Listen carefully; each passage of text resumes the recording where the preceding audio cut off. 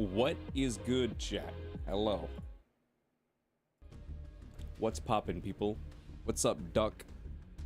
How are you doing today?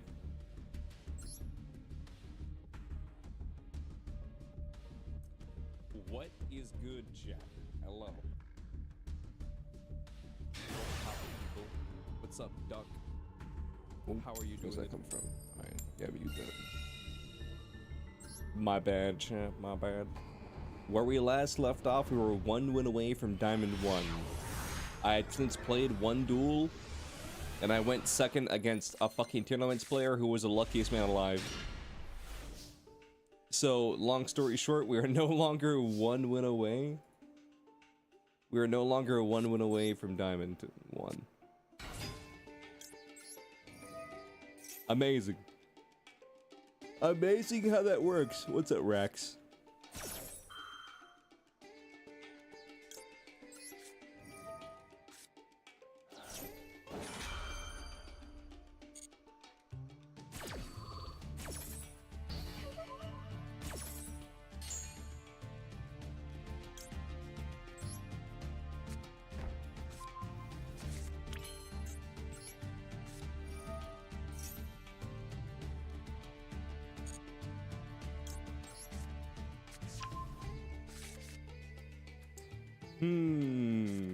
Droll.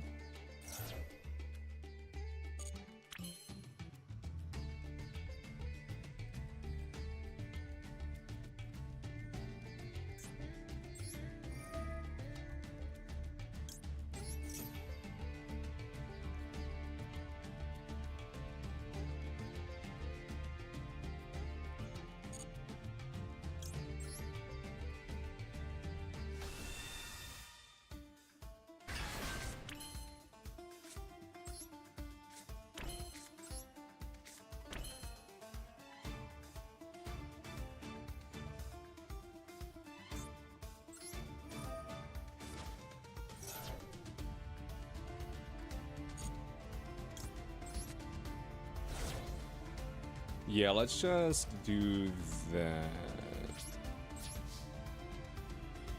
End phase. Draw. Maxi. Ash Blossom.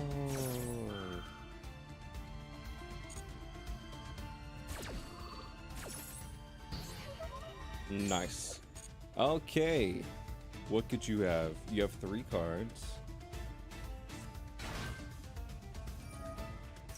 Terratop. Negate Terratop.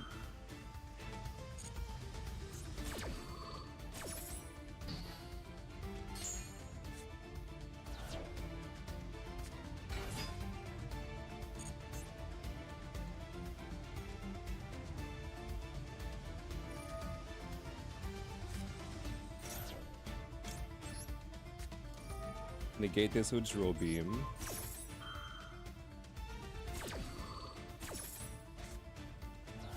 What do you do now? You have 1 Terratop.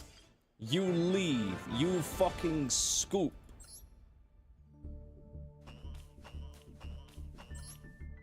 He fears us, chat. He fears our story. He fears our power. No one can handle the Terratop. Not even him. Imagine we taught like that, chat. Imagine if every single stream we taught like this. Imagine if this was streamer's voice. No one would watch stream.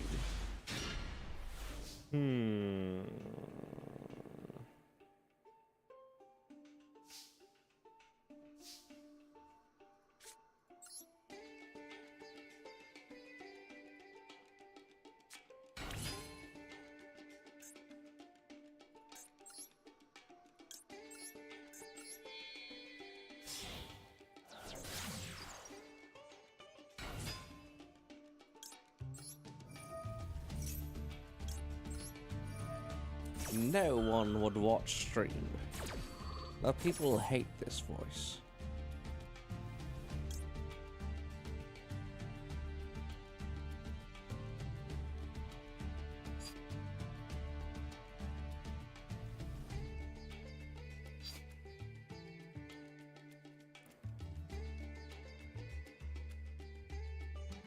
The greed play is Sin Chaos Max.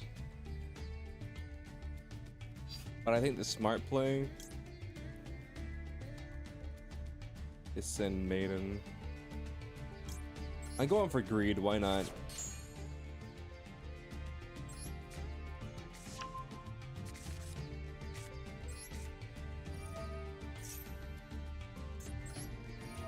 I'm going for greed.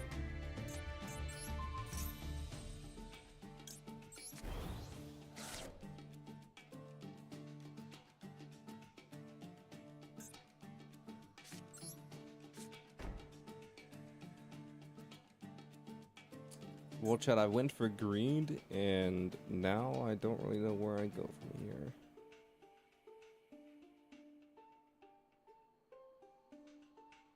The answer is nowhere. We go nowhere from here. Alright, anyway, let's do this.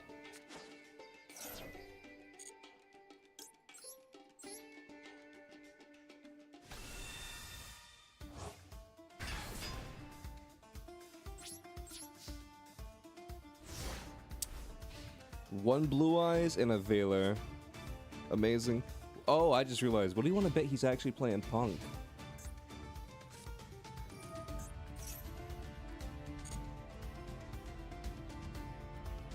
The odds are likely.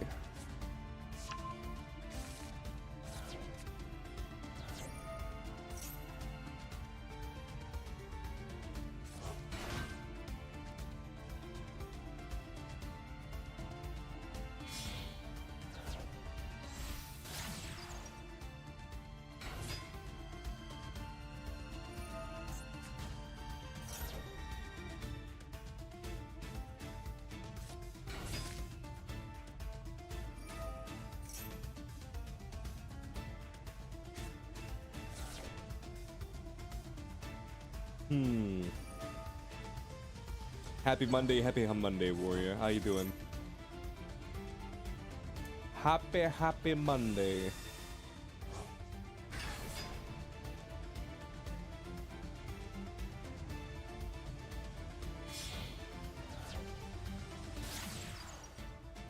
Okay, so he's going for a pretty bad line right now.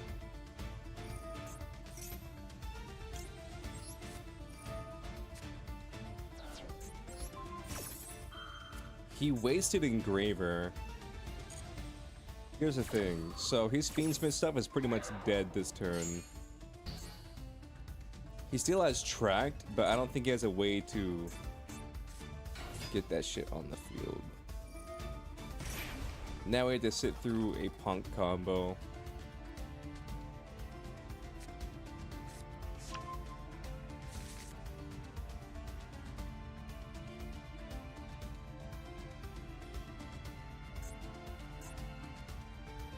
So he summons Z, he adds Scale to hand. Links these two off into the link 3. Why?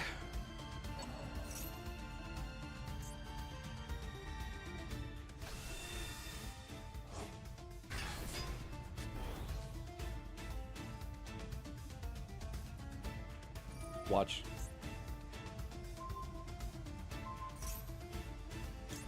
Damn.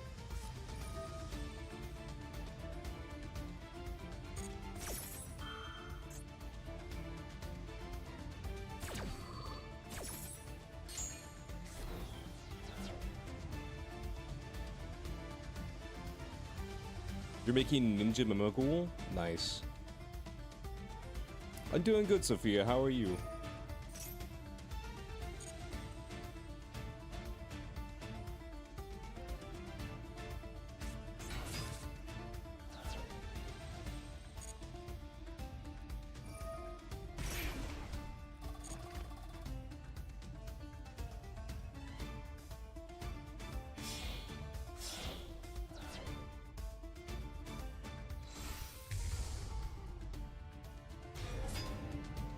Because ninjas gain extra effects and attack directly, and twice the opponent has his face down. It's an effective ninjas. I did not know that was an effective ninjas. Have fun building a ninja deck that I will never duel against.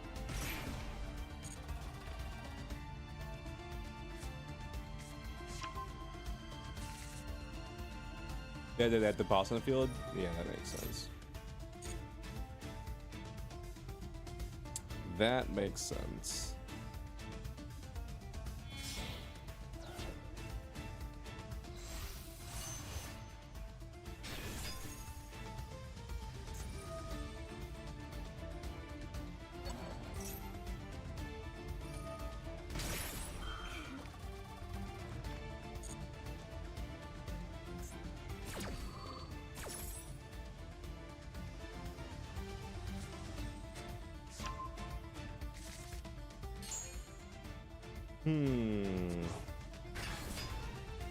So you sum out this. You're going for an OTK line. This just draws you a card. That's fine. That's A-okay with me. Fine and dandy, hunky-dory. You turn that into Jam Drive.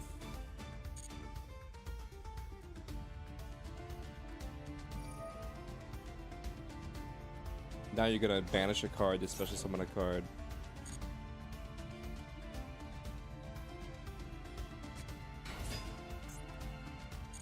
Yep, Madame Spider. Crystron is currently tier 1. Yeah. That shit's so expensive.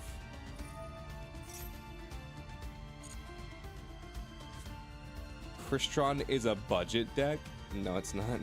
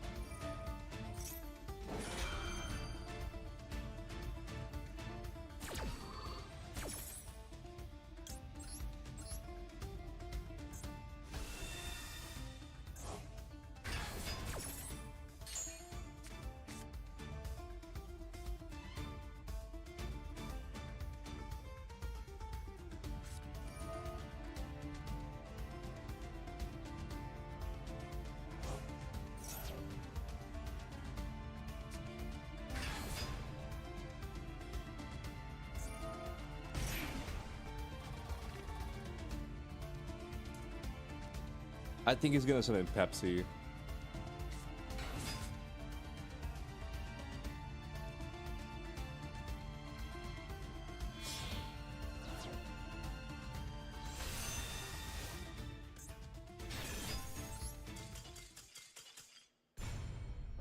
Big 07.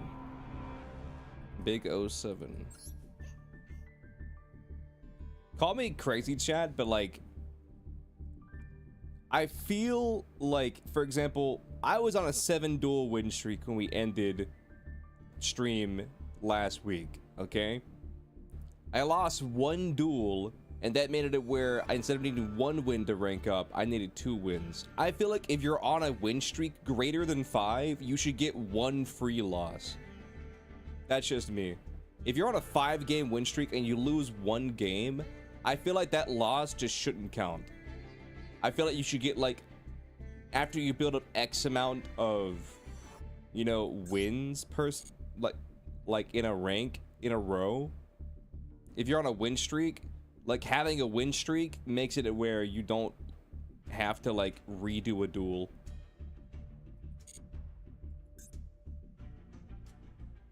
I feel like that would make the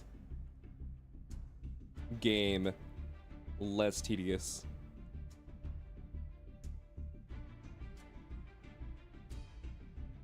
So basically, Marvel Rivals Chrono Shield, before it was a paid resource, well, they got rid of that.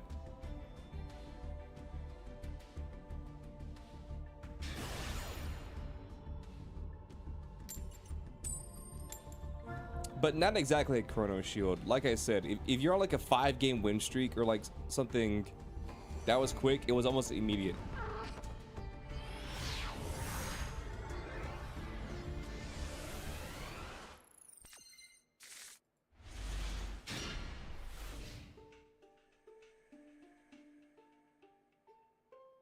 They were like, whoops, our bad. We thought you guys would love this.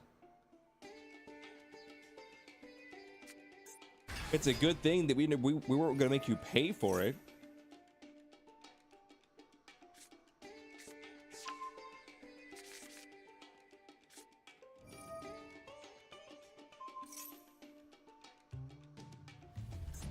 They're like, phew, that could have been a real sticky situation there.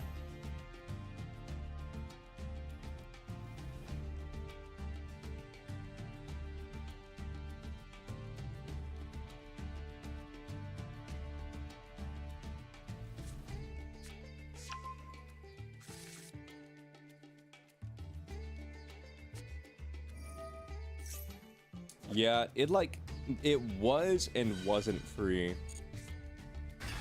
Because it was inside of like basically like a little mini battle pass. I think the Chrono Shield parts were like a part of the free to play part, but it was still in a little paid battle pass.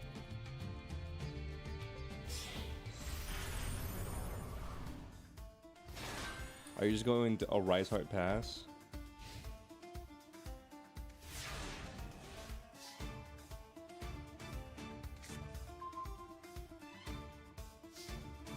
What's up, Julie?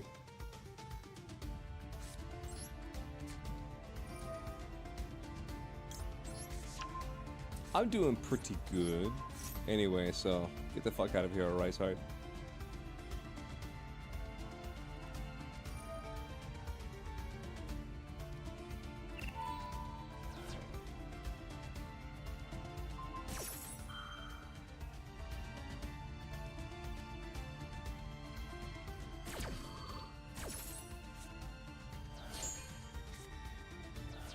Yeah, something like that, Bamiji.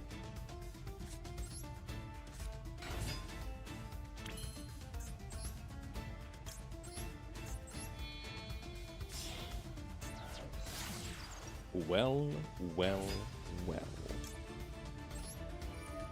You drop Rivals? Congratulations.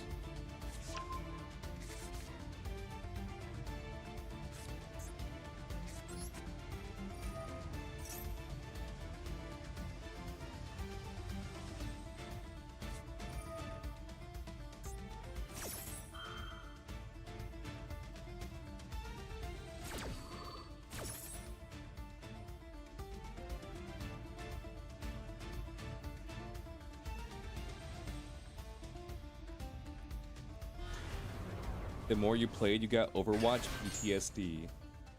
Okay.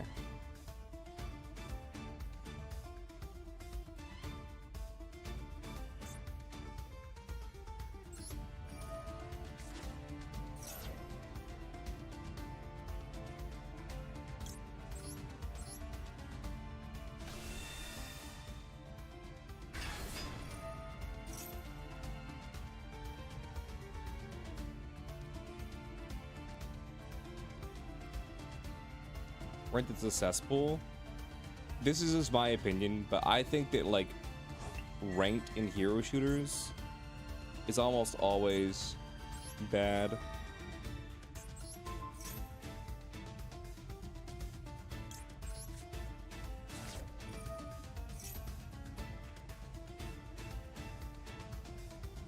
I've never really been a fan of ranked in hero shooters.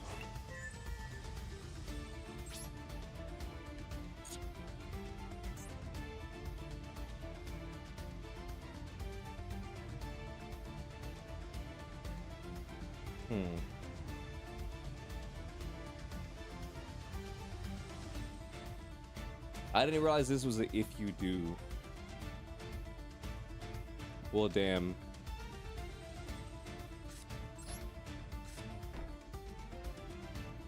I really misunderstood what the fuck this card did, huh?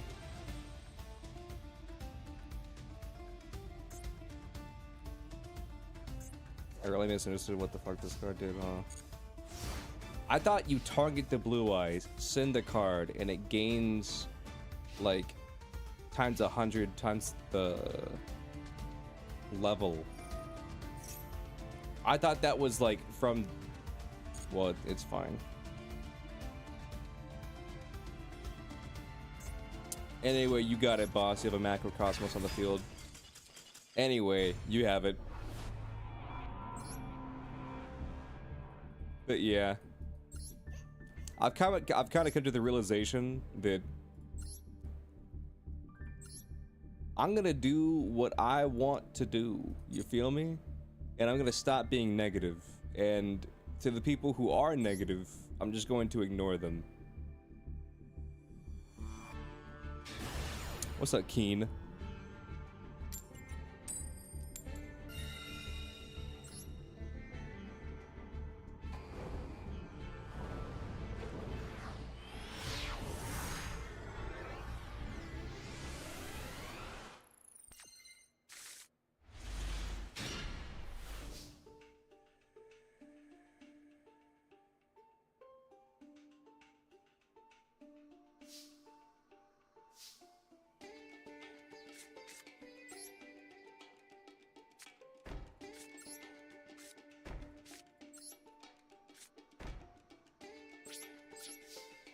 Dude, what is with these awful hands?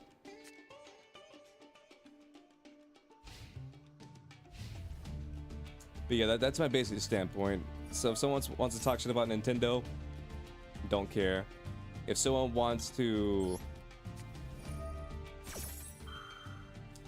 talk shit about a content creator, don't care. Like I'm just not gonna engage with negative shit anymore.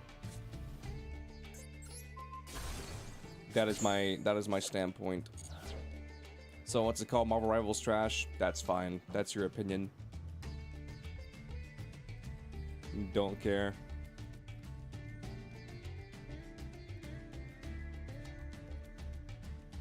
I'm just not gonna engage with negative shit anymore.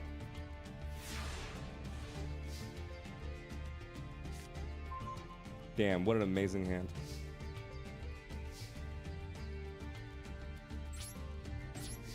Wowie zowie.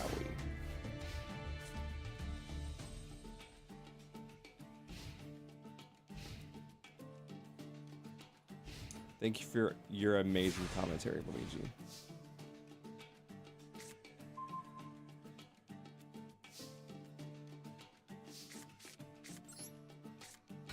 Streamer, have you ever considered that you bricked?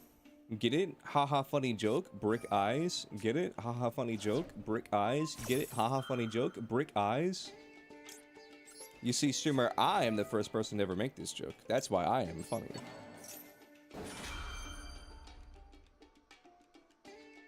Streamer, have you ever considered that brick eyes sounds like blue eyes?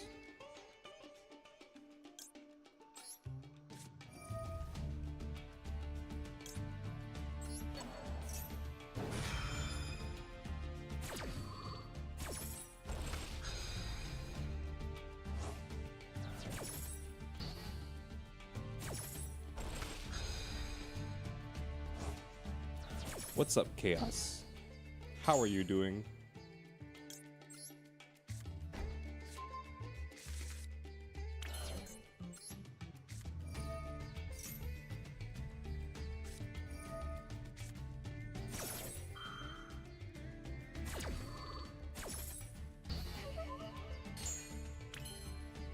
Nice.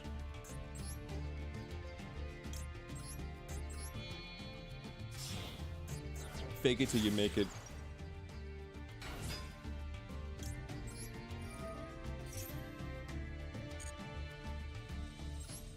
Fake it till you make it. All right.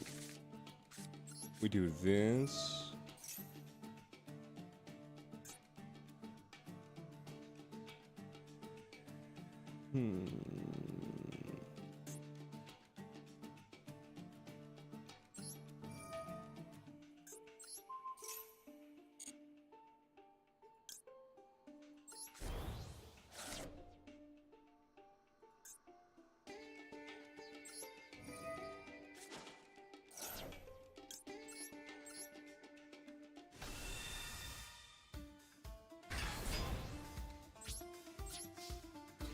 I'm just gonna attack and then pass. His Veilers are turned off, his Fulos is turned off. He still has Ash and Maxi. You just finished making a branded deck from scratch? It's been difficult? I mean, I can see where it would be difficult to make a branded deck just from like a resources perspective, but they're all pretty much the same. All branded decks are pretty much the same, let's be real. Fall by the grave, that's fine.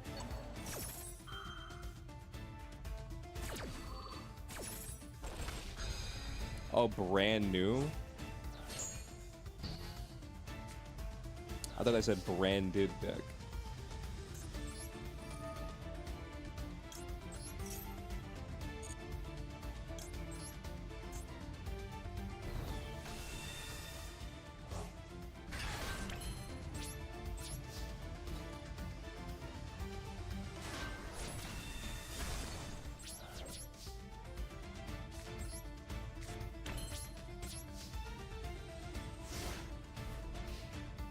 But yeah, making a brand new deck from scratch is pretty difficult.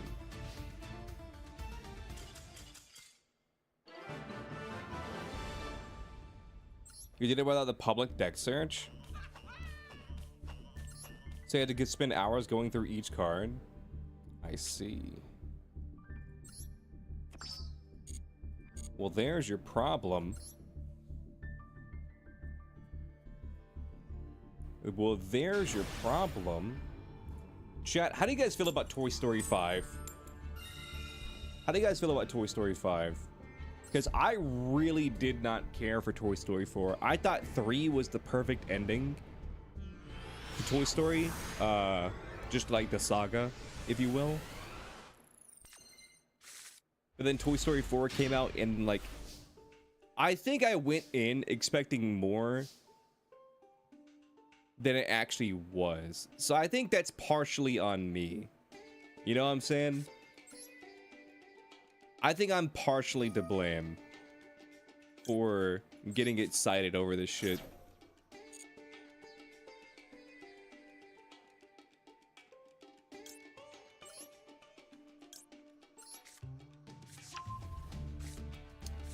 Yeah. But like the second I saw Toy Story 5, I was just like, how do you defend this? You know what I mean? Because I just... I don't know. I used to be such a fan of Pixar. Like, I really would just, like, eat up whatever they put out. You know what I'm saying? Whatever they put out, I would just always be like, damn, they've done it again. What can I say, Pixar? You've done it again. But recently, it just feels like they just had miss after miss after miss.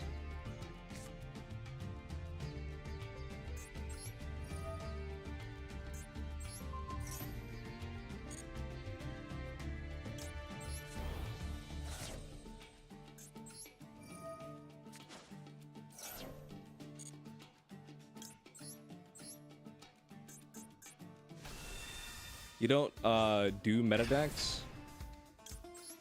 You find they take out the fun of the game? First turn on 2K? Yeah, I mean, when I'm playing for fun, I don't like to run meta decks. But the simple truth that we all can admit is, like, if you want to stay sane playing this game, you have to play a somewhat competent deck.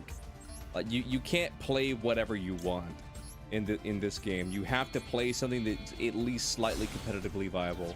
Or the counter argument is you can play whatever you want and just A, lose, or B, you can play whatever you want and just fill it with a bunch of stun and like hand traps and stuff. That way you're still playing whatever you want, but it is so far removed.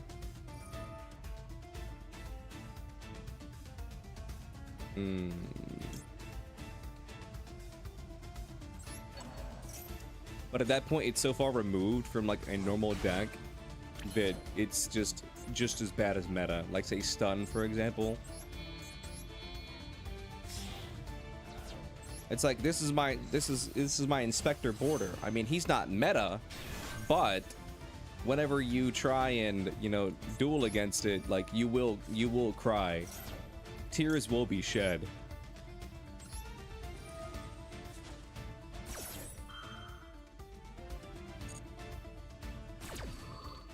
Like Blue Eyes, I built Blue Eyes because, I mean, it's an anime deck. And also because it was good. I won't pretend like I didn't build it because it was good. But I think we can all admit, like, an old school anime deck becoming good or relevant is fun. Or maybe you don't think that, and that's fair too. But if you look at the version of Blue Eyes I run, I try and run it as cool of a Blue Eyes deck as I can.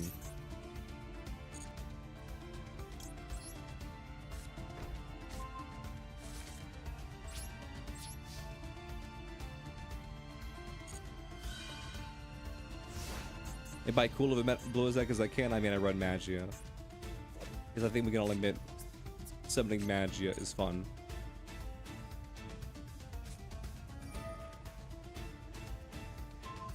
What's up, Jaden?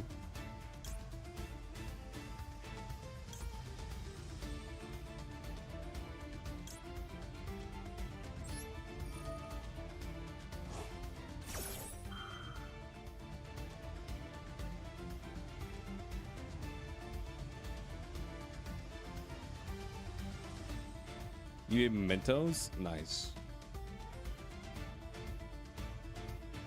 I think I have enough memento cards to run a memento deck, but the only problem is they run non-memento cards. Like they run goblin bikers and stuff of the like, and I just don't have the good goblin biker cards. Specifically, yo, what is that?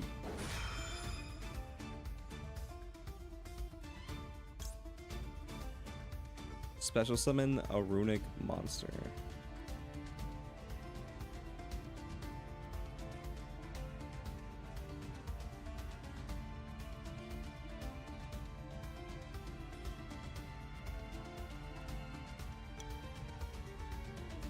This is a card or effect. This is a monster effect.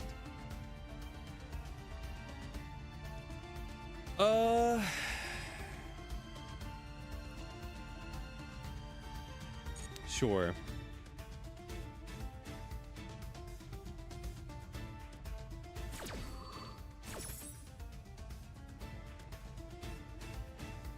Yeah, Grand Breakout's the card that I was referring to.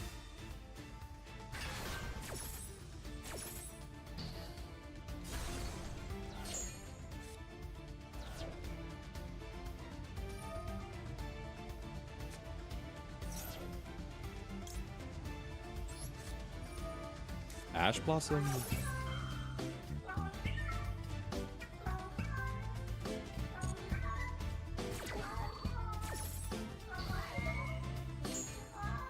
You have 3 cards left in your hand. I have Majesty, so even if you try and use your field spell, I can pop it. Mole Cricket? That's fine.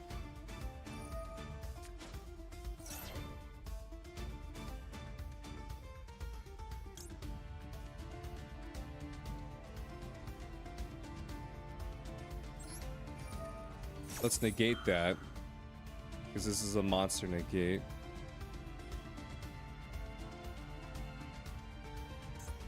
And then we have to pop Huggin.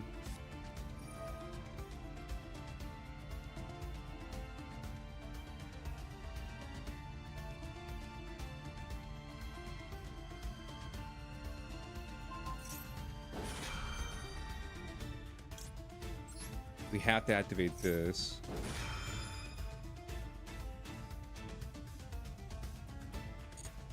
So we negate Mole Cricket, we negate you.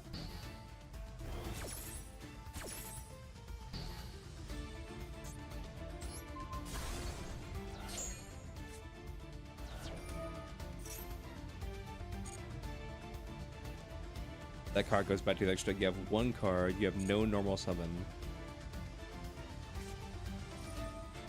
Runic Tip.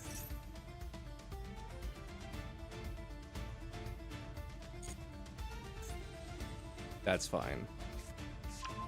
Runic Destruction. That's fine.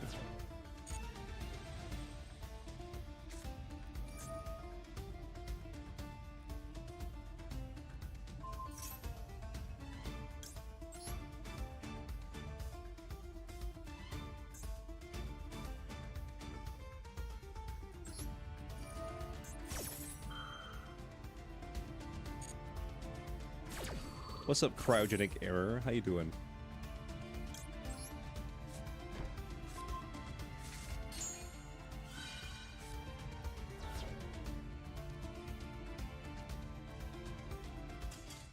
Nice. I know that card was called like Runic Destruction or whatever the hell it was called, but I didn't think it was actually a destruction effect.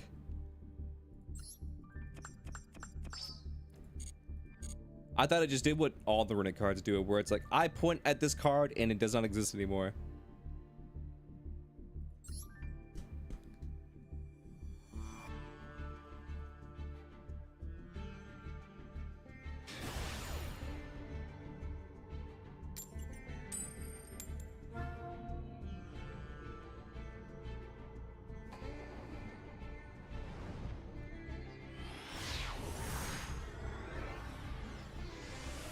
Well, well, well.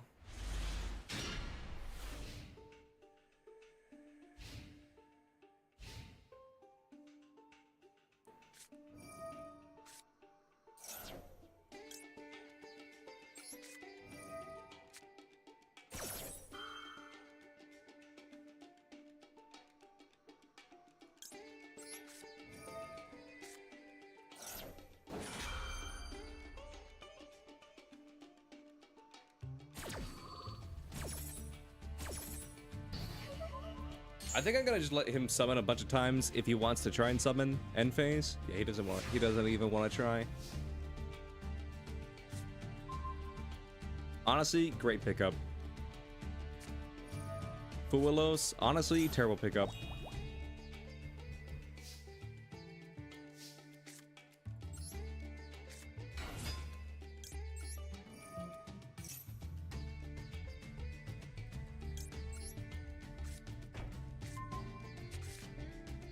How dare you?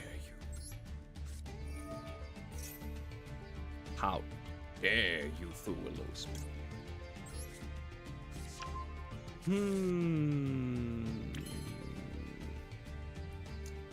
Do I have lethal with this hand? Here's what I'm thinking, shit. Here's what I'm thinking.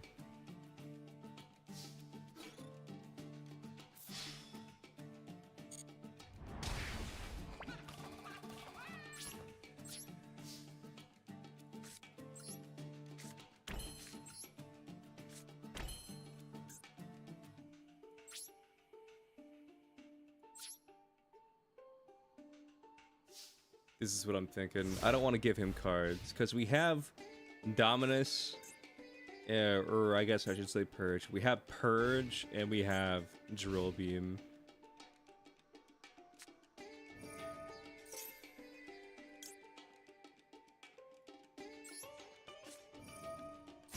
I'm gonna Purge that. And then if you are playing Punk, if you normal summon Z, I can banish Z and negate it.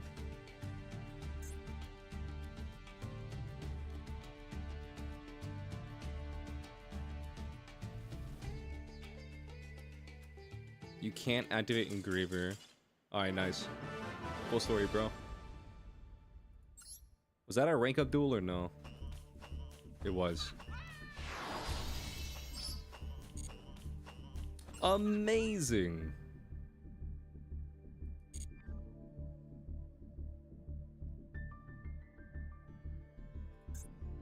Anyway, is there anybody in here? Oh, there is.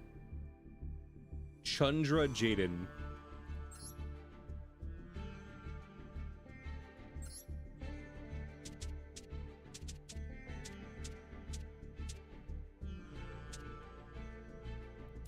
All right, chat. I have one question and one question only. How meta relevant is Snake Eyes in the TCG? And side question, what is the ban list for TCG Snake Eyes? That's my question. How is Snake Eyes in the TCG? And piggybacking off of that question, what is the current ban list for Snake Eyes in the TCG?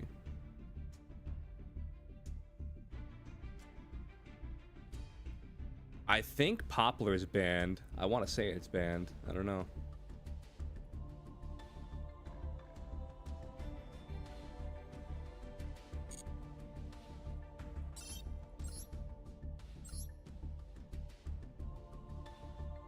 I can just check real quick.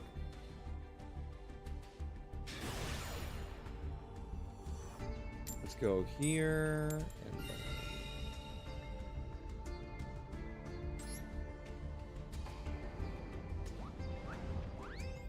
wait, they're releasing Ubel.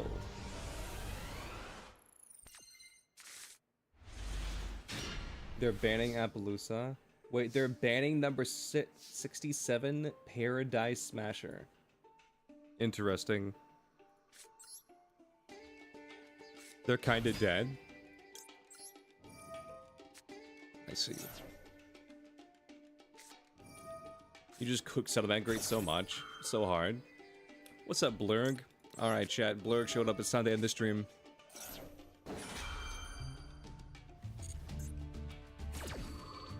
You're here now, Shiver?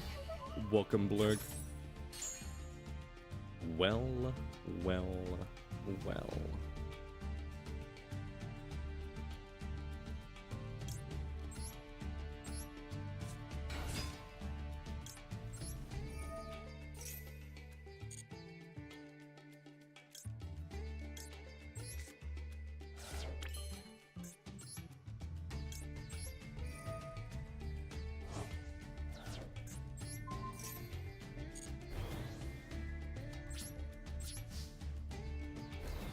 You kind of feel bad though, because you made a field in an L shape.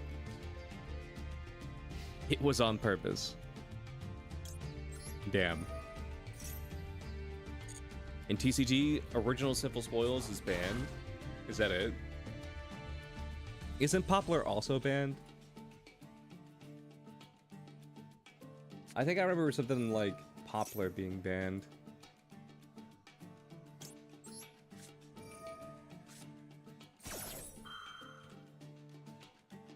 No, Poplar's at 2, never mind. I don't know what I was talking about.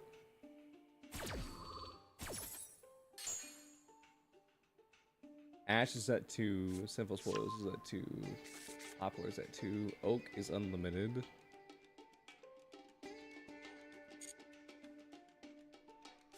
There's another Snake Eyes card, Snake Eyes Vengeance Dragon.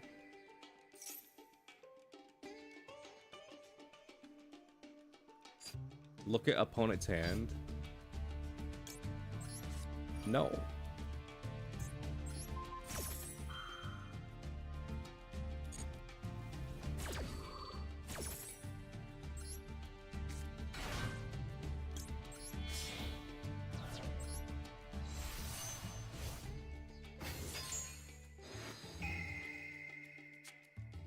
Have fun looking at my droll.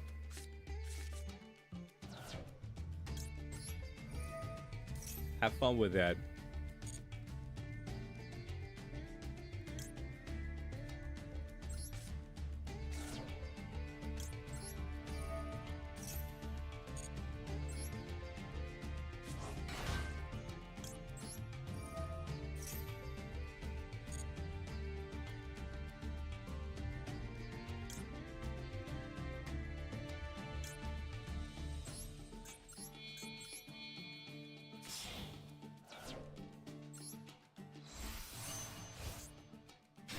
They didn't select draw 2 or steal. I mean, the correct play was the shuffle back, but I can see where the confusion will come in.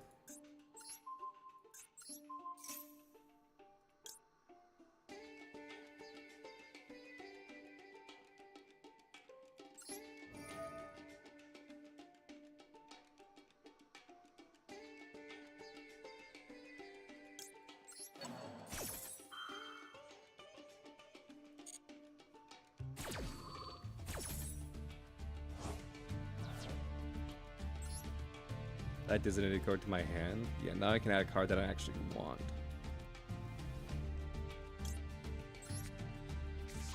Boom.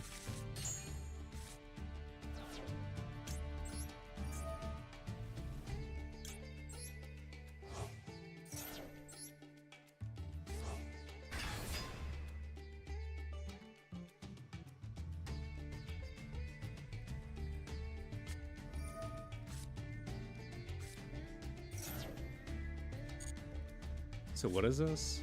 Materiactor, yeah.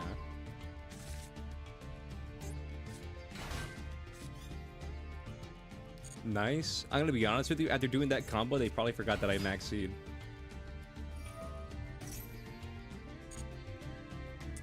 I'm gonna be completely honest with you, after doing that combo, they probably forgot that I max seed.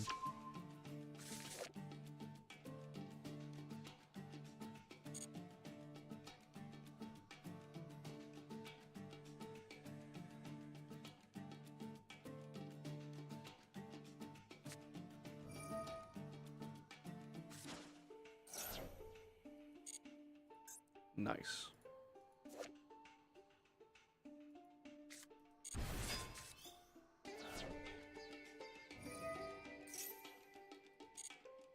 They're giving me a lot of cards.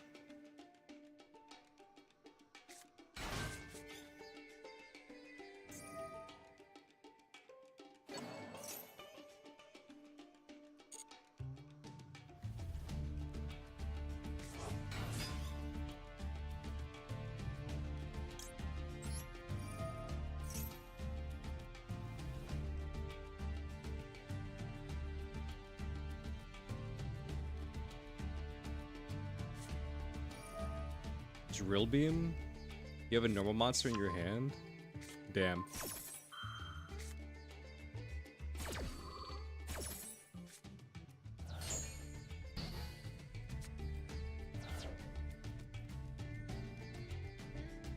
Tad on the foul side, Persona themed? I don't even know what that means.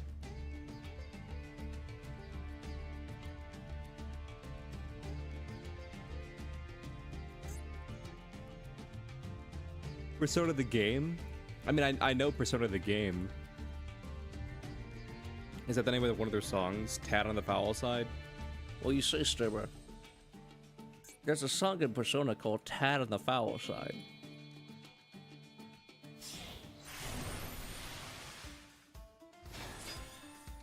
Why shouldn't you bully Persona fans? Because they have a gun.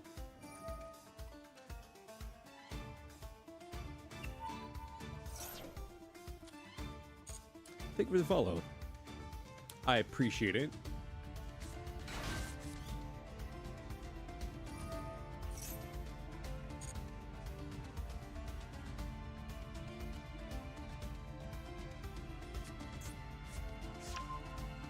That was memed a lot, though. That was actually memed a lot. Whenever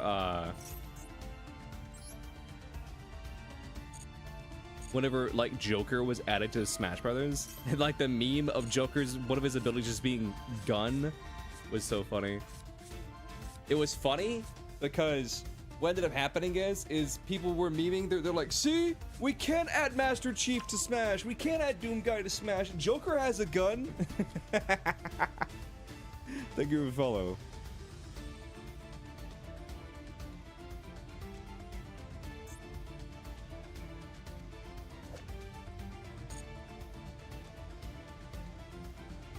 I have so many cards.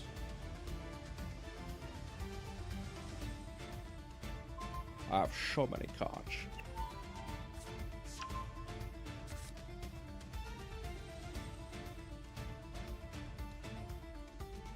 Wait, that counts under... Never mind. How? Because it didn't go from here to here. I went from here to here.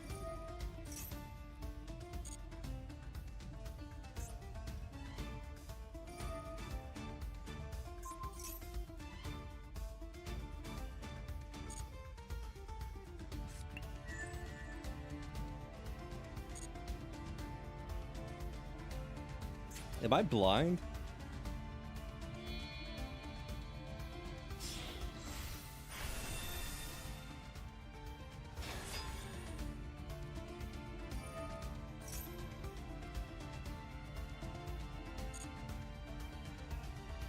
My day is going pretty good.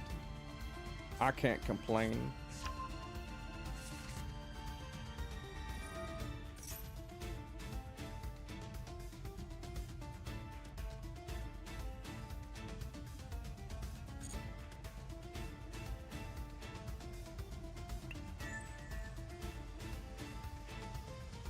Niello, Het of 7PS4. What a name.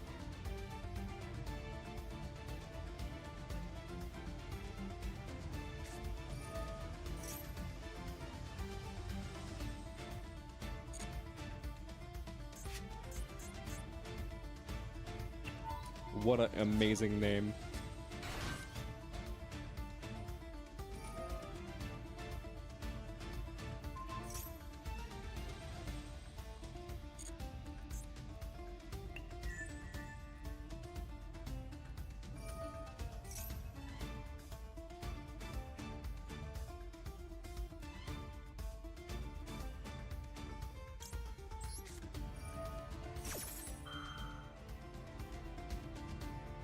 Dang it, I missed my turn. Yep.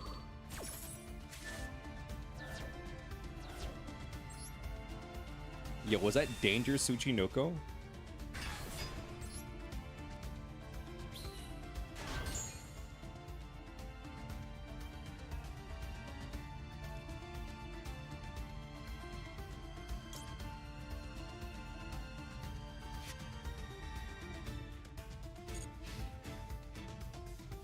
End phase.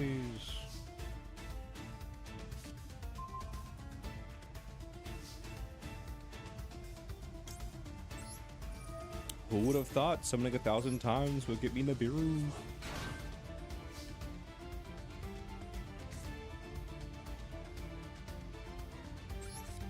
In addition to consequences of my own actions.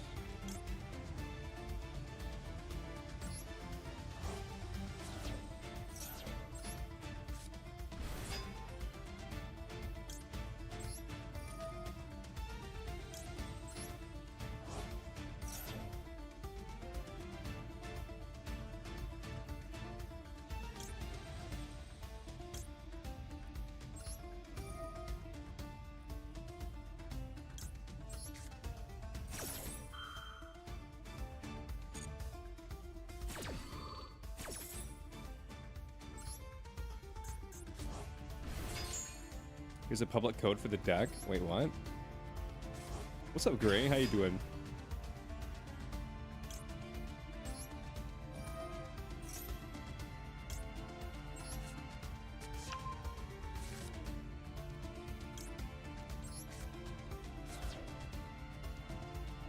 We banish that. Droll. I do not need any more cards. Droll me all you want. For I do not need more cards.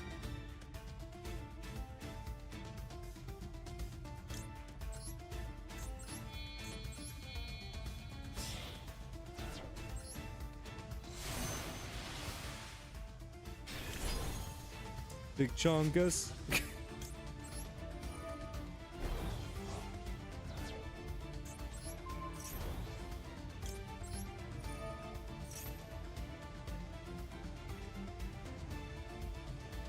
Banish Tsuchinoko because I don't like your I don't like the way you look.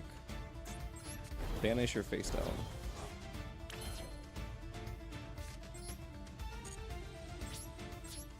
Go battle phase.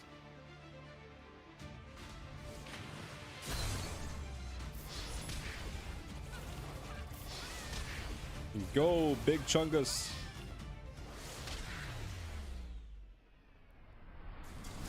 The deck involves Live Twin. Monsters start out your plays to gain card advantage. The Sprite Engine archetype monsters then used extenders to build a wider board, often ending in combination of Evil Twin Link monsters for Disruption and Gigantic Sprite for generic Link monster. And the Pearly Engine monsters, it's difficult for many deck lists to dish out. Adolf Master. What can I say? We have a comedian. Are there any banned decks? Nah, play whatever you want. I don't care. My only rule for the decks that you play is if you wouldn't want to play against it in ranked, I probably don't want to play against it either. So if you come at me with like fucking Cypher, Inspector, Border, Stun, then you're probably gonna get exactly what you expect. Level 2 pile? Sure, don't care.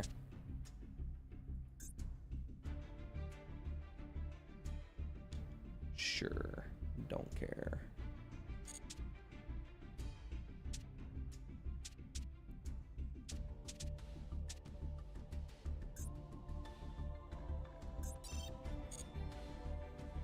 Let's bust out the punk. Why not?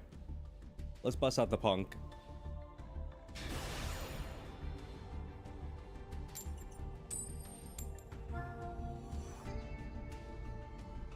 What's level 2 pile? It's a pile of level 2 monsters. So say Pearly, Sprite, Live Twin, Nimbles, maybe.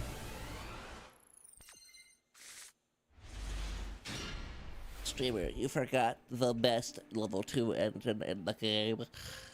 You didn't even say it. Okay, Chatter didn't mention it. What is it?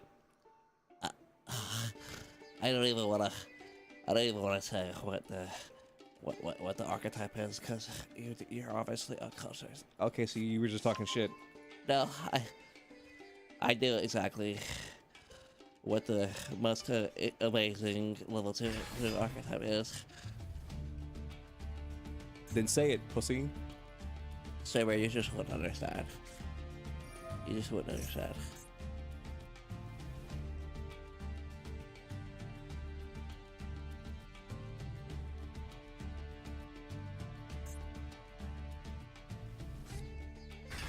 Was that voice Weevil? No, it's supposed to just be like a fat nerd.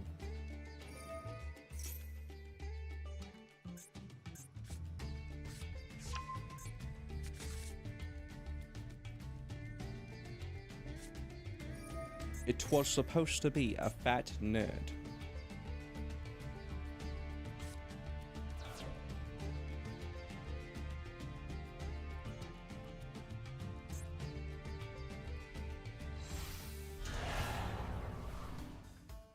This card right here is why I feel like rituals, they can't keep printing rituals with like really good effects. Because this takes like the worst part of ritual, the fact that like all the cards need to be in your hand, and it gets rid of one of those factors.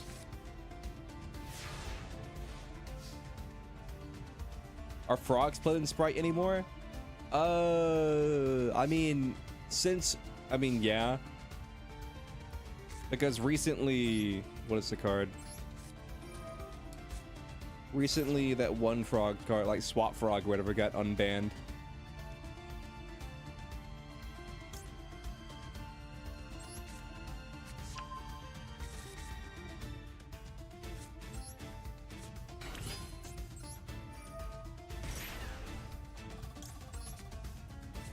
I'm about to draw 1,000,000 cards, and you're not ready for it.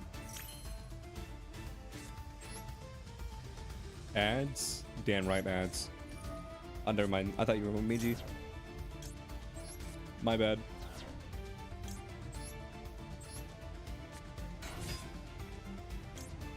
I was about to talk mad shit.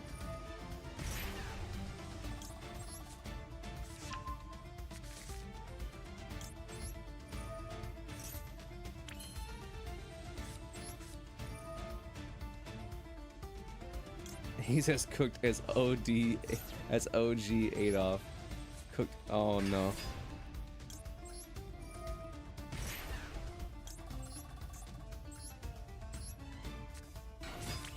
We have an edgelord in chat.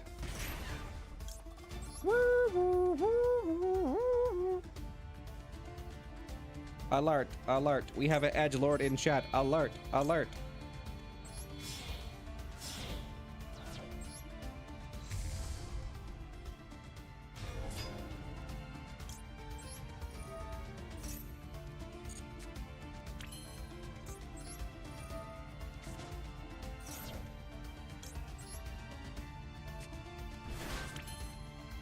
We do not run Madame Spider in this deck. Understood.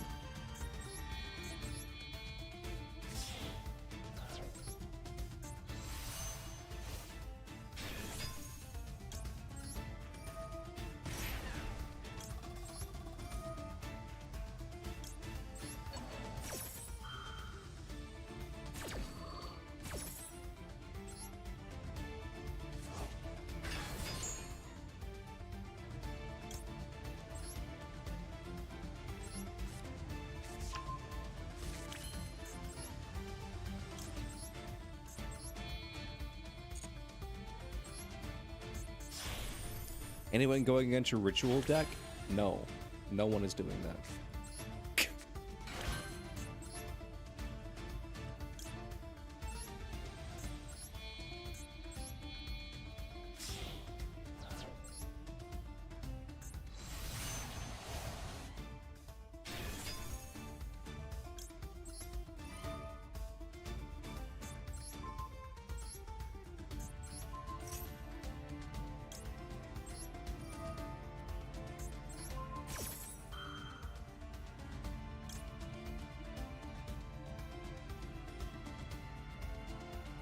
This card can't be targeted.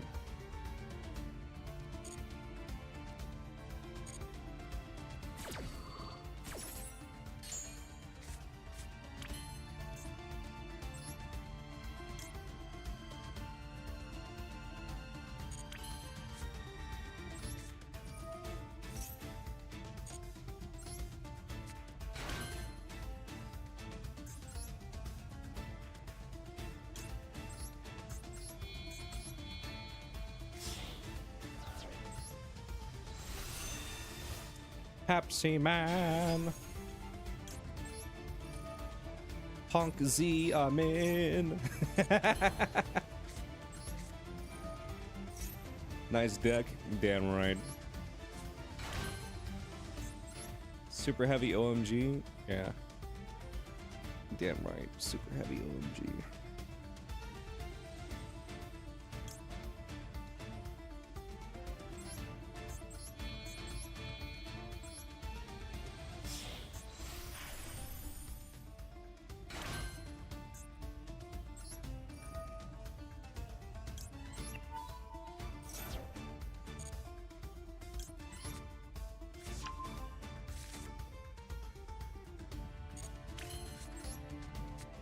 Next we do this. Add this big ass card to our hand. We burn ourselves for 23. Send out this guy because we don't care about Nibiru.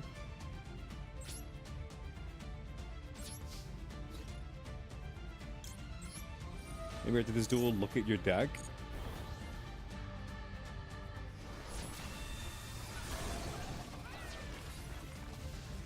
Oh my goodness.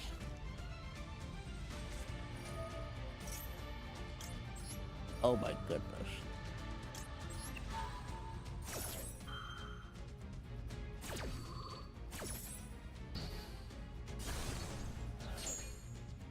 Oh my goodness. Oh, 7 Adolf. All right, boys, we got him. Let's go home. This 4th of July is gonna be crazy.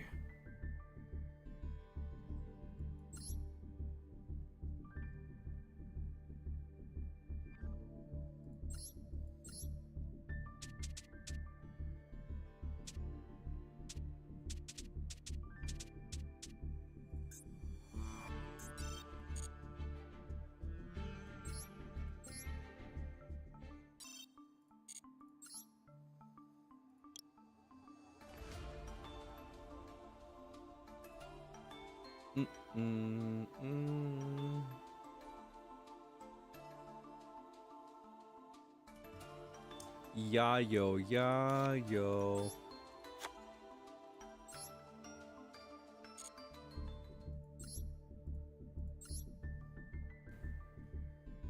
Want my treasure? You can have it. I left everything I owned in one piece.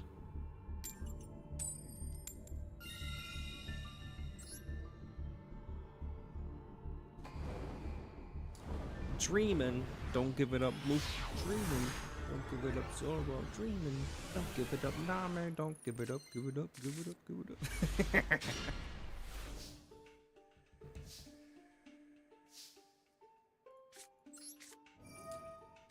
Well. Okay, no response.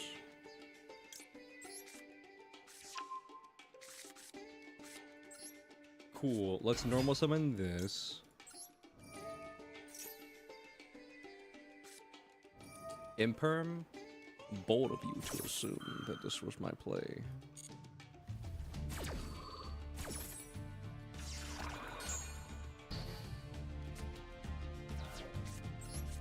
Dude, these last couple of days, it's like the last couple of weeks actually, it's been raining so much. It's kind of ridiculous how much it's been raining. Ooh. Bold of you to assume this was my actual play.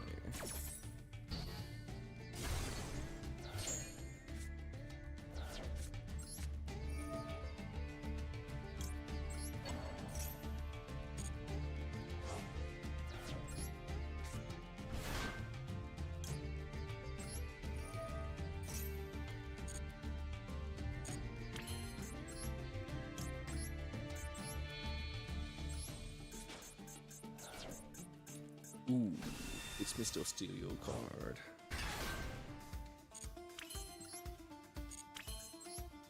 Dude, it's been raining like non-stop.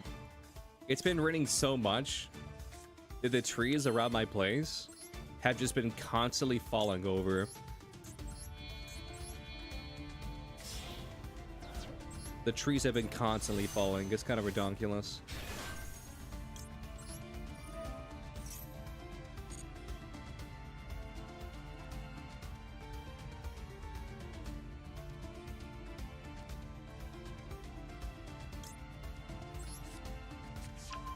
Let's do this. Let's set this card. End phase. First, I'll add Jerusalem to hand. Second,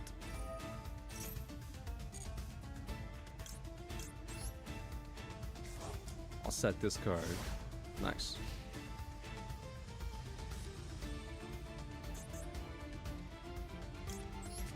Next, I'll activate Max C.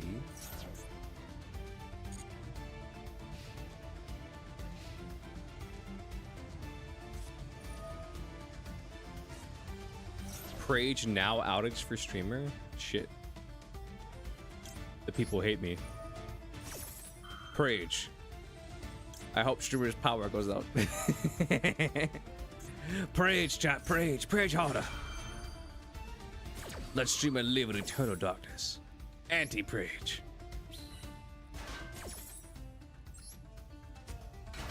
Shun the non-believer. Anti-Prage.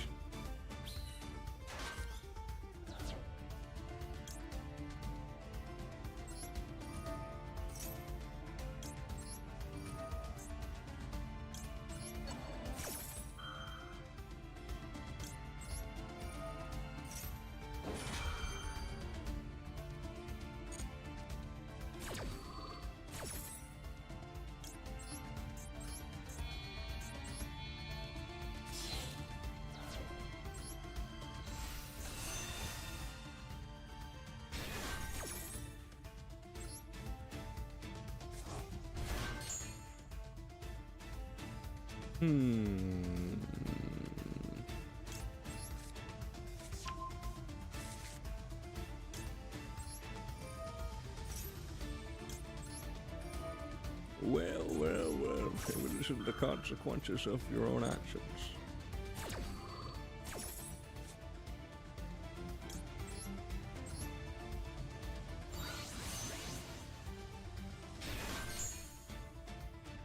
This is 5-star cooking. Damn. Hydrate, you got it. Dude, it's storming outside. I really hope my power doesn't go out.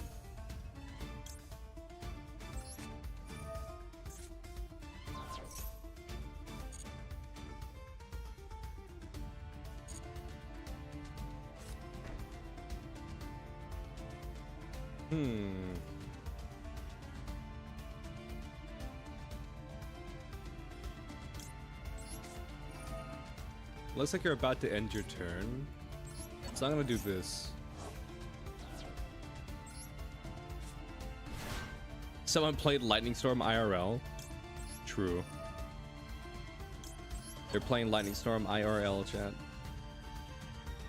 Well, that's definitely a card. Ya yo, ya yo.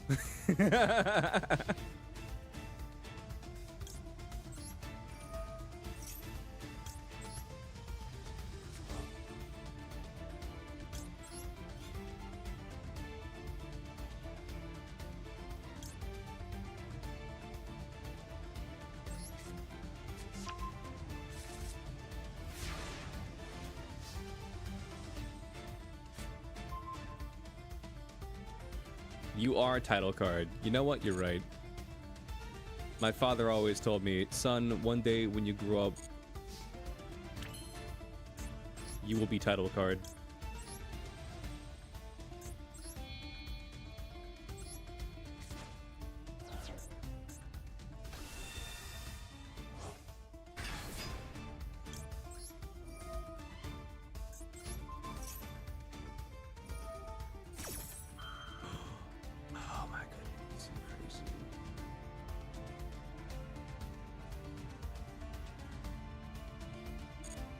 You can summon out your Raiho. Invincible reference.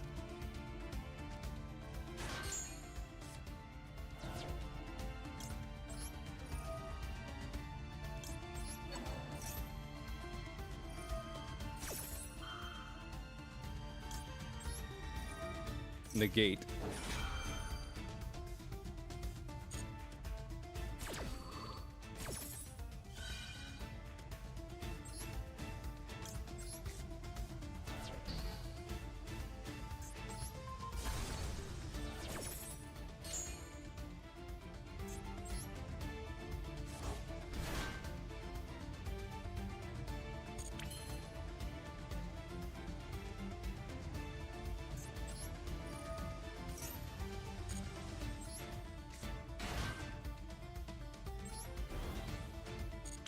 Behold, my unlimited power. This is my unlimited blade works. Momiji then proceeded to talk about the unlimited blade works and how that's a Fate reference. Streamer, did you know that you just said a Fate reference? I'm Momiji.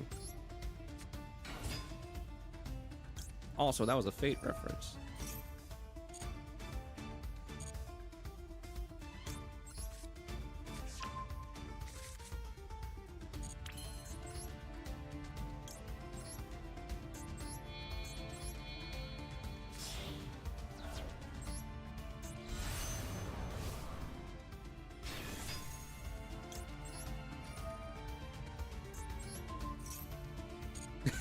Bro would win against Atem, no diff.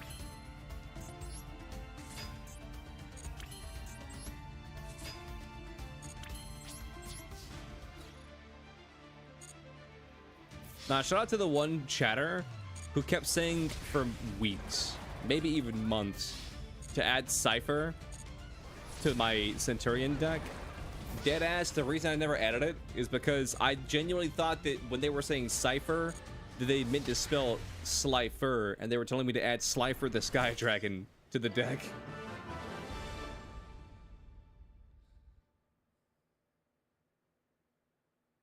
Bro's winning with extra damage? Damn right. F Max C? Damn right.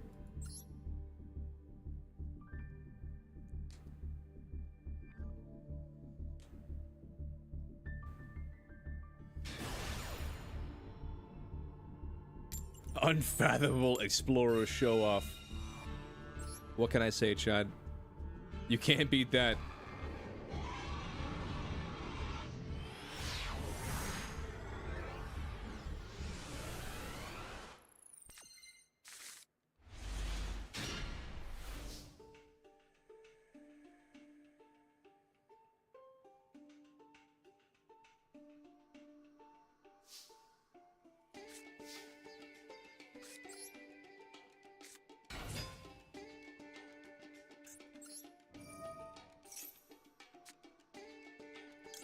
Boom, boom, skadoosh. Boom.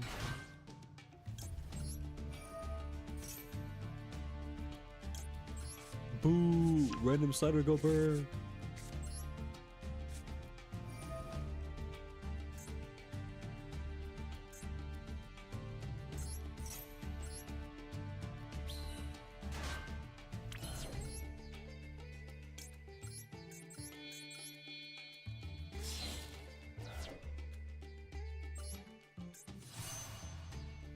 He's dead before starting. I mean, not necessarily.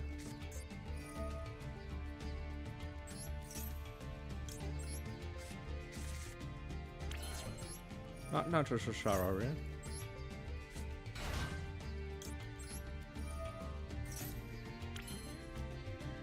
Nice. Anyway.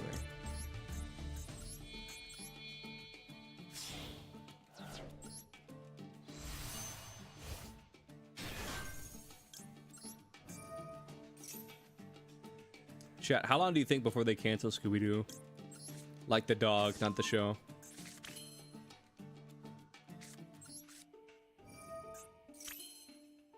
Chat, how long before they cancel Scooby-Doo the dog?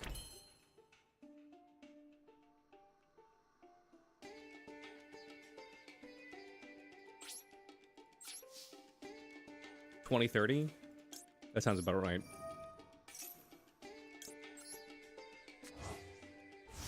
Why would he be canceled? I don't know.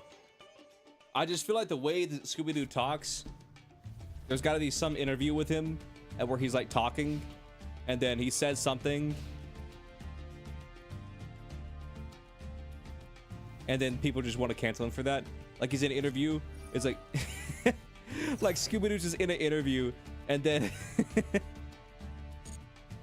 like he's like, all right, Raggy. And then like someone 20 years later takes an interview. He's like, here is Scooby-Doo telling his friend Raggy to promote the alt-right.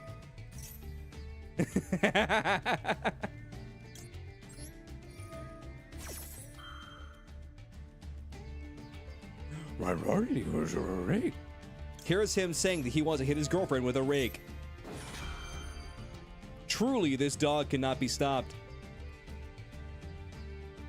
Does he feel no shame?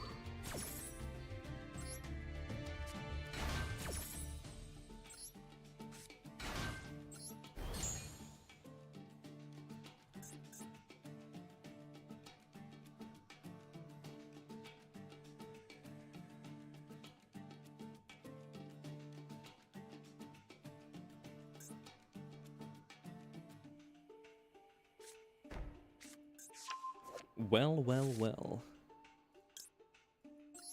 You're about to get one hell of a wish, kid.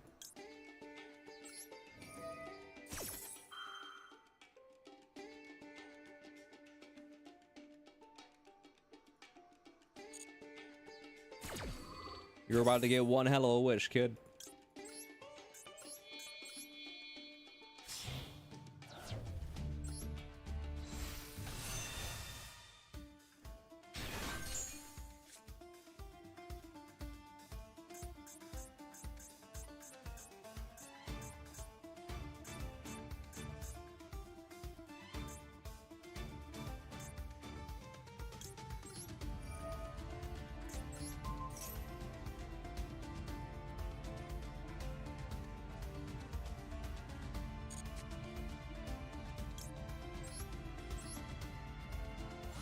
This one's for all the fans out there.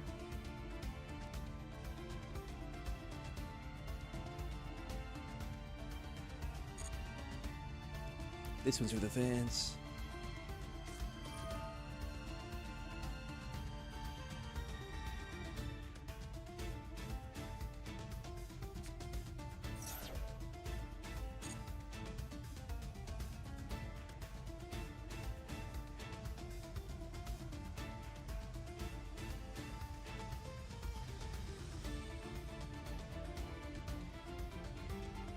I was ready to hit you with Lava Golem? That's a crazy thing to say to somebody. Vigo Machine Go. Valor. droll.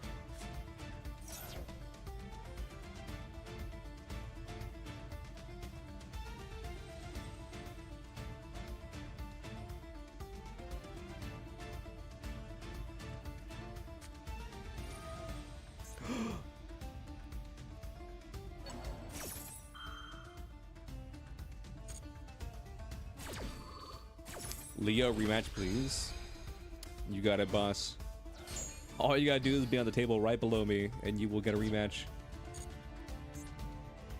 But, in saying that, I will say this.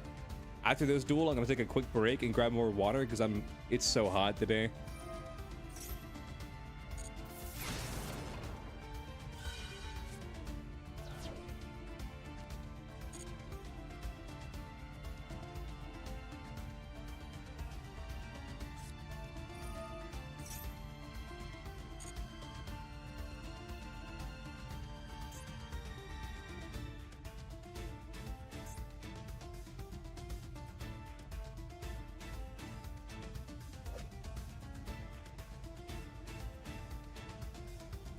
Chat, who is a cartoon character that you watched on TV as a kid that you feel will get canceled in the modern era? I feel like the easy answer is Johnny Bravo, so none of you can say Johnny Bravo. I feel like Johnny Bravo is the cop-out answer.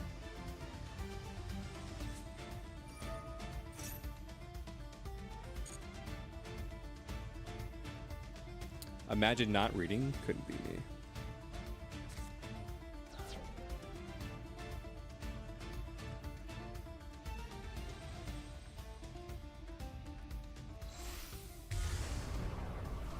OG uncensored Sailor Moon. So you mean like Usagi? You think that she would get canceled, is what you're saying?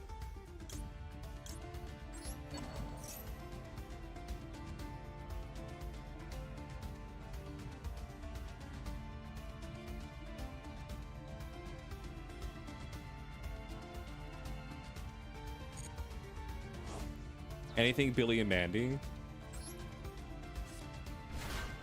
Like you gotta pick one character. You can't just say Billy and Mandy.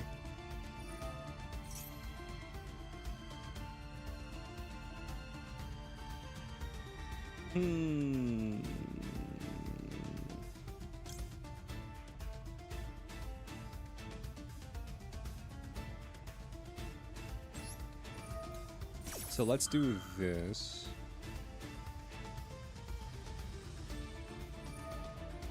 You do that.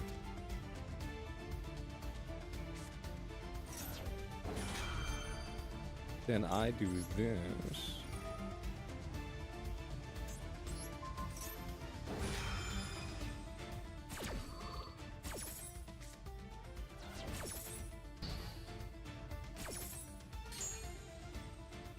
With her drinking problem intact, that was removed in the English versions.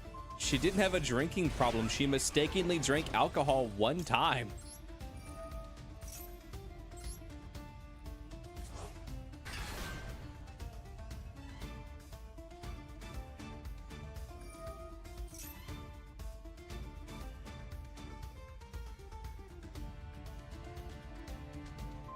You know what I mean. I don't think I know what you mean, Momiji. You're talking about like a 14/15-year-old girl who accidentally drank alcohol at one party, and then you're equating that to having a drinking problem.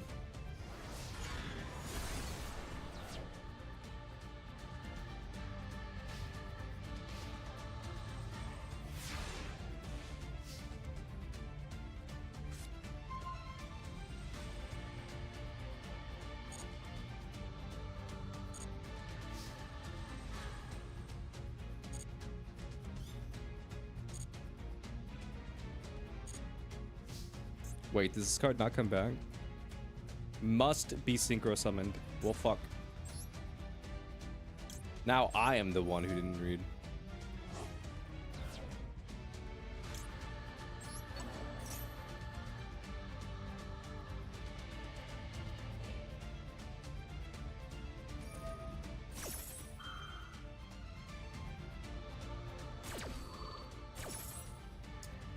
Well, I had to send it away, because otherwise I was gonna die anyway. You set Roar. Nice.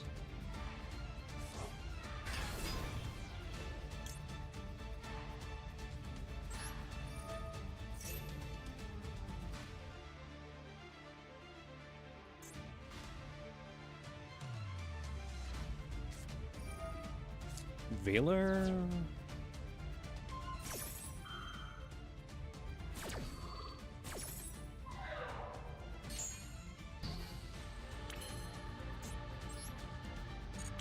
How could you do something so controversial yet so brave?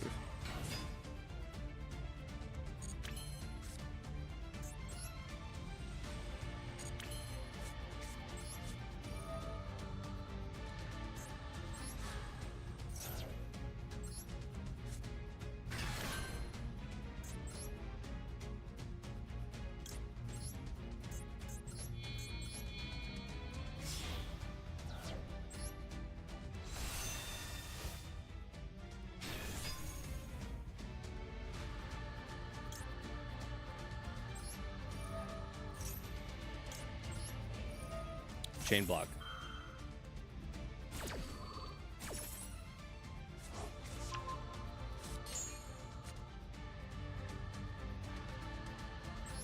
Yeah, it doesn't do anything, so it doesn't really matter.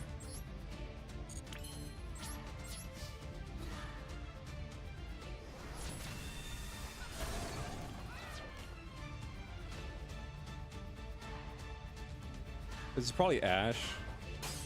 Damn. Well, at least it wasn't Ash.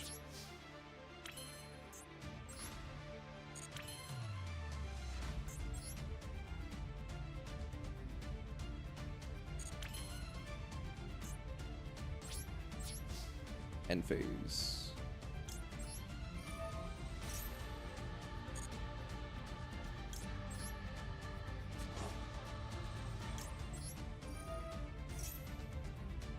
Hey yo, is that the 25th anniversary icon? Wait, why is this negated? Why was this negated? What?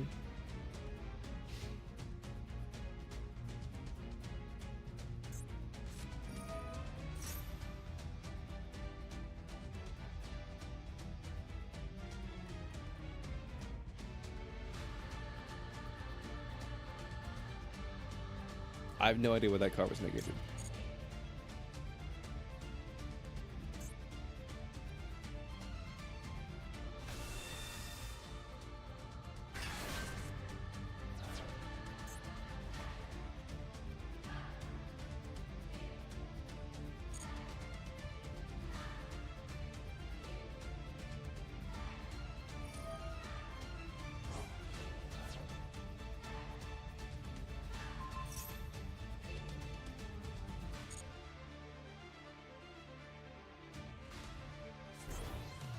Why did Alexia not go off?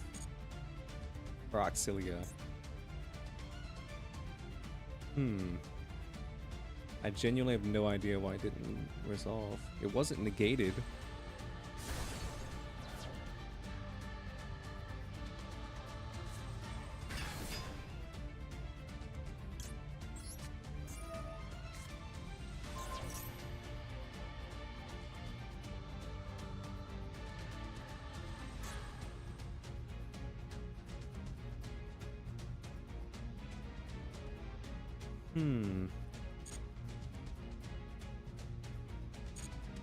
I'm so fucking confused.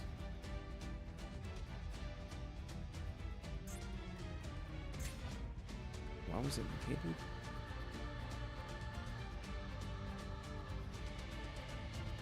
It just says negate. What does that mean?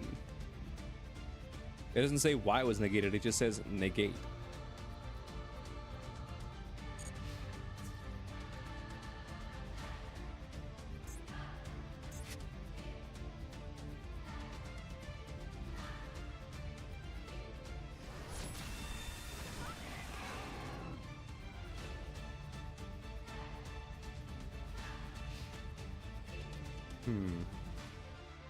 Confusing.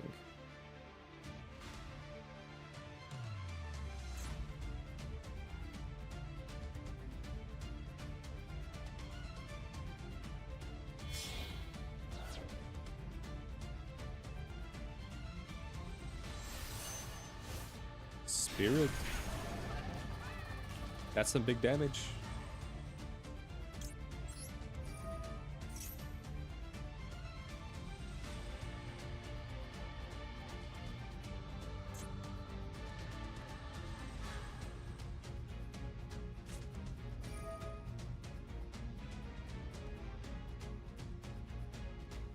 Cross out. I cross out Centurion Archery. Don't ask me why I'm playing this in a Blue Eyes deck.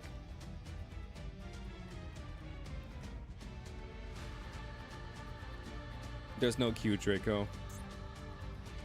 You just come as you please.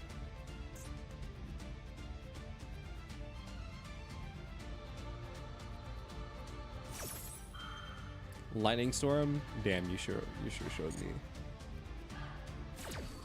How did he know?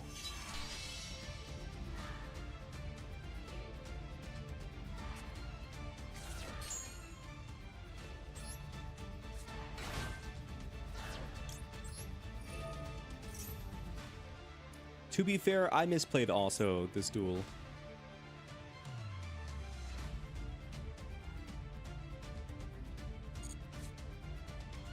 To be fair. Like this card right here, I didn't know that you couldn't bring it back.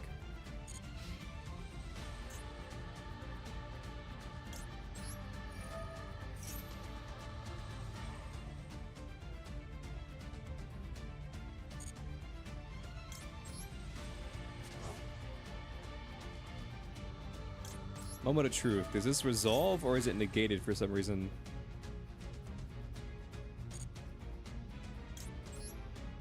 That's so weird. It resolved perfectly fine this time. Why was it negated?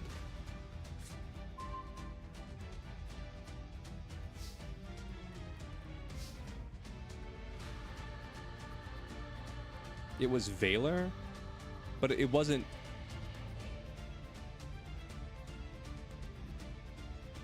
I don't know. I'm gonna go back and rewatch because you say Valor, and I'm willing to accept that as an answer. But when I looked at it, like when I did the middle mouse, like it didn't say it was negated.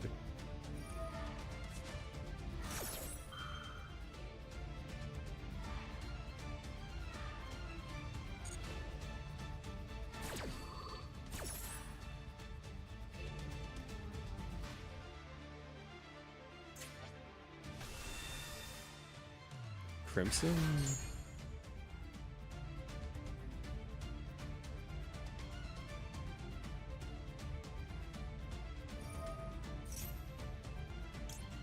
No.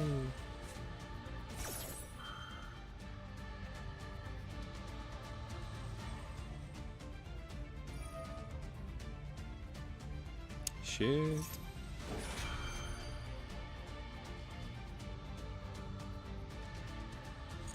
Damn. I was busy trying to read what the fuck was going on with this. Okay.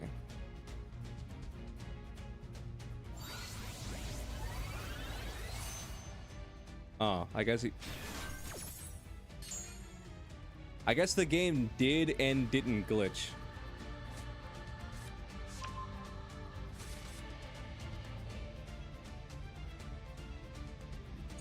I guess the game did and didn't glitch. That's weird.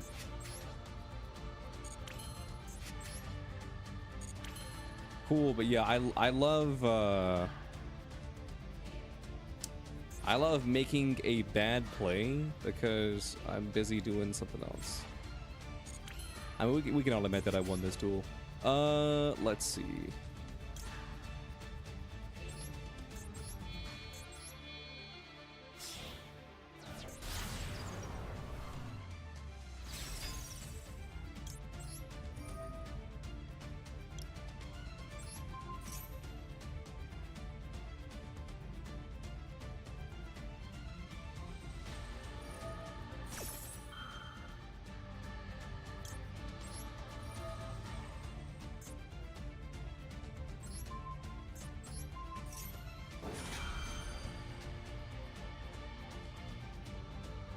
What if I stole your Jordans? Seto, what the hell are you talking about?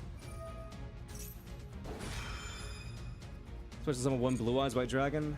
Okay, this is getting a little bit annoying.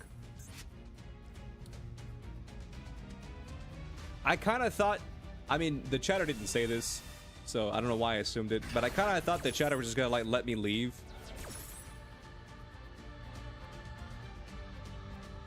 And that they were just like, I lost this duel, GG's.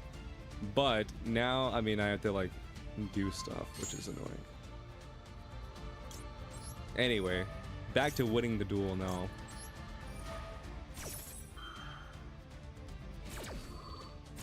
Anyways, now back to winning anyway.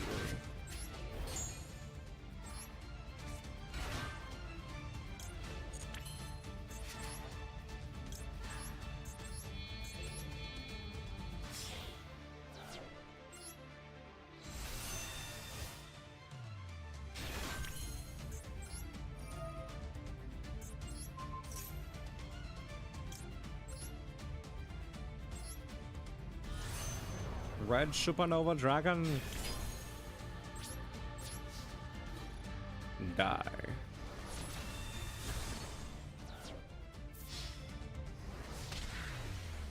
He was looking for his luck ran out.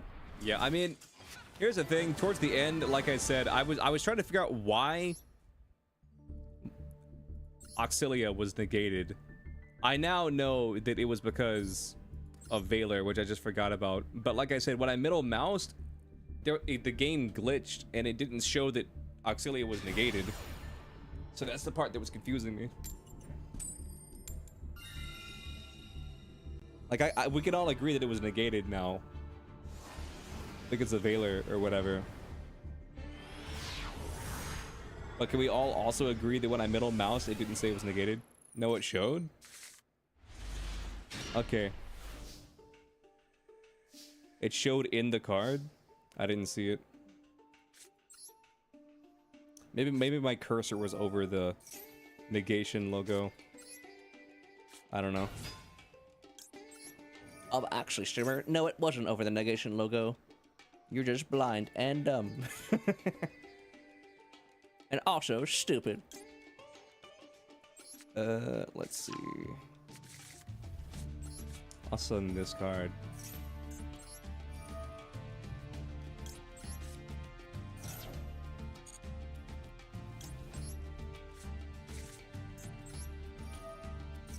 Well, nevertheless, I didn't see it. I did not see the negation logo.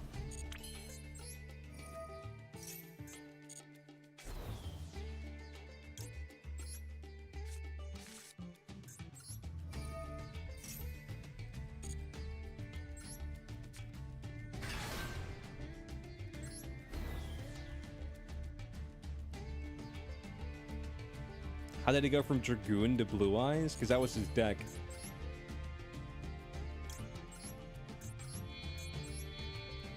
That was like his whole thing. Well. What do we have here?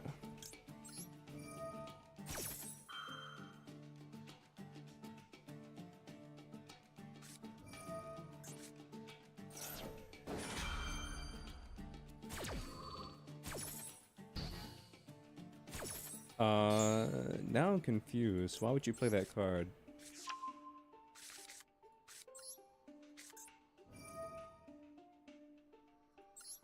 Now I am confusion. Why would you play that card?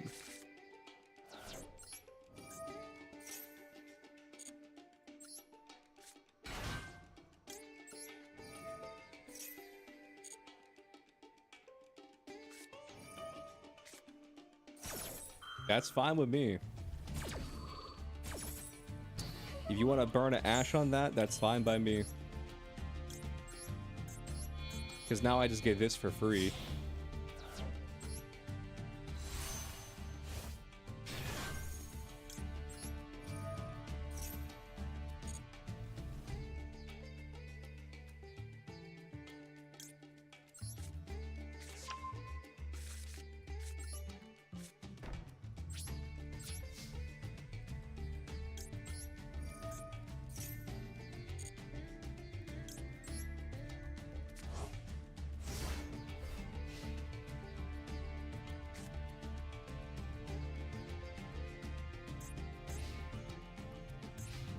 Wait, isn't it a super heavy samurai piece, board piece?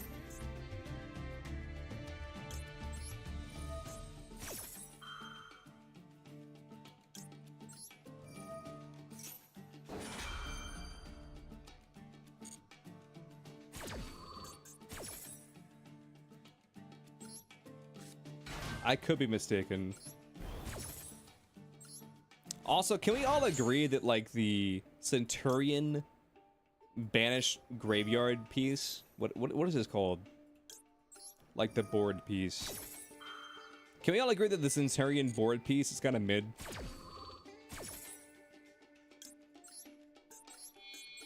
Can we all agree on this?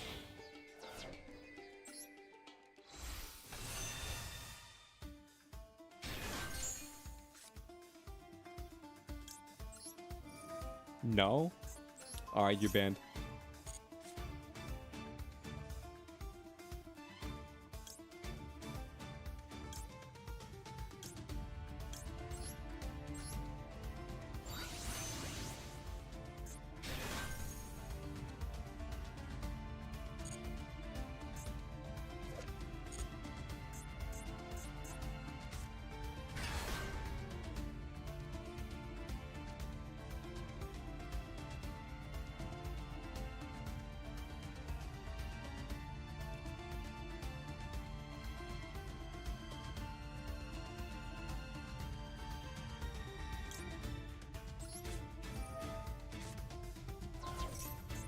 I just realized this is level 10. Holy shit.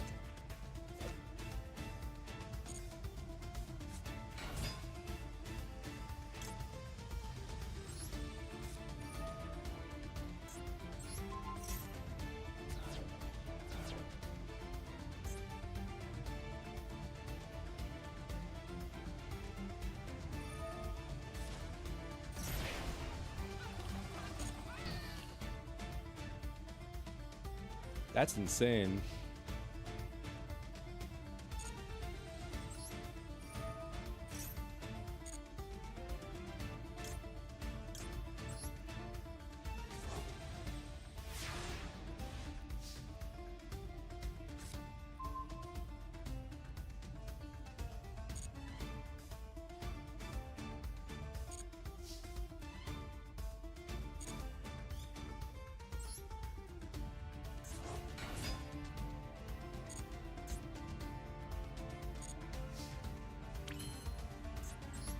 I had no idea what Phalanx was trying to summon back, but then I just remembered that I had Premier Primus in the grave. I was like, bro, what are you trying to summon back?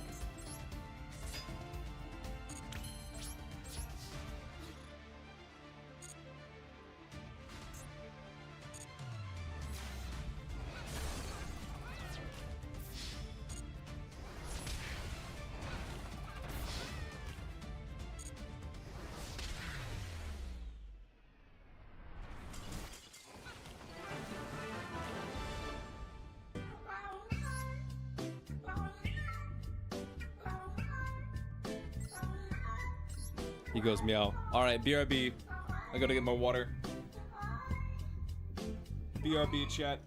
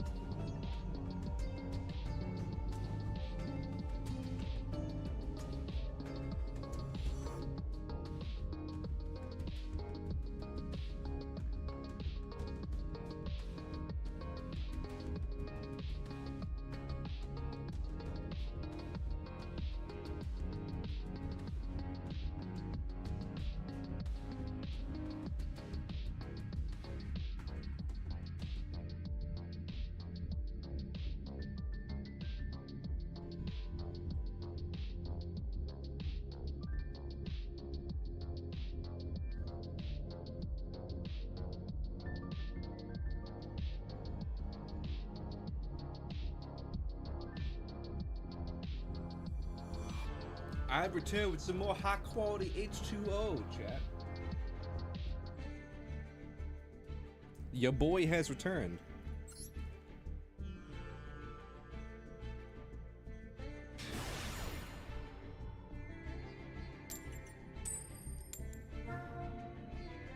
We lost the coin toss. Will this even open? It does open. But it opens all funky.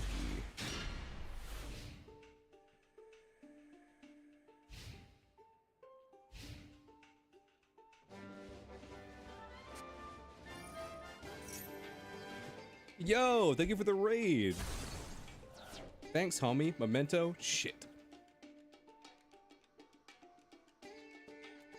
Let me give you a shout out real quick.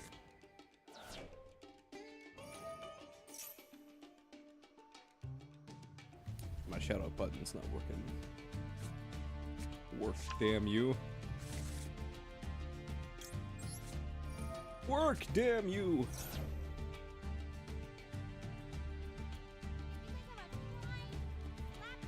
One of the mods will get it. Unless.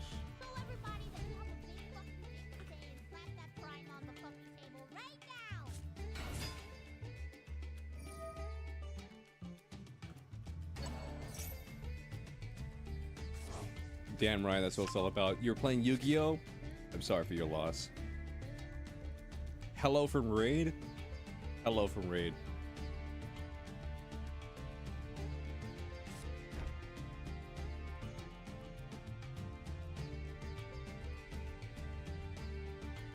I'm sorry for your loss, dude.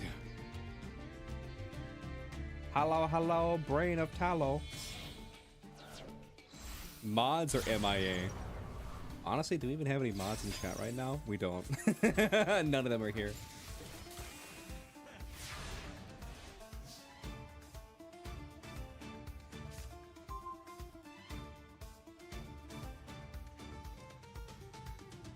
What's up, Daquan? How you doing?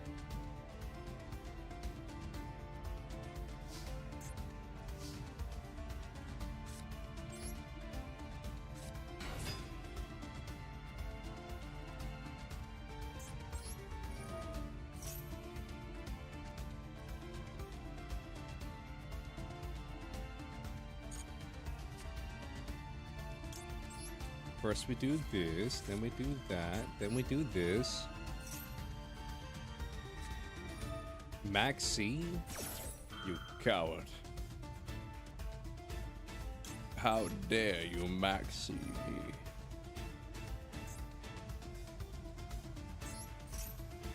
How dare you Maxi me, you absolute coward.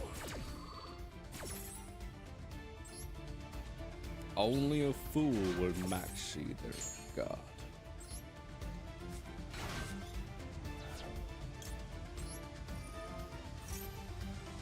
Only a fool would Maxi the streamer.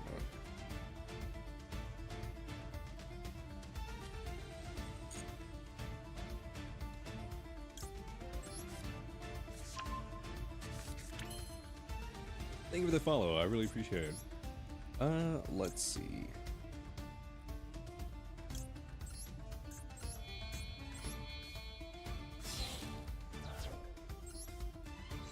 Behold, the unheard of pink.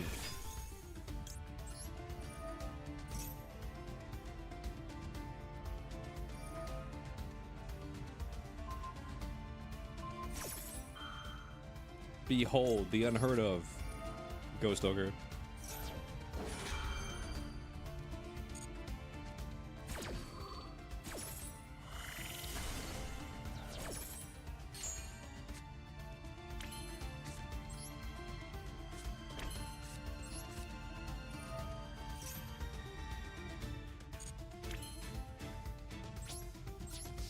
Probably shouldn't summon any more cards until I attack.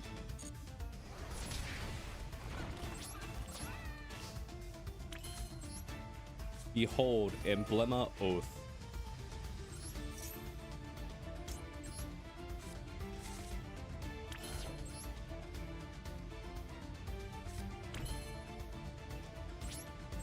End phase. Activate ping. Place Primera.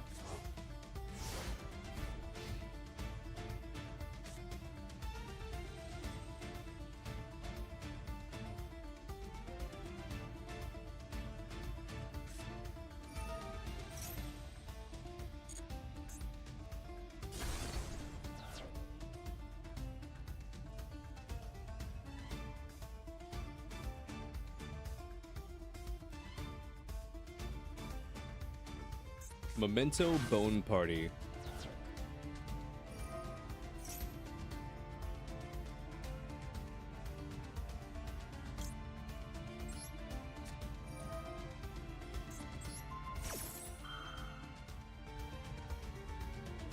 No wonder I can't activate my card effects.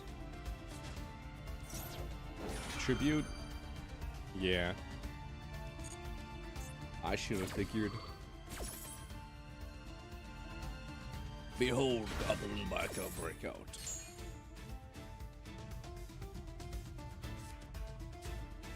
This super cool card.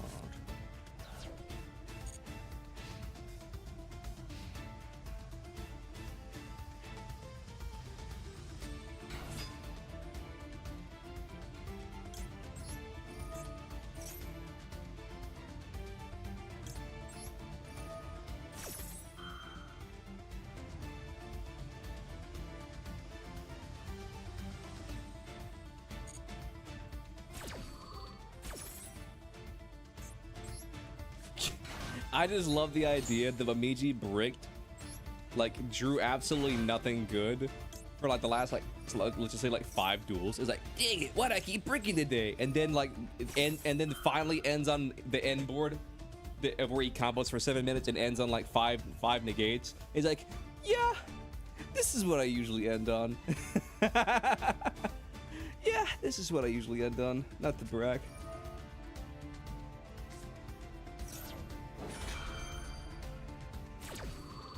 Wow, Super Poly. Cringe.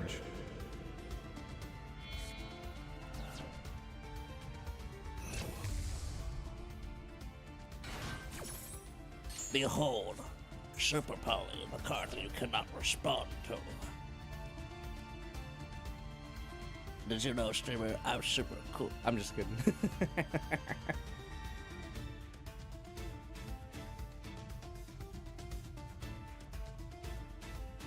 What do you do with these cards?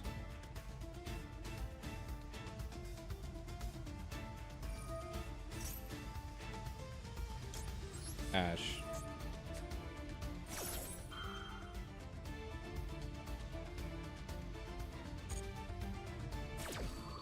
I half expected you to have Call by the Grave.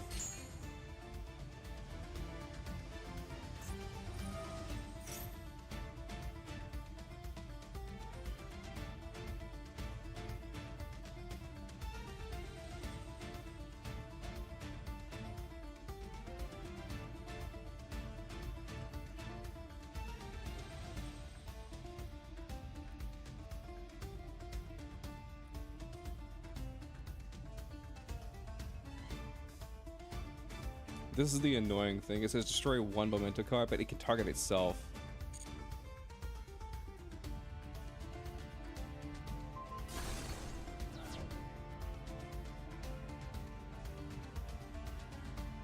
And let me guess, you have memento fusion to your hand.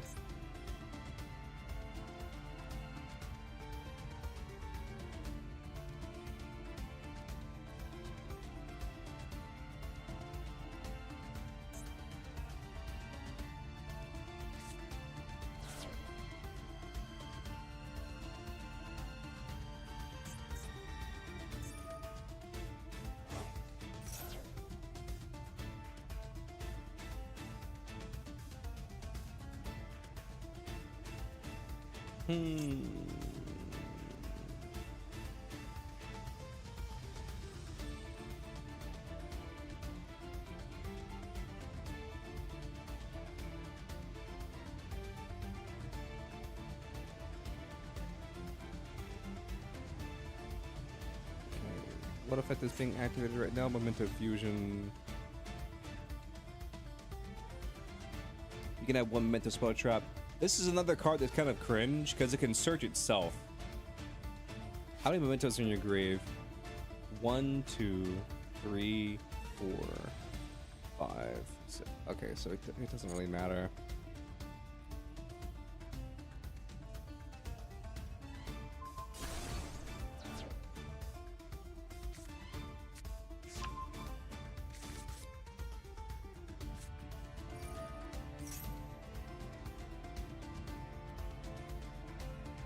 During the main phase, you can fuse summon 1 monster from your extra deck, using monsters from your hand or field as material, including the Memento monster.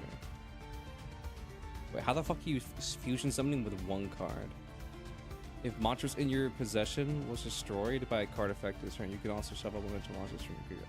Oh yeah, I remember. Yeah, that's that bullshit effect. Yeah, this is fine. I just don't like the wordings on these cards. These cards aren't bad. They're not like awful. But I think we can all agree the wording on these cards are a little bit annoying.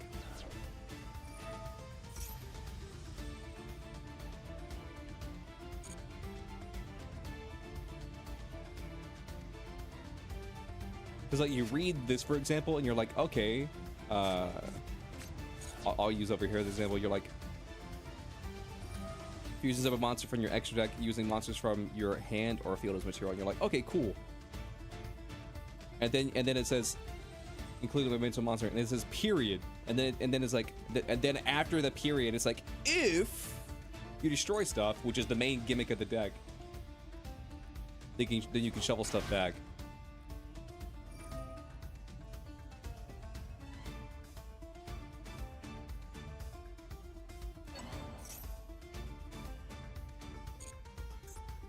Also, I think it's a bit annoying that these cards can target themselves for destruction. Because even some of the best cards in the game, they're like, target 1, like, let's just make an archetype, target 1 Snake Eyes monster, except, you know, this card.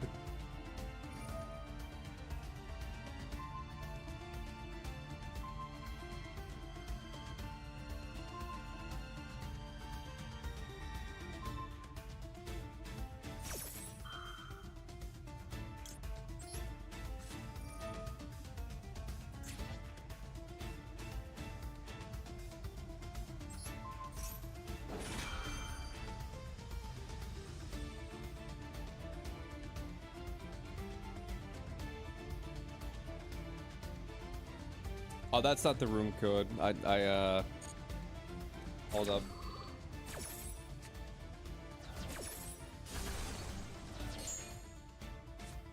Give me 1 second. I mean, the room code's pinned, but sometimes people come in, they're like, streamer, I cannot see the pinned room code. Really? Because it's pinned right there. Well, I can't see it, streamer. Alright, there you go. Yeah, I fixed the room code. Streamer, how dare you have the incorrect room code on the exclamation point room command? I think you owe me a free duel. I think I could just skip the line, actually. Streamer, I've never been so insulted in my entire life.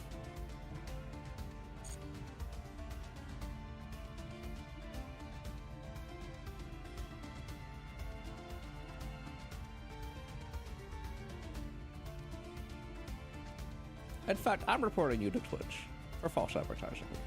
And also because I hate you.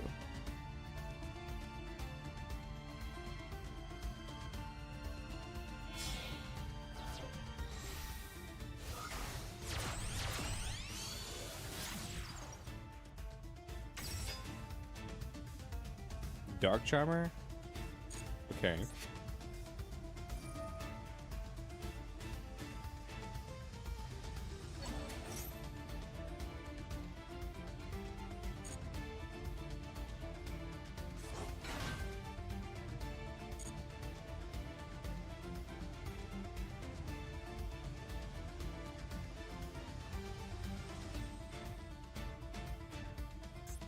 Not my true dea.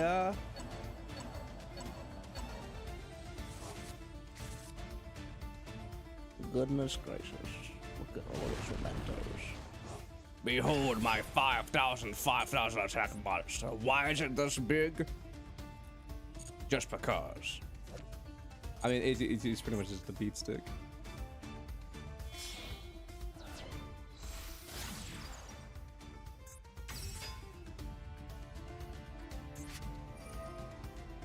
Wait, what level 2 are you gonna bring back? SP? That's fucking toxic. Oh my god. That's actually fucking clown behavior. Holy shit. Sprite elfed back the SP. Well.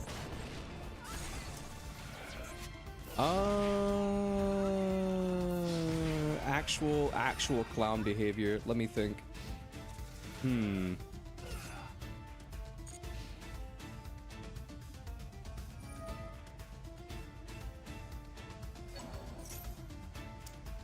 Oh yeah, this is also something that I hate about this deck. The fact that I can just recycle this busted ass fusion spell for free.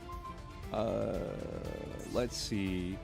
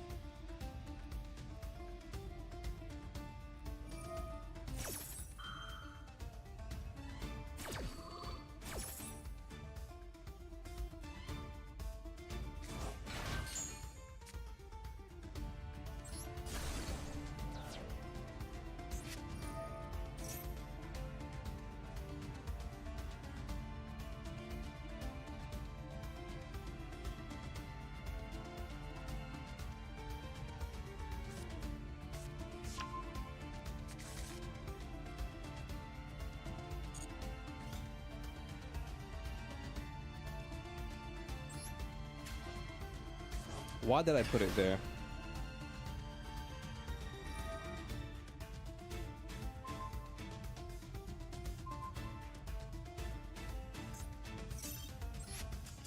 Fuck Memento. GG's.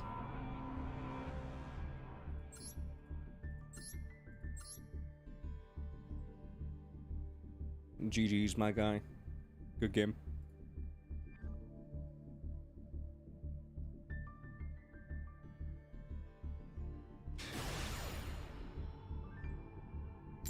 Thank you for the practice. That is such a beat. That there's just something about that just sounds so fucking BM.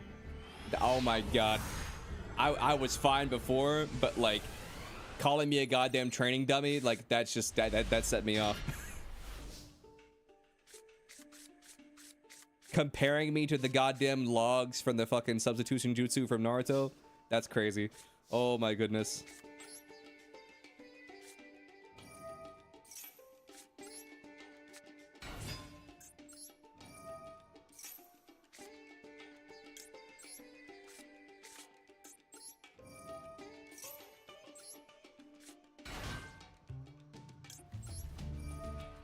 That's insane. Thanks for the practice, bot.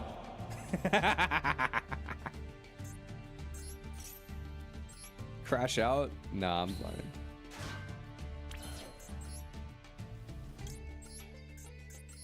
But yeah, I really don't have any beef with Memento.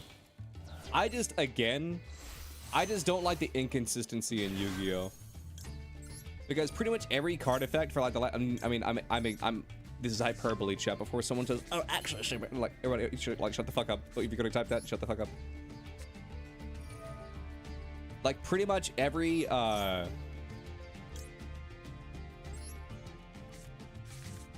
like card effect for like the last 10 years has had the effect of like you can target like any card except for itself. You know what I mean?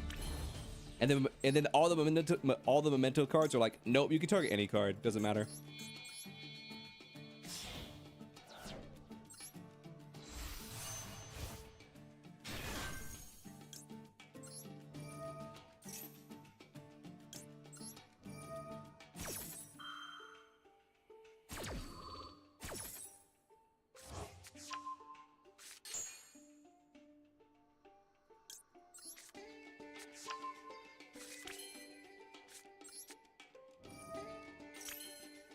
Common sense isn't common sense nowadays is crazy. But yeah, if I could say one gripe or one complaint about Memento, it's just the fact that they can target themselves. I can't think of an example of a card off the top of my head, but you guys know what I mean though, right?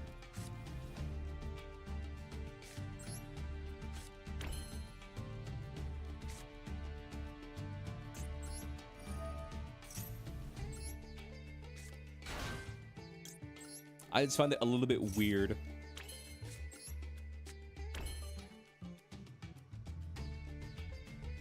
That Sprite Elf is busted.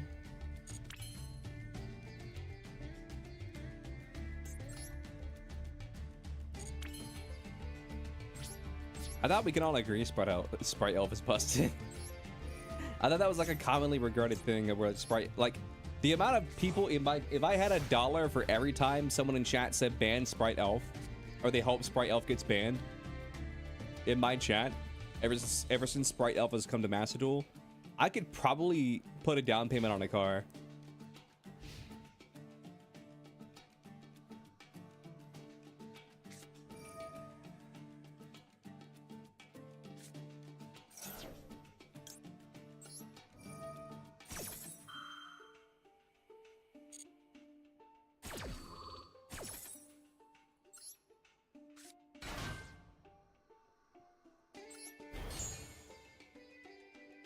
Sprite Elf is fair and balanced and did nothing wrong. I mean, I have a royal rare Sprite Elf, so I hope it never gets banned, but on the same hand, like, I don't really care. You love non-targeting effects. That's another thing that I think is dumb about Yu-Gi-Oh! Is targeting. I'll use like Ash Blossom for example. Like Ash Blossom is a targeting effect. It has to like say you activate Pot of Greed. It has to target that card to be like, this is the effect that I'm negating. You know what I mean? And this is the part of where like all the Yu-Gi-Oh White Knights are gonna come in here and be like, streamer, actually, it's not targeting. And I'm like, yes, I understand it does not say targeting on the card, but like, let's just agree to disagree here. That like the effect itself is targeting a specific card. Otherwise, how could you negate it? Like non-targeting would be like Lightning Storm.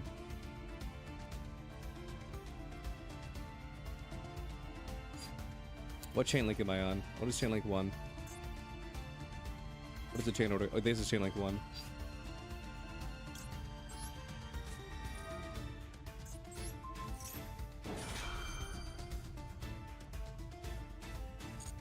Or like Mirror Jade is like another good example.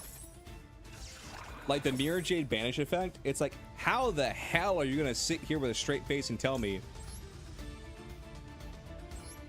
that the Mirror Jade banishing effect is not targeting? Like, what?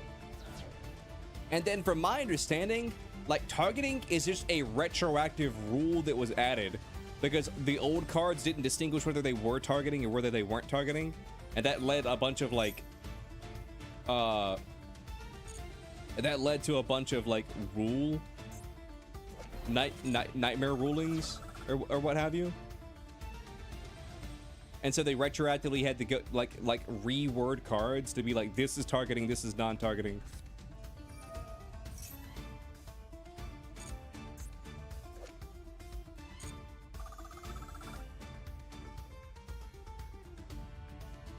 But yeah, targeting is another rule in Yu-Gi-Oh that I just think is dumb.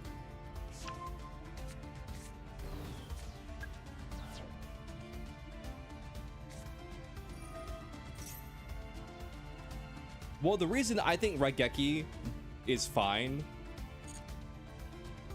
is because like it's hitting all your monsters. It's not targeting a specific monster. You feel me? But like say Ash Blossom, like it's targeting a specific card.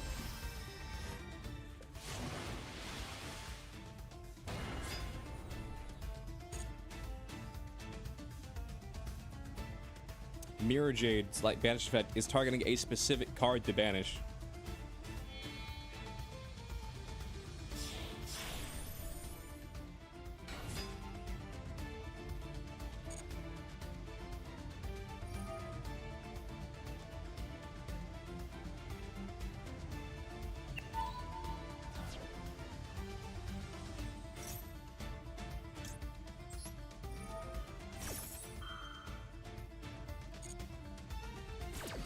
Like Ash Blossom, I can probably give up that fight for Ash Blossom.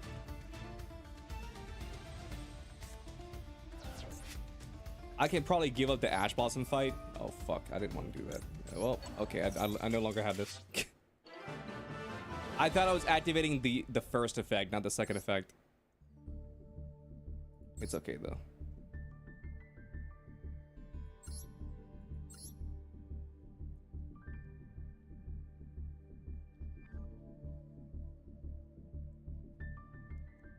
But here's the thing that I think should be a thing.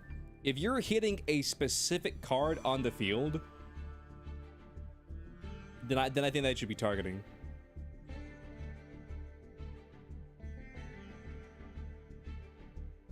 You can put Harpy's Feather Duster on that list as well. Well, Harpy's, again, it's hitting, it's not targeting a specific card. It's just hitting all your back row. Give me 1 second, chat. I gotta take a call real quick.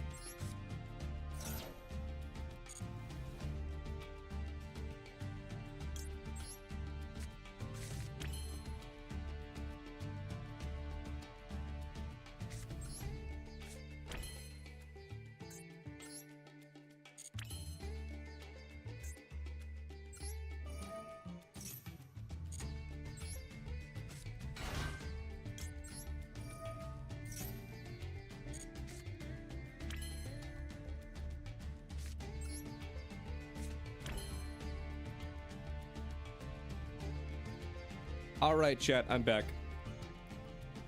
I'm back. Sorry, I had to take that phone call.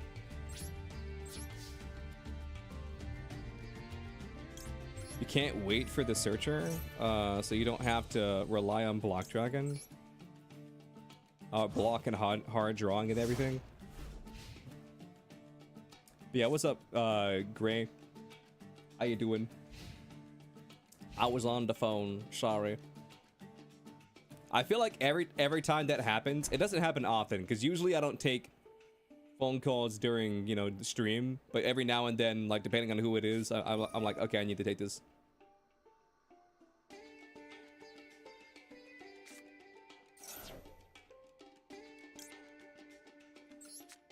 But nah, it does feel like sometimes whenever I take as soon as I take a call on stream, like someone pops in and they're like, streamer, hello streamer, why aren't you talking, streamer? This is an affront to God, streamer. What are you doing, streamer? I have come here specifically for you, streamer. Start thanking me, streamer. Obviously, chat, before someone says something, I'm joking. I'm hyperbolizing, but but that's what it feels like sometimes. And we're like, the second I take a phone call, that someone pops in and they don't know I'm on the phone, and then nobody in chat wants to say he's on the phone. So shout out to Daquan. Thank you for telling the chatter that I was on the phone.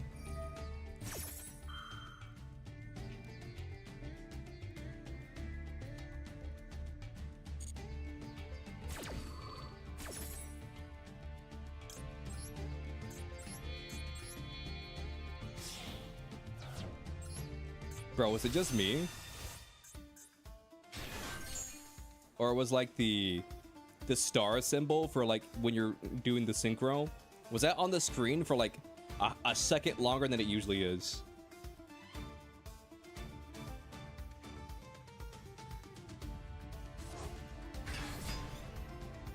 You're going to add Daimono Valmonica to Fiendsmith's Requiem, Fiendsmith Engraver to Link Summon Fiendsmith Sequence.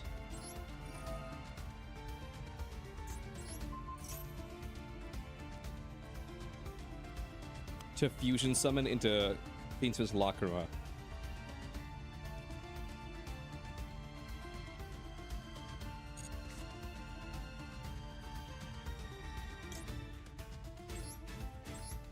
I'm just doing this. I don't want to think. This patty cake, bestial man. Beast me a light or a dark as fast as you can.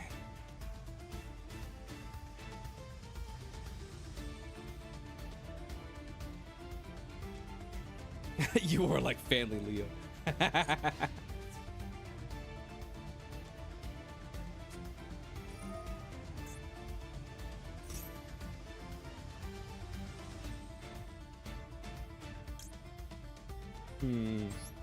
I gotta negate that.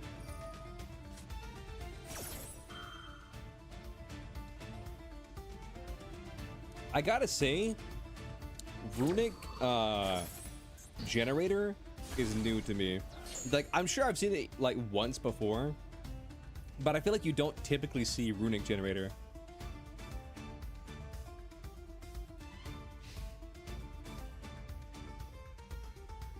Is the point where he just busts out his second Runic card.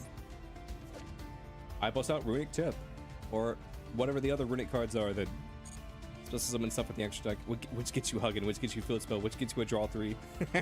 Well, this would be a draw 1.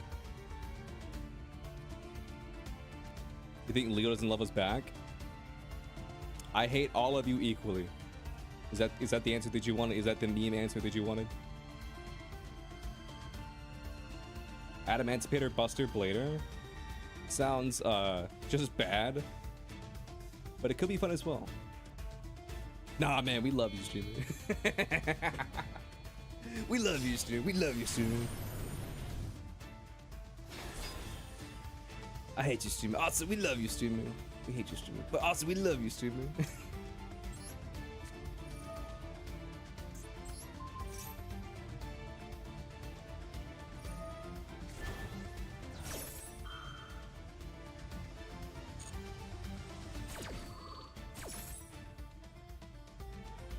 Fuck Runic, you want that deck to get banned? I hate Runic as well, but we can all agree that the position that Runic is in right now is probably as passive of a position as we can all come to accept, if that makes sense. Like, their field spells at 1,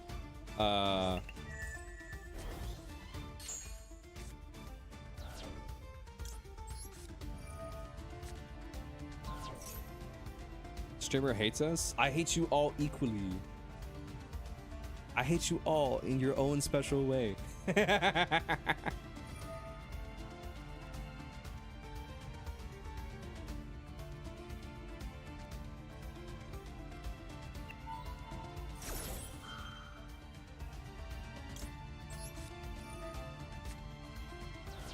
Streamer made Blurg sad. I'll catch hands with Leo right now.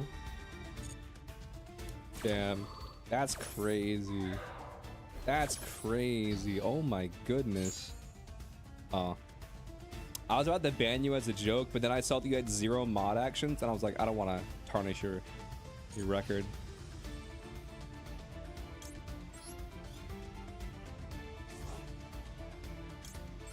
I was about to ban you as a meme, but then I saw that you had 0 mod actions on your account, and I was like, I don't want to tarnish your record, you know what I'm saying? I was about to become tarnished.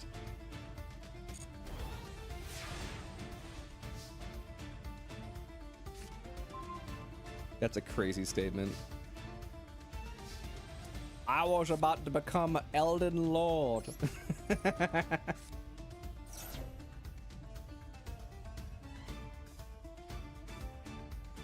He's the main character of a Souls game.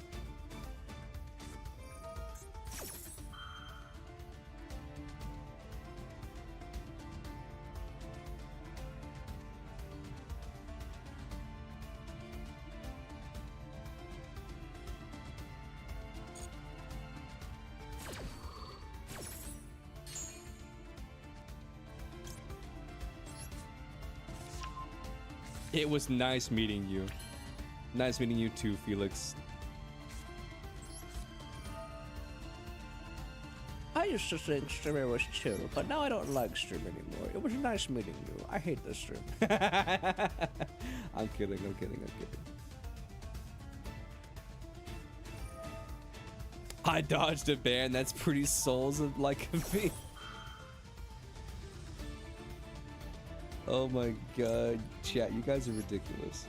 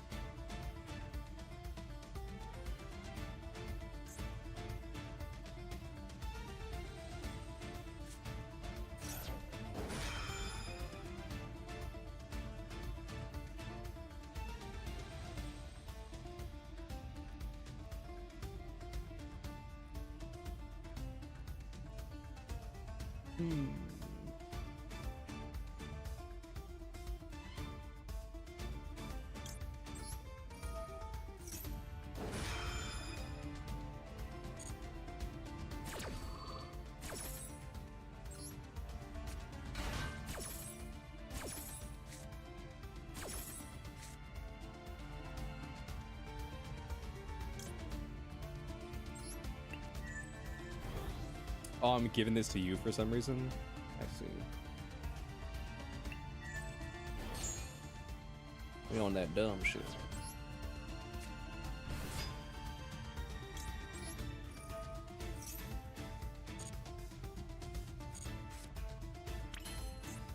Nice. Baron de Fleur.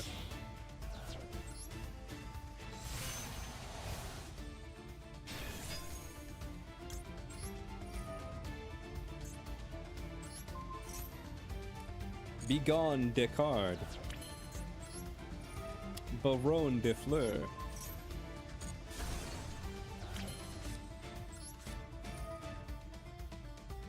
Magma de Mud.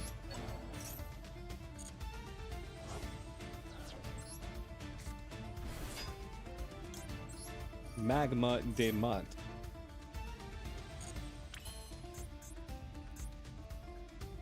Hmm. We need to go further beyond. We must become stronger. Wait, no, we had lethal. I just needed to put Auxilia in attack mode. In case you do something, I'm just gonna add this to my hand. Never mind, I'm gonna put it on the field.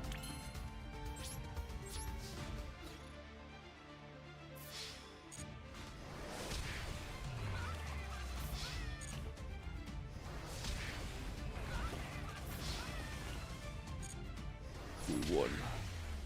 But at what cost?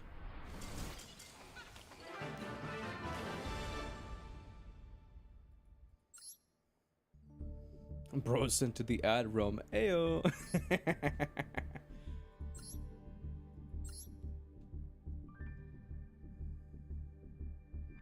You're currently on a break from Night Rain? Nice.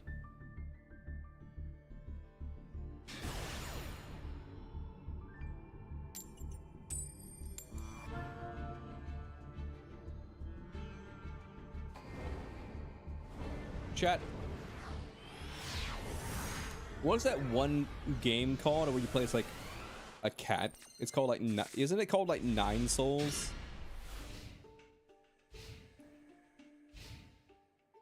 What's my opinion on this what if? What if Seto was betrayed and trapped inside the hyperbolic ad chamber? Honestly, I think he would become too strong for all of us.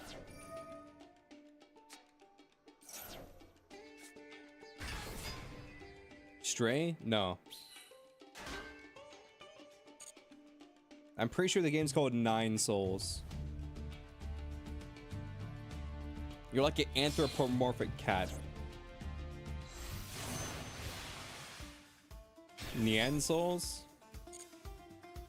Is it 2D or 3D? It's a 2D side-scroller roguelike, I'm pretty sure. I'm pretty sure it's a roguelike. It's like a roguelike, Souls-like game. It may not be roguelike. I may have made that part up.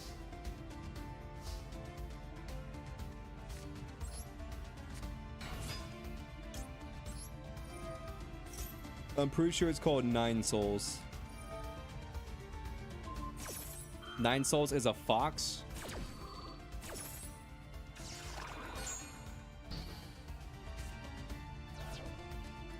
God forbid I miscategorize a furry animal.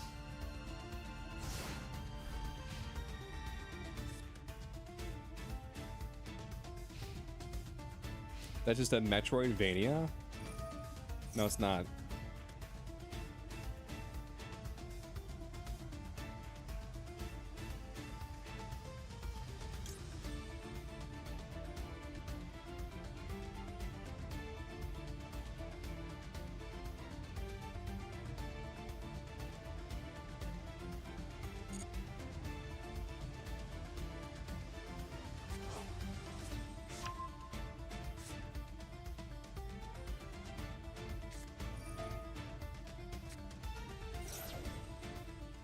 God damn it, there's Raiho. That little bitch.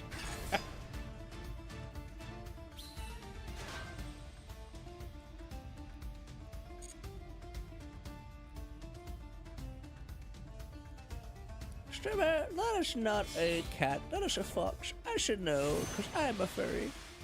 I'm a professor in all things with fur. Strimmer.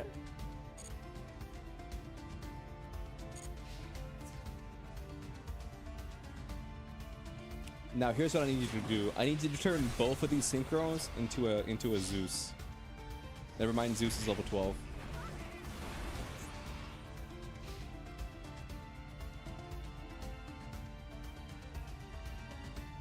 I need you to turn both of these synchros into a level 10 Xyz. Strimmer. X's do not have levels, they have ranks. Strimmer. You fucking fool, Strimmer. How could you be so foolish, Strimmer?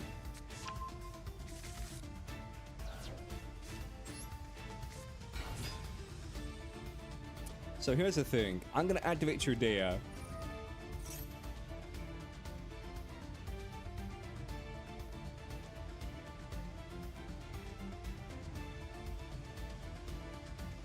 Or he can just do that. Understood. I don't know why he didn't wait for me to activate Trudea, because then my card would have been banished. But I'll take it.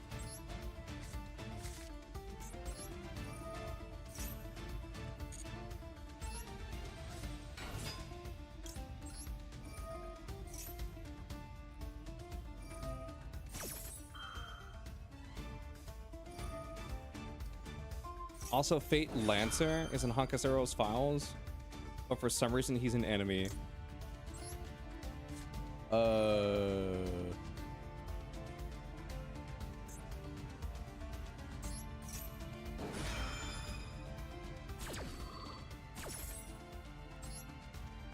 Which one was Lancer? And also, which Lancer are we talking about?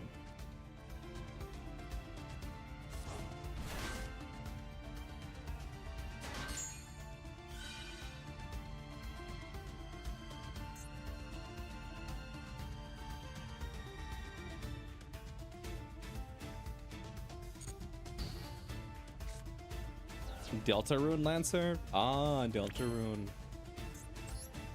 Of course, of course.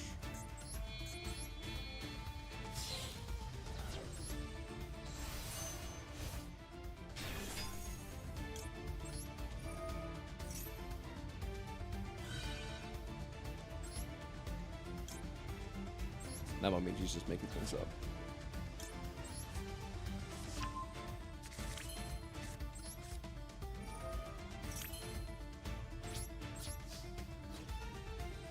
Here's the beautiful thing. I'm gonna destroy Raiho. And then activate this card effect. And then he's just gonna bring back fucking Raiho.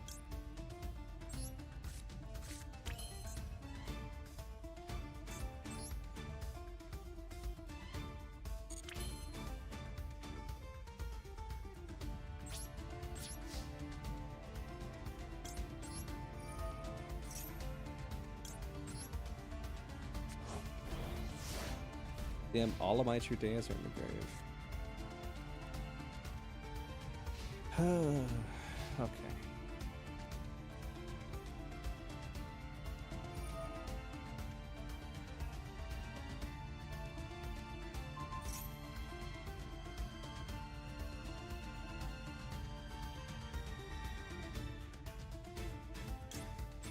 I hate this card specifically.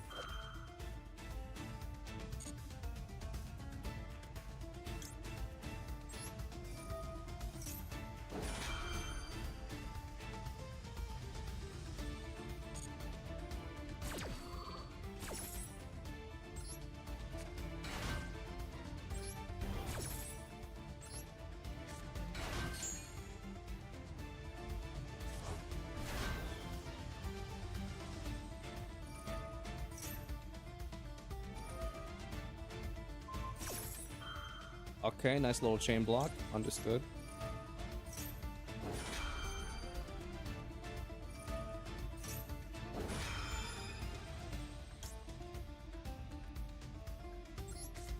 Okay, nice little dish. Okay, nice little dish.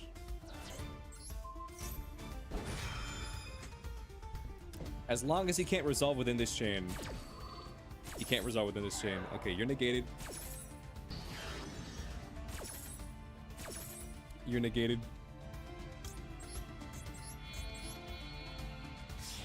Where GT soul?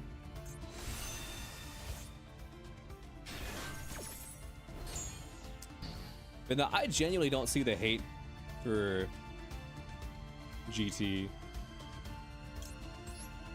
I genuinely don't see the hate for GT. I really don't.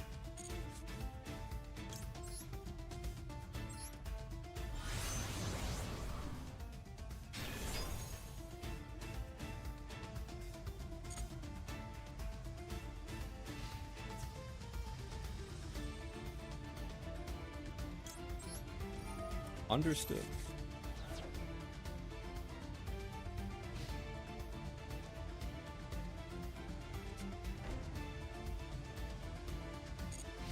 Generational wealth right there. .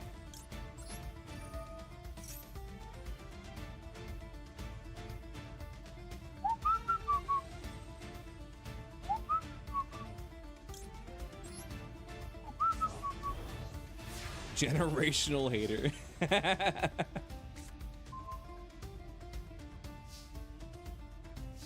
I'll be honest with you. I didn't expect it to be that easy. I thought I was cooked.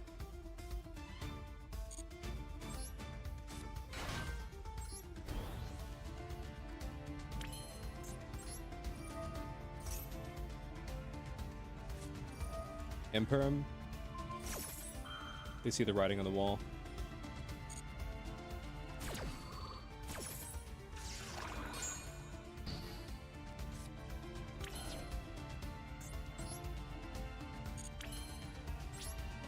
Anyway, so I just hit you for 3K. I could have dodged that, but I'm gonna be honest with you. I was so busy not thinking about it, I didn't have time to dodge it. I was so busy not thinking about it, I didn't have time to dodge it.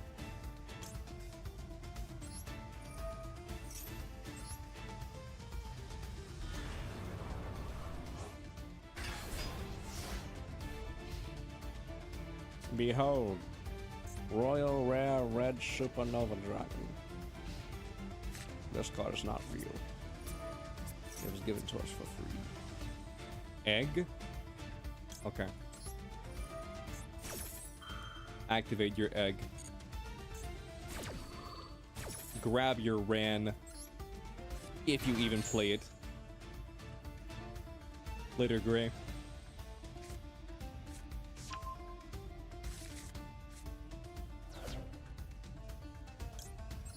Adrian, I meant to say.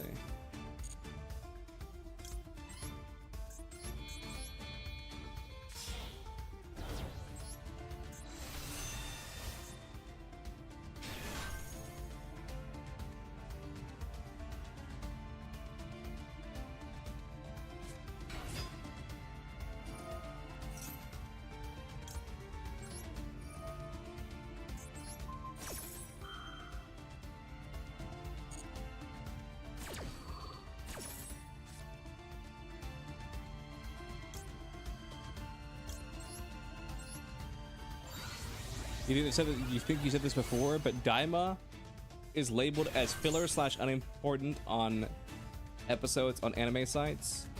You use since you can filler or remove filler. What's up, Simon?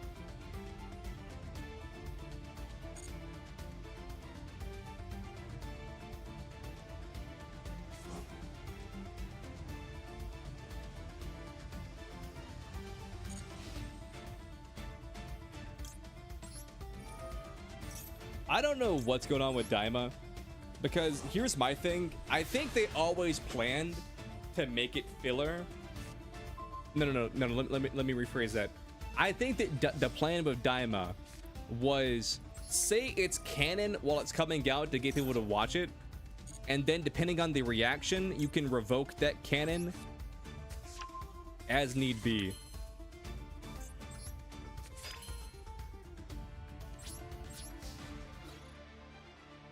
How's the day going? It's going pretty good.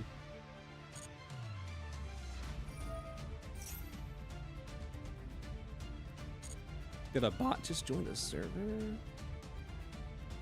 I just got a Discord notification. Did someone join the server?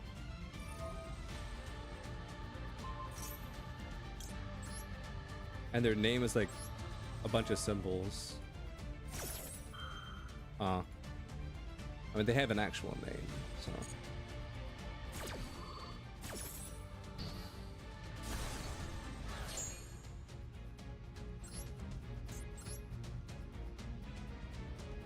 I'll leave them for now.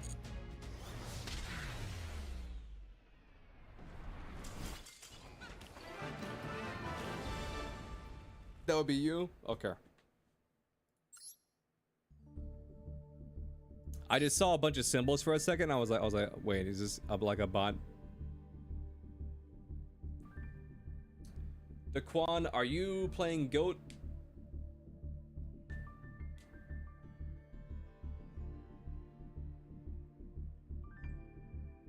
You almost had it? Yeah. There was a few little critiques like here and there, like not waiting for me to activate Trudea and then shotgunning Ran Adrian or whatever the hell the synchro's called. That was one, but honestly, that was just like an honest mistake. I do that from time to time too.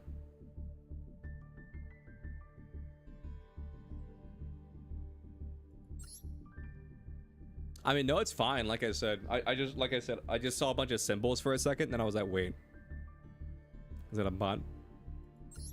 I'm gonna assume that the Quan is playing Goat.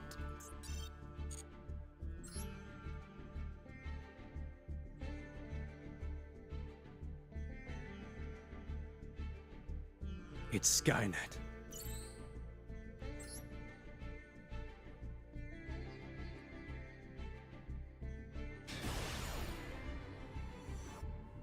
The problem with Daima is that Z purists hate anything that isn't Z, GT, or AF. What is AF? Z is Z, GT is GT. What is AF?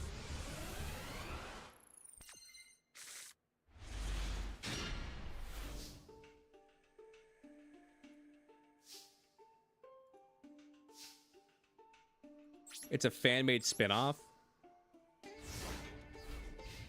It's a AF. It's a fan-made continuation of GT. I've never heard of that before. But here is my thing. I didn't like Daima, and I was pretty vocal about that. But I didn't vehemently hate it. I very much disliked it, but I didn't vehemently hate it. And I said from the jump, if you like it, that's fine. If you hate it, that's fine. And I tried to be as fair as possible with Daima, and where I was like, if you, how do I put it? Here's exactly how I pitched it to people who asked me about Daima. I was like, if you like Dragon Ball, you will like Daima.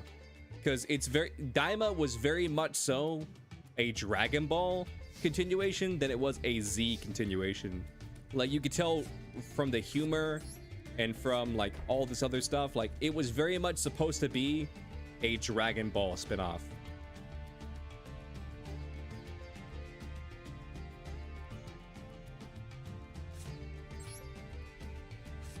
But so the way I pictured the people was when they asked me about Daima, I was like, I don't personally like it, I don't hate it, but I don't like it.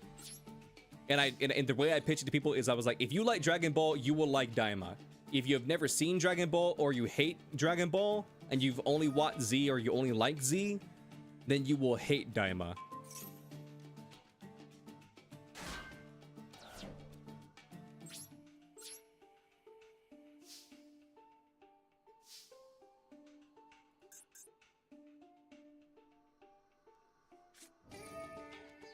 Oh, you bastard. This was like my favorite card. No, this is like my favorite card. Funny enough, most Z purists either only watch Z or never watch Dragon Ball at all. Well, here's my thing. Most Z purists, in my opinion, they either A, have only watched Z, or B, they watched Dragon Ball Z first and then went back later and watched Dragon Ball. And it was so different from Z that they didn't like it, or they were like, or they thought it was okay. You know what I mean? If you watch Dragon Ball first and then watch Z, I feel like you're more open to Dragon Ball. But I feel like if you watch Z first and then go back and try and watch Dragon Ball, you're not as open to Dragon Ball.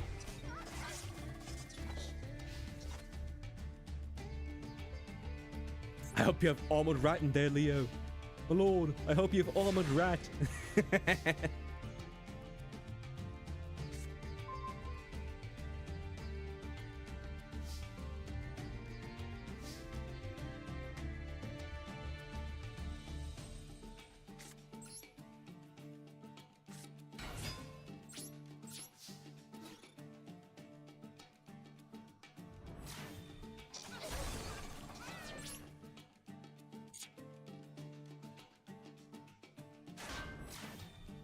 Magician of Faith? Well, there's your MST back.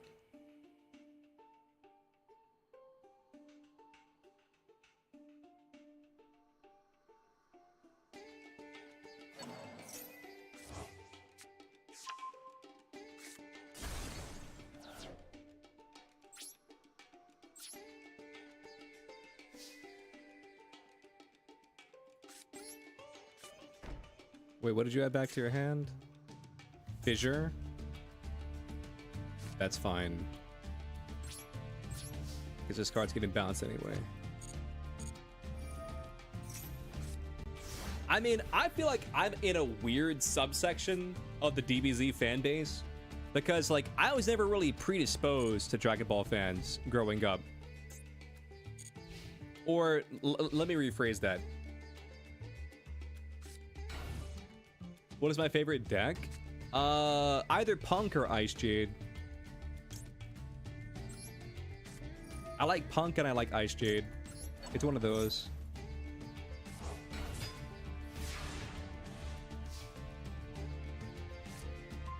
But like, I grew up with my brother watching Dragon Ball growing up, and we really just watched, like, I explained my story with Dragon Ball. And when I say Dragon Ball, I just mean like colloquially, like the series of Dragon Ball. Wait, you have a second Magician of Faith? Damn.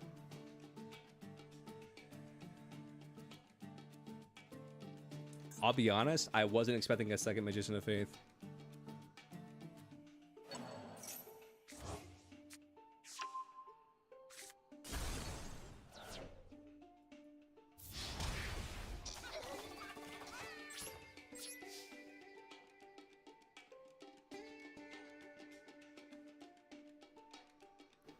MST. Yeah.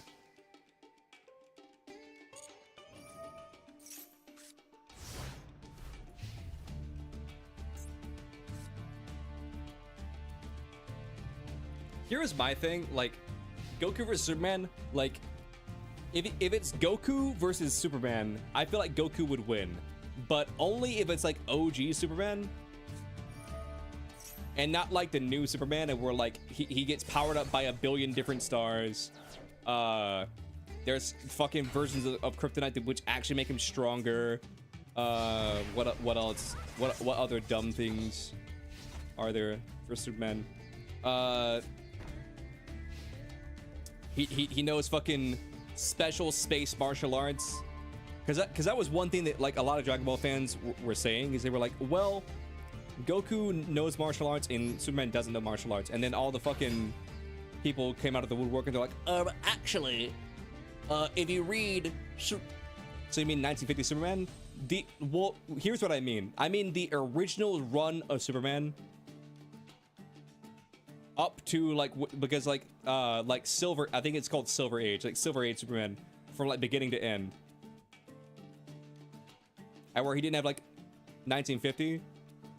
Yeah, I was just clarifying because I didn't mean only that version, like his that entire run.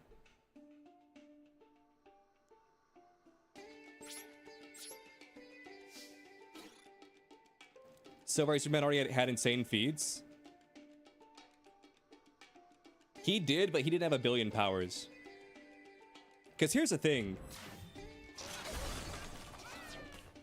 If Goku wanted to, Goku could literally just instant transmission Superman to a galaxy and where there is no sun. And then he would just automatically win by default.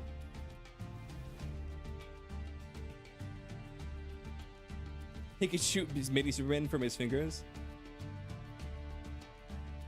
But here's the issue of why I think Superman would actually beat Goku.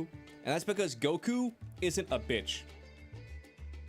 Goku is always about a fair fight.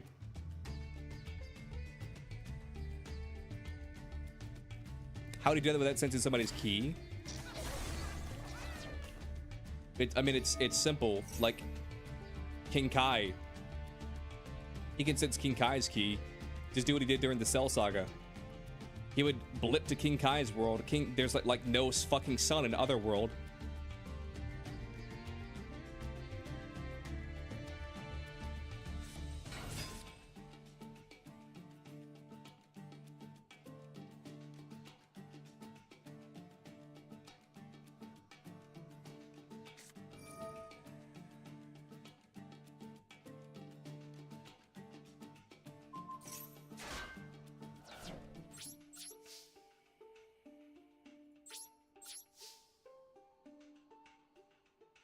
Leo's adding a third-party character to the situation. We're not doing this right now. I'm explaining why Superman would beat Goku and why Batman beat Superman. We're not gonna do this bullshit right now. So it's a 2v1. That chat. Villains do this all the time. Even when it's a one-on-one fight, you're telling me that a villain wouldn't take a hostage? Do you think Goku could beat Doomsday? 100%. No questions.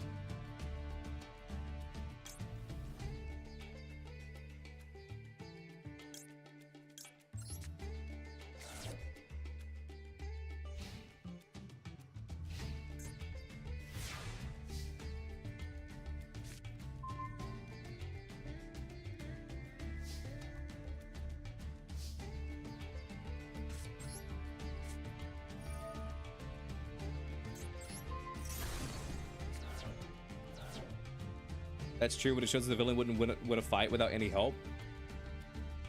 You're missing the point. Okay, you're missing the point. The point.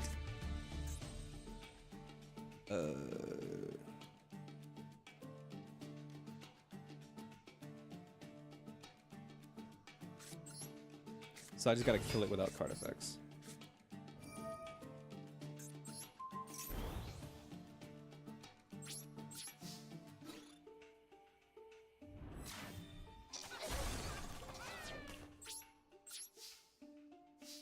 Like, honestly, I don't think that like that would count though. That's like saying that like Naruto like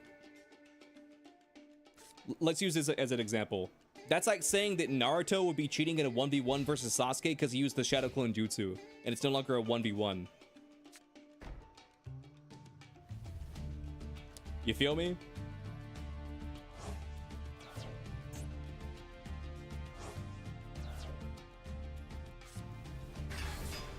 BLS, you bastard. I mean, this is fine though. The clones are still Naruto though, and instant transmission is still Goku's technique. Do you see what I'm saying?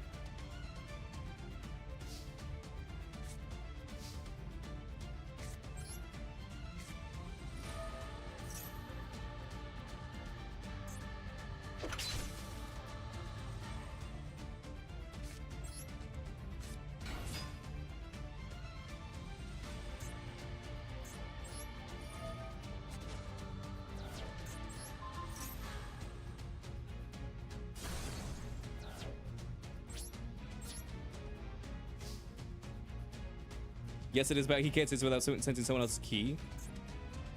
What about fucking Superman? He's not allowed to sense Superman's key? Oh my goodness. Oh my good. I can't. I'm not allowed to sense key because that would be cheating.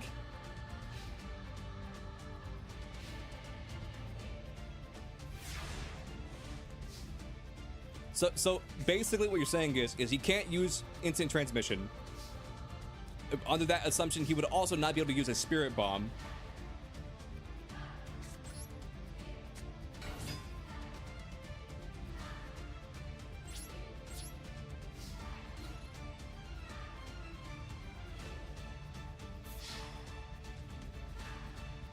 I understand that. I understand he can't teleport to somebody with...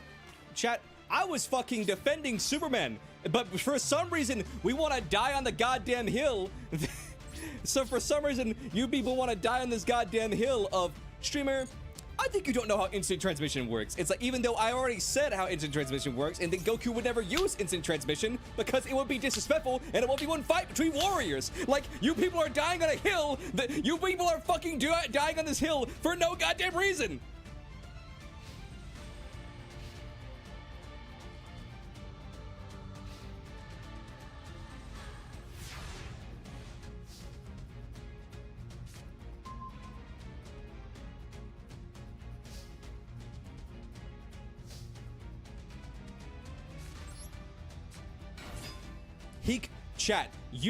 Chat, I'm about to start banning people. I'm about to start timing people out. You guys are purposely misconstruing what I said. You people are purposely misconstruing what I said.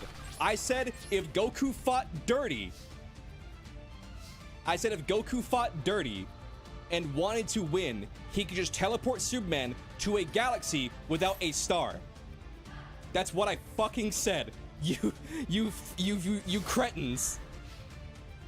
But I said if Goku wanted to fight dirty and win, he could teleport Superman to a galaxy without a star. But I said Goku wouldn't do that because he's an honorable fighter. You people purposefully are not listening to what I'm saying.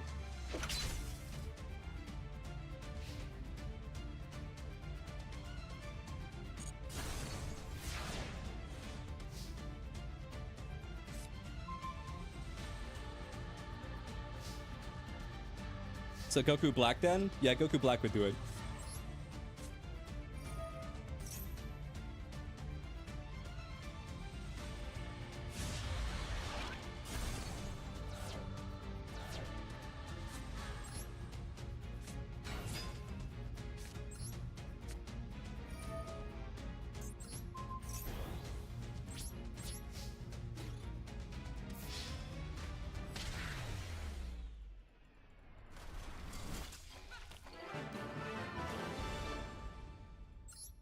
Listen, I just had to set the record straight because so many people in the chat wanted to be a little keyboard warrior, and I'm like, bro, you guys didn't even fucking listen to what the prompt was. Before you guys start typing on your little fucking keyboards, your little keyboard warriors, actually listen to what your streamer said.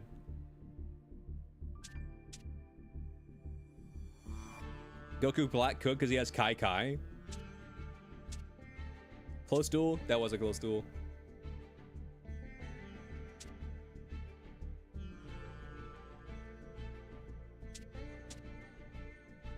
Not to mention Goku Black is also like indestructible. Because Zamasu is immortal, and then Goku Black was like indestructible or some shit like that. I forget the exact thing, so before chat flames me, I just like I don't know the exact wording they used in the show, but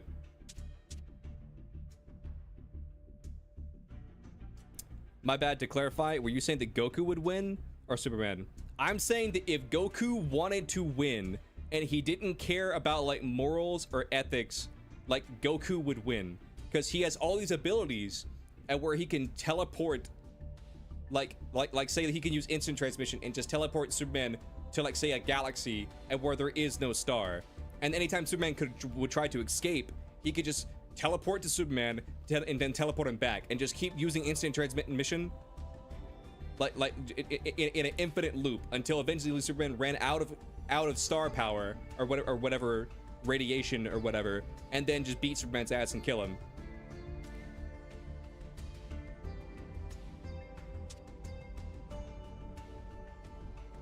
If he wanted to fight dirty, that's exactly how he would do it.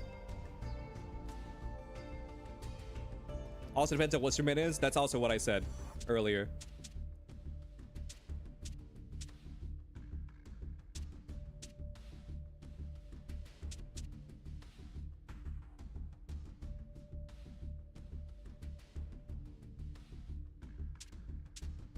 Because I think we can all agree that like modern day Superman is just way too powerful for anybody to defeat.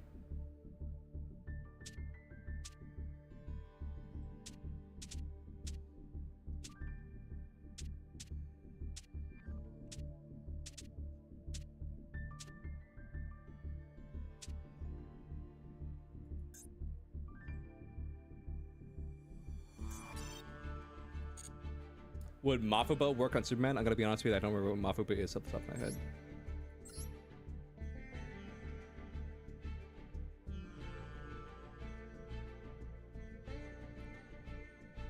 I mean, Batman can quote-unquote beat anybody with infinite prep time. That's like a meme, but like that's like honestly true.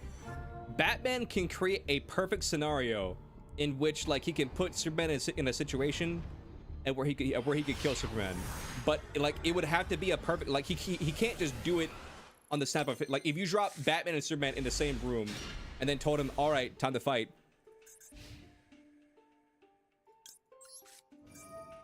he wouldn't be able to just do it.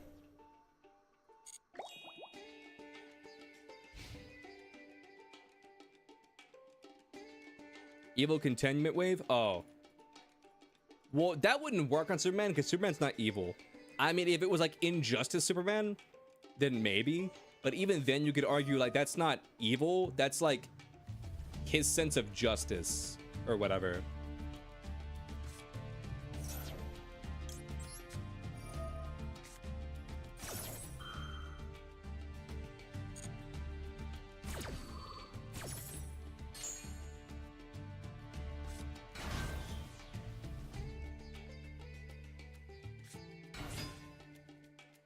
I mean, that's what I said, though, Seto. That's what I said. I said Goku could use instant transmission, teleport Superman to a galaxy without a star, and then when Superman would try and run away, he could just instant transmission to Superman and then instant transmission him back.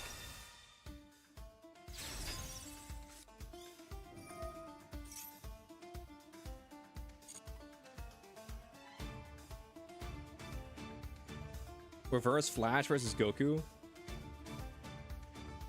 Wouldn't be fun though. I'll be honest with you, once you involve the Speed Force, I feel like shit just gets crazy.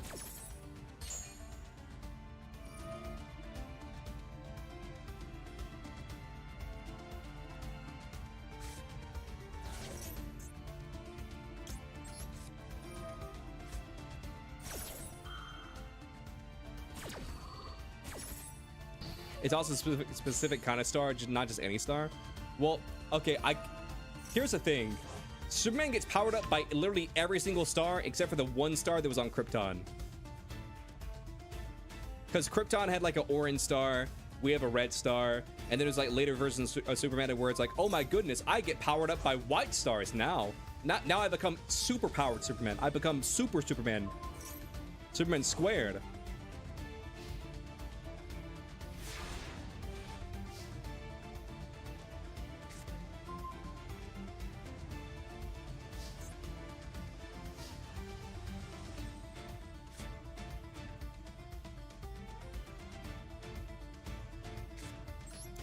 Utility of this world would be nice for your raw deck. Yeah, I just got really lucky.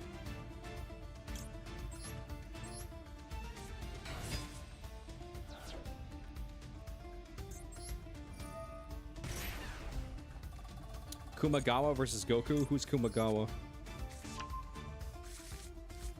Sounds like a Naruto character, but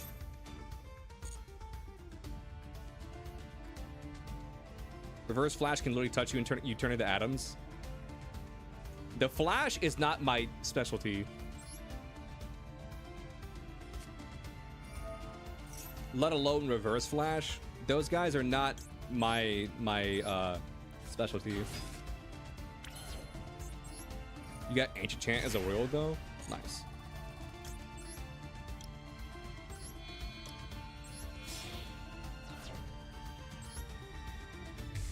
Batman wouldn't even make sense. By the time he reaches his hand with the kryptonite on his belt, Superman would have beheaded him and flew back to China and back. But that's the thing, like, Batman always thinks about that stuff, you know what I'm saying? So he would have just lured Superman to a room that had kryptonite in it and then done some sort of like XYZ thing, whatever.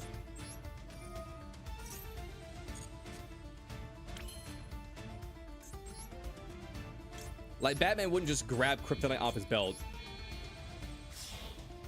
He wouldn't pull a Zack Schneider or whatever that one guy is, where like he just shows up with a goddamn kryptonite spear and just stabs Superman.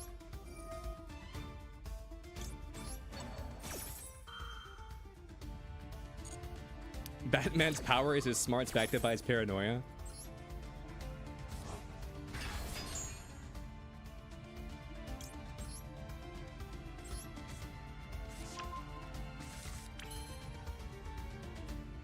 DC admitted that Sonic was faster than the Flash, like Sonic the Hedgehog.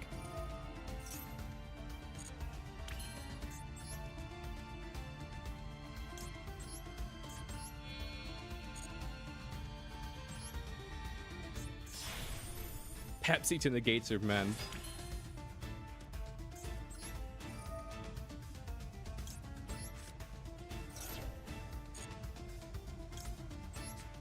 but not since we're talking about random ass bullshit and shit that doesn't matter.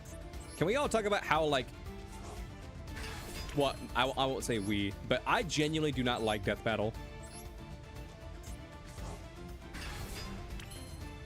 Oh, in a collab comic? I see. I didn't know there was a collab comic with Superman and not Superman, with the Flash and Sonic. Can we all agree that Death Battle is just like dumb?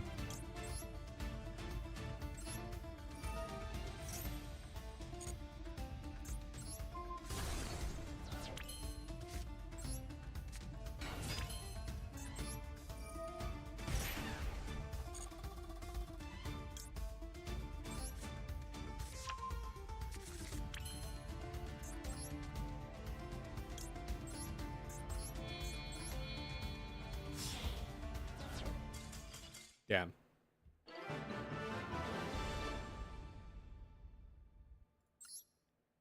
Well, I'll use Kuro the artist example because one thing that we can all agree is that like Green Lantern got clapped by Ben 10 and that Ben 10 should have won that battle versus Green Lantern.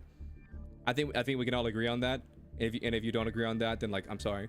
But anyway, like one of the main problems with Death Battle is when it comes to a comic book character, they will make a composite version of the character and where they take every single feat from every single comic ever, even if it's not the same Superman or the same Flash or the same Green Lantern, they will make a composite character that has every single power that character has ever had. Give you the room ID, please.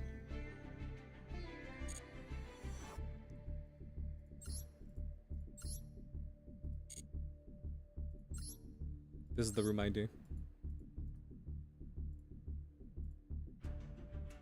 But if it's like an anime character, they won't give them any of like say for example,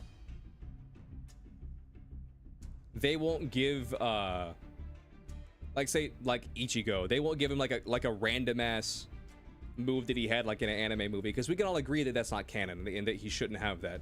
But at the same time, they want to pull this bullshit where it's like, well, in this comic, Superman had this power. In this comic, Superman had this power, and like Kuro made a good example. This video was like years ago. Kuro the artist, like the Ben 10 guy, he does more than that, but that's like what he's mainly known for is Ben 10. Like he made a good example where like you can't have one universe, or you can't make a version of Green Lantern at where you composite him and where he has all these different powers, and where in one version like he's immune to time powers, but in the other universe he's immune or he's weak to the color yellow, you know? And it's the same thing with Ben 10. Ben 10 across all of media, which depending on, you know, who you talk to, both is and isn't canon depending on when and where you're talking about. And we're like, Ben 10's held like some of the most powerful things in the entire universe.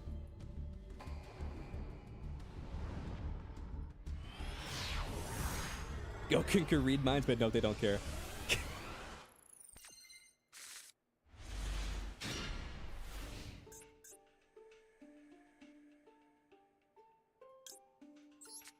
I mean, I'm not arguing that they shouldn't composite. I'm just saying, like, if you're gonna composite, you gotta do it both ways.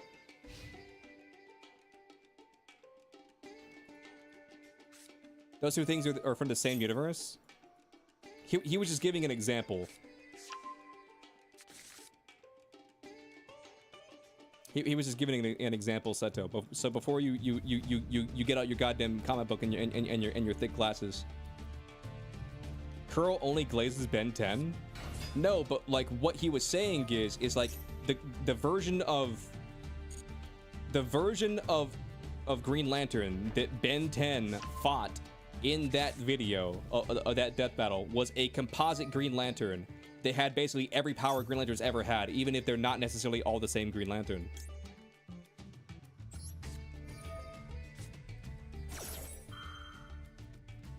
But Ben 10, even though he's held like, X, Y, and Z devices at different points in time, and if you were to make a composite Ben 10,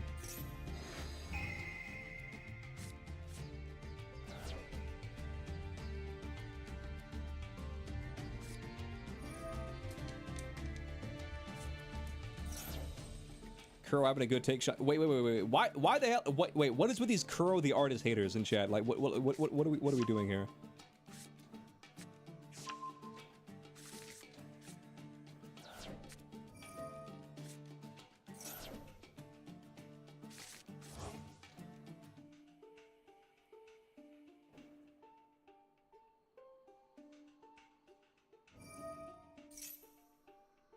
Well, atomics is one thing. Why is there different colors of kryptonite? Because comic book artists ran out of ideas. That's why. That's the meta reason. If you want the lore reason, I can't give it to you.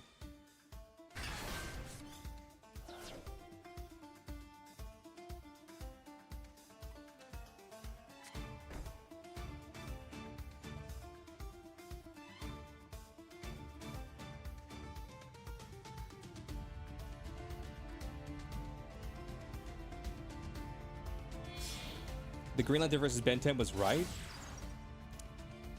I personally think that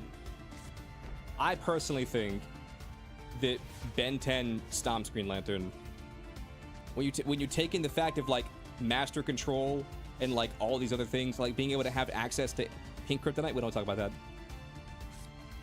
When you take into fact like everything the Omnitrix can do, and like I'm gonna use Alien X as an example, but I'm not gonna do like the oh, he wins by default because Alien X. Like, here's an example that they used in the actual death battle. Ben was able to recreate an entire universe from scratch, from memory, by using Alien X.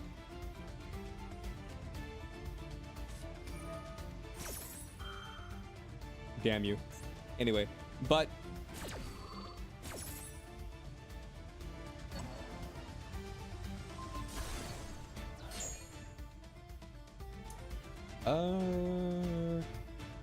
this doesn't do anything now.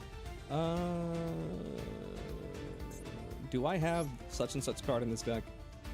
I do have such and such card in this deck. Leo copy.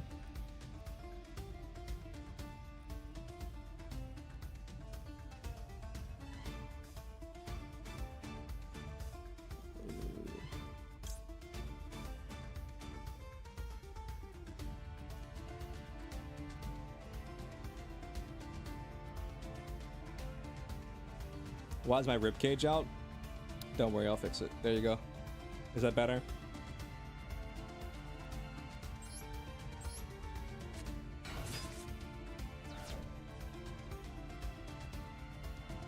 No, I mean, I know the Green Lantern can do some insane stuff. I know that Green Lantern can do some insane stuff. But basically what I'm trying to get at is like,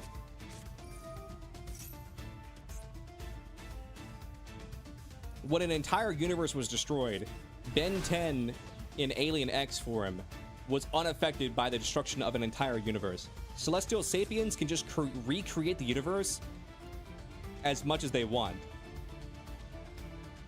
Celestial Sapiens, for those of you who aren't Ben 10 nerds, is just Alien X. And then in the death battle, they even said that Ben 10 couldn't stop the destruction of his universe.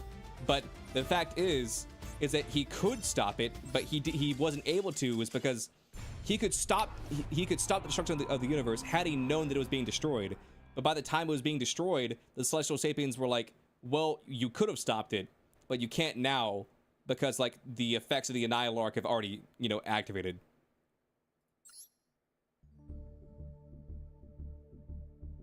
He wasn't unaffected? Okay. Here's what we're gonna do. I'm gonna say that everything I've said for the last hour is wrong. I'm gonna stop talking about this. Everything the chat has said is right, even when you guys tried to gaslight me and just completely misconstrue my argument. And we're just gonna stop talking about this. And we're gonna talk about Yu-Gi-Oh!, the thing that we all hate.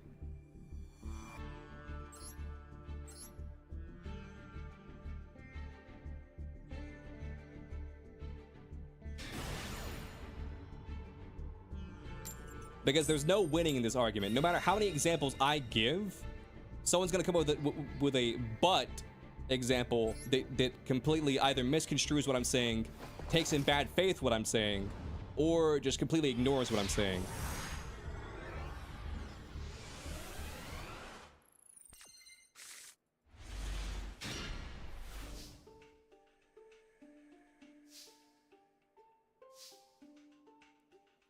Let's just do this.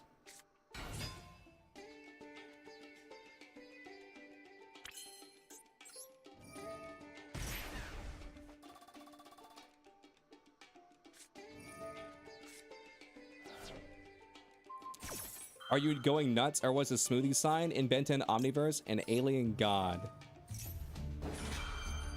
You're not going nuts, but you're not exactly right either. Basically, there was like these 5th or 12th dimensional aliens that made the Annihilarg, who came into the Ben 10 universe, and they don't literally look like Mr. Smoothie, but that's the way they appeared in front of Ben, if that makes sense. So they don't look like Mr. Smoothie actually, but they took the form of Mr. Smoothie because that's how Ben was able to conceptualize them. Because they're from a higher dimension, Ben couldn't perceive their actual form.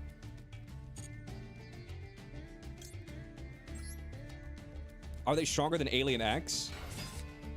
Presumably so, because they exist in a higher plane of dimension than Alien X does.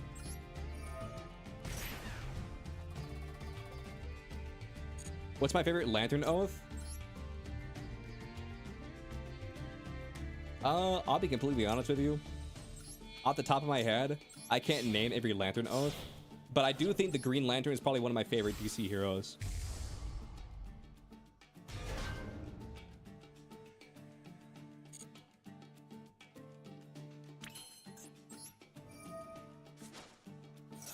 Blue. I don't know the Blue Oath off the top of my head. Anyone happy about Macrocosmos support? I don't know about the Macrocosmos support off the top of my head, but if it exists, I wish it didn't.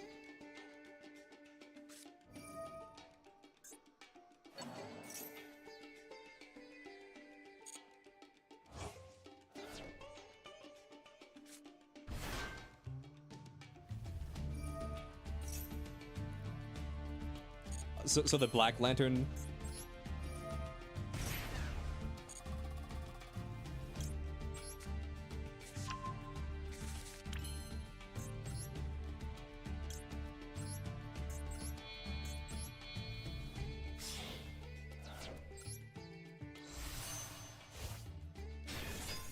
There's also Orange's Oath. What's mine is mine. It's mine is mine is mine. It's not yours. You swear you might stop power scaling? Nice.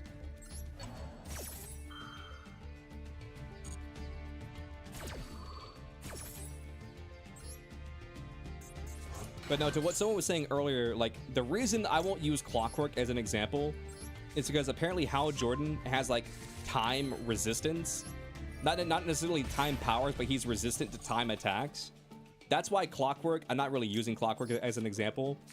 Because Clockwork, when you think about it, besides having, like, time powers, Clockwork is a pretty low-level alien, power-wise.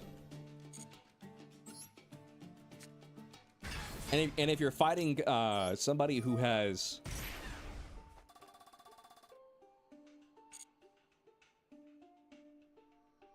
So you're fighting somebody who has time resistance powers,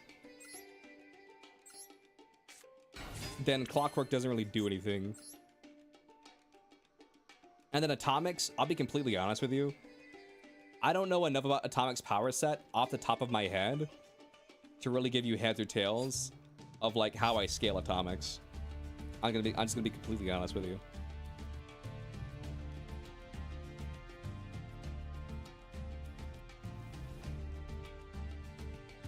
The Ben 10 timeline is a mess.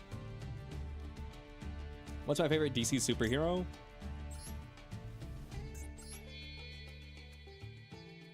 While this may not be my favorite, the one that always comes to my head is John Stewart Green Lantern. Like, I don't know why, but when I was a kid, I just really liked John Stewart Green Lantern.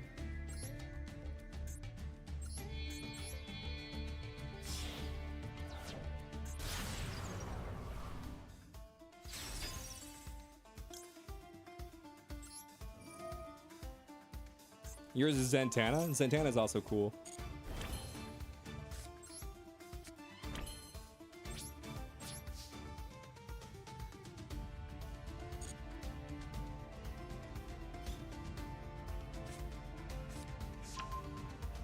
Mimigul? Fucker. Damn, I forgot I e-tellied that. Well, that sucks.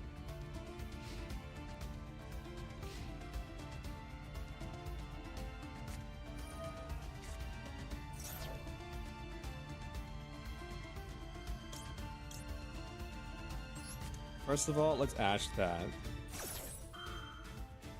That's your comments? Give me 1 second. Let me do this.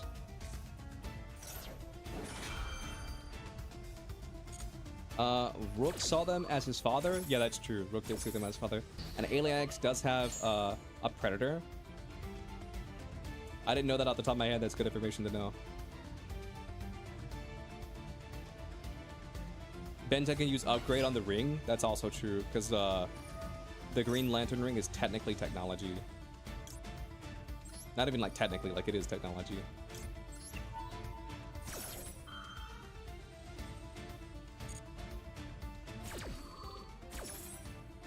And he used magical stuff. And he used it on magical stuff before. Yeah, the ring is tech. Yeah.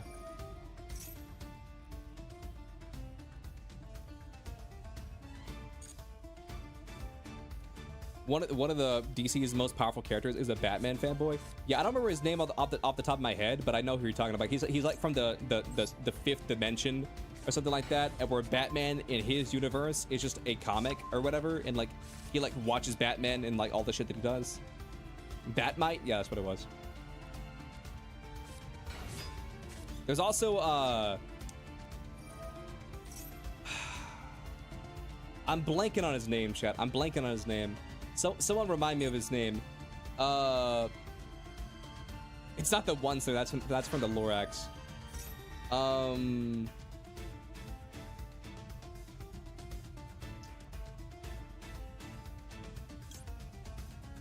Yeah. Mr. Mispic or whatever.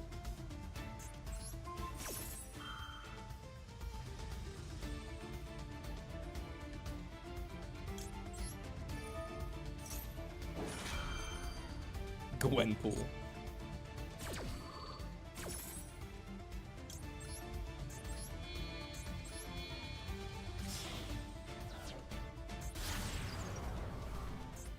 What does the question even do? I couldn't tell you off the top of my head.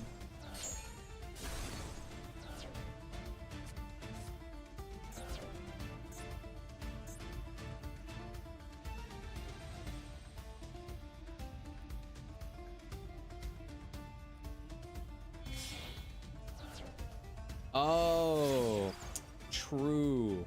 That wasn't my opponent's card effect. That's so true. That was my card effect that he just so happened to give me because he's cool like that.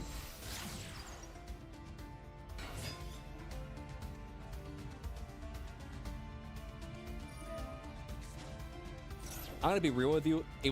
The card was getting destroyed anyway, and I didn't want to see. I didn't want to read it on the fly because I couldn't remember if it was that your card.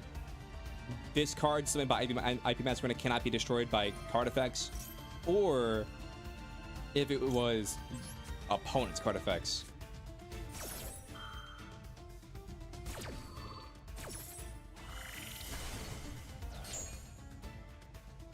Did you know Adonite can beat Alien X because he's affected by magic? Yeah, there's always edge examples of stuff like that. Thank you for the follow. Of like things that like do and don't affect Alien X and X Hero and stuff like that. Here's the thing that we all need to admit. Like Stan Lee said it best. Stan Lee said it best. People used to always ask Stan Lee like who would win in a fight, you know, like Superman versus Goku, Batman versus Superman, you know, Spider-Man versus the Hulk, whatever. And then Stan Lee said the absolute biggest brain answer. Yeah, it's whoever the writer wants, like whatever makes the most interesting story, that's who wins. So at the end of the day, when like the king of comics himself says like anybody could win in a fight at any time, it just depends on the story. I think we need to all just take a step back and just like calm the fuck down. It's the plot, yeah. I don't remember the exact quote from Stan Lee, But like he just straight up said like it's like whoever he wants to win, whatever would make the most interesting story. And in one comic, the Hulk beats Wolverine, and in another comic, Wolverine beats the Hulk.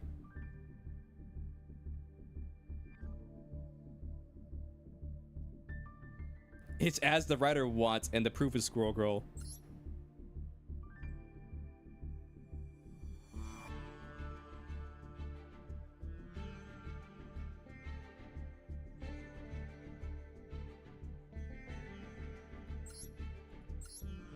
Power scaling is only supposed to tell you which versions wins against which without the need of plot. But plot dictates all. I mean, that's a nice little soliloquy right there, but like I would argue like I would argue like power scaling in and of itself doesn't matter. Like power scaling in and of itself like is dumb. How do you feel about the Fantastic Four? I've always liked the Fantastic Four. Like, I've seen, like, every single one of their movies in theaters. Minus the one that came out in, like, 94 or whatever it was. They, like, I think, like, never released or some shit.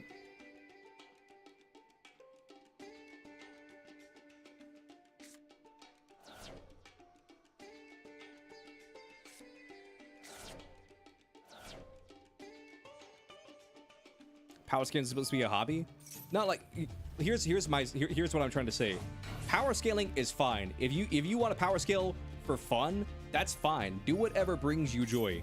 But what I'm trying to get at is I think we can all admit it's like power scaling in and of itself is dumb. Like it doesn't matter. Okay? Well, I didn't. Let me reword it again. If you enjoy power scaling, then power scale. But just because you enjoy power scaling doesn't mean you should attack somebody who has a different opinion on a headcanon for a fight that did never happen. Like, don't attack someone for their opinion on a fight that isn't canon.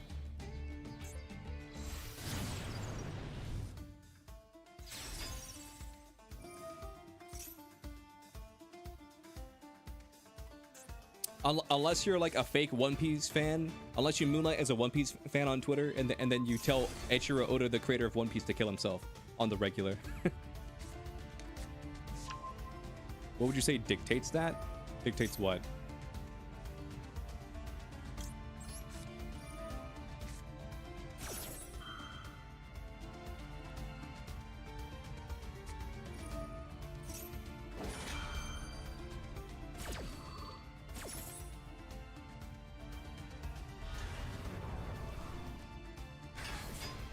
What dictates what a mystic / magic based superhero can or can't do?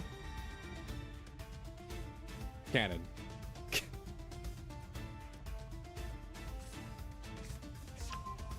I mean, what dictates what a mystic / magic based superhero can or can't do is just there's like levels to it.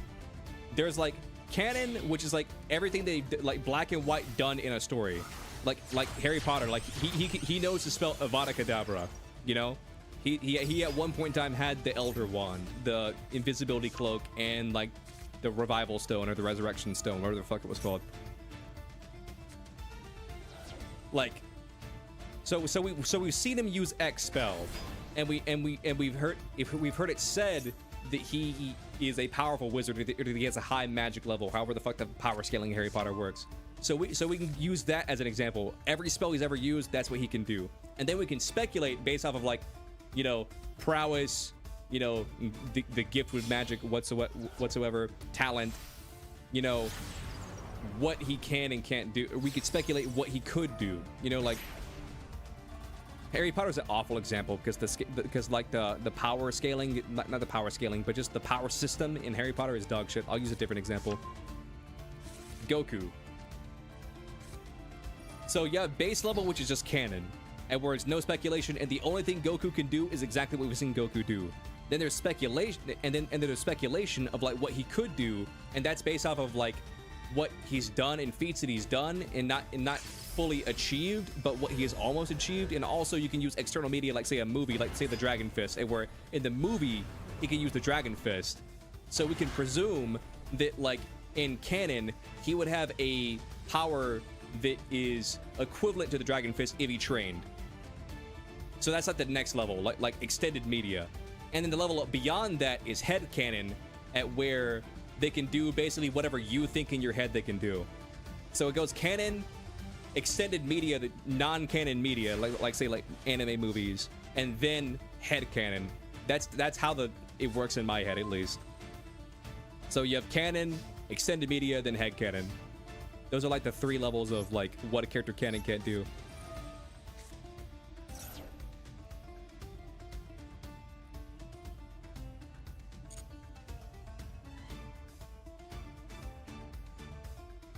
Yeah. That's a good example.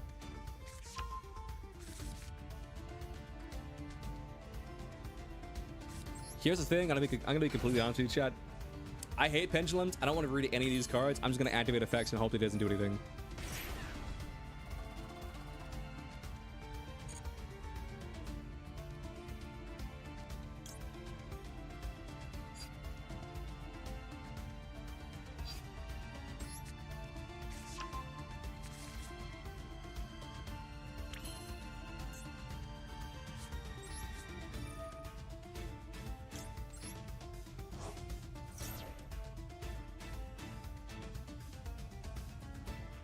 Pendulum moment? Yeah.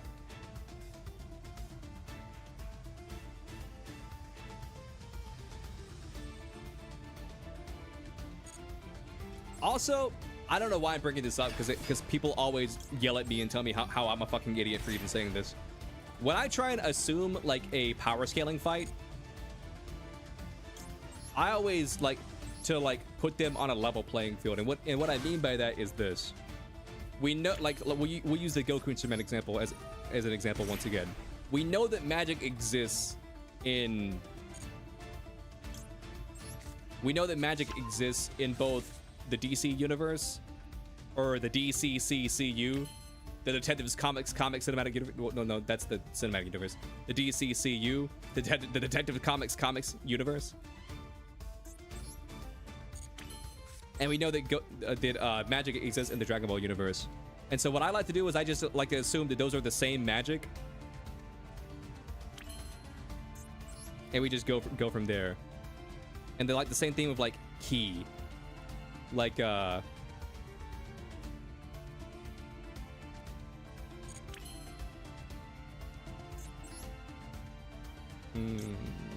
do this.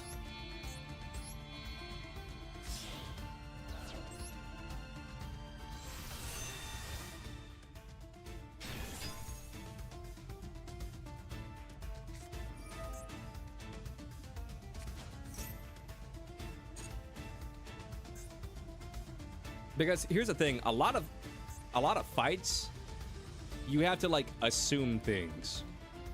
And if you don't have a base level to compare things to, like how the hell are you gonna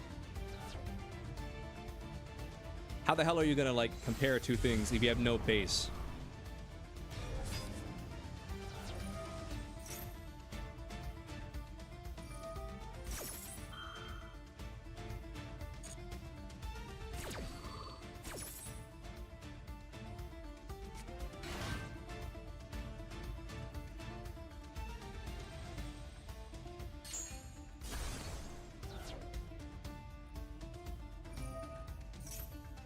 Well, here's the thing. I think we can all agree that like say Magic and Dragon Ball and like Magic and DC.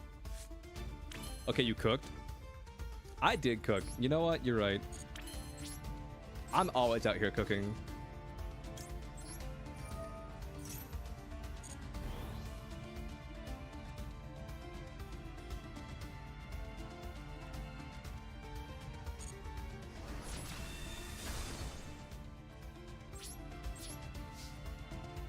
But where people get more defensive is where you want to be like, okay, well, like, let's say that like since ki is life energy, and that like the radiation from like the sun is like, you could argue is like Superman's life energy. Let's just argue that like Superman's power is ki, And that's where people get more defensive, where they're like, no, that's true, your powers. It's like, okay, cool. Shut the fuck up.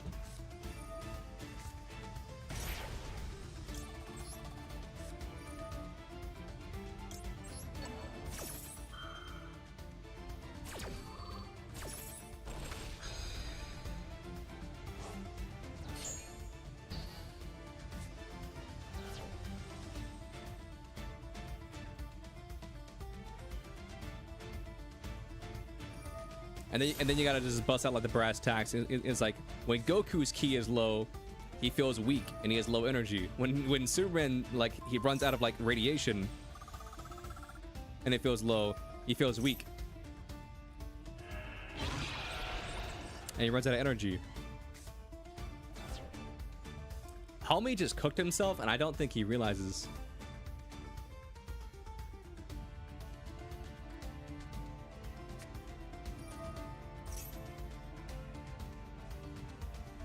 We can consider Goku, Superman to have ki because he's a living being.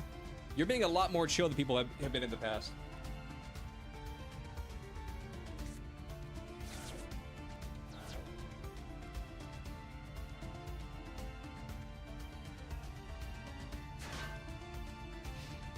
Astrograph is a threat. Supreme Gate.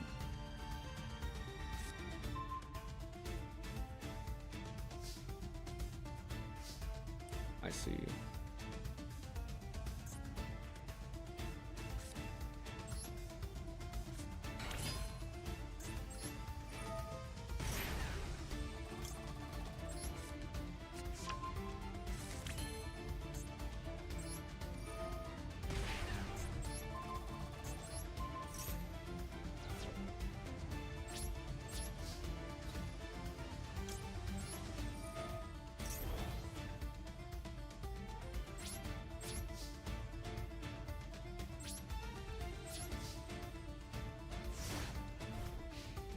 The only thing you don't count versus equalization, to be clear, is one side is trying to use a buff on one side, like Naruto's chakra.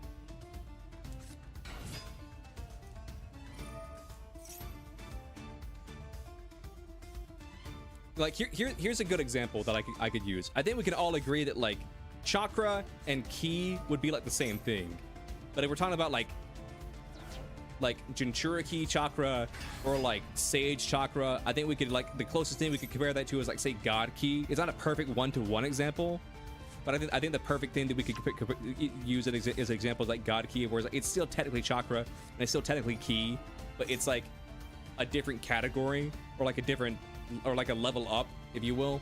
That's not exactly how God ki is. It's not exactly a level up, but like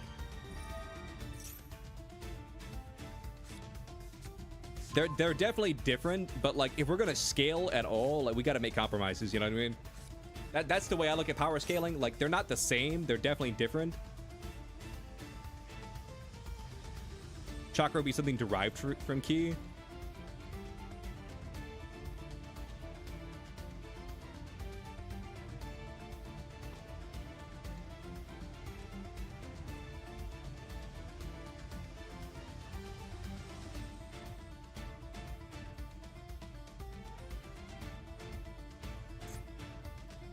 You would say chakra is made out of ki? I could see that. I would just dumb it down and be like, chakra is ki, because like everything has chakra, at least to my understanding. At least to my understanding, everything in Naruto has chakra. Like even fucking Rock Lee has chakra. You know what I mean? He just has so little chakra that he can only use taijutsu.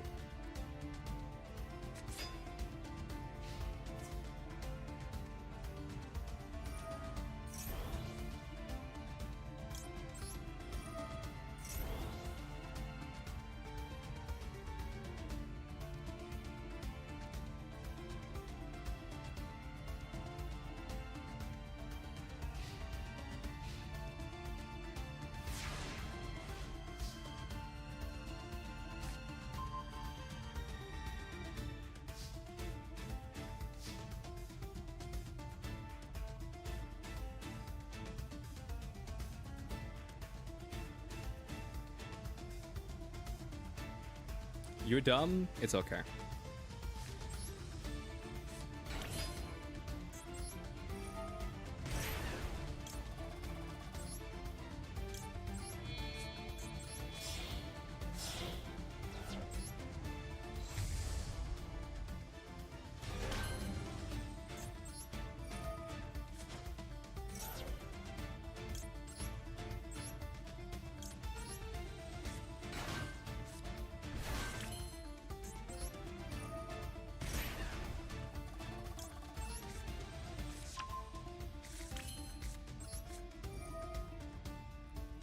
You could argue I'm BMing, and I wouldn't fully disagree with you.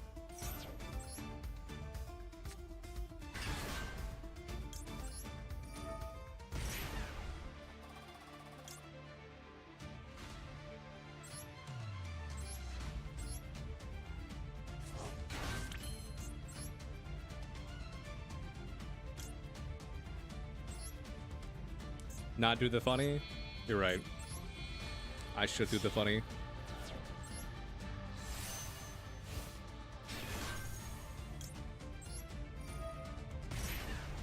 You respect it? Thank you. I respect it as well. That's why I'm doing it. That was such a toxic thing to say.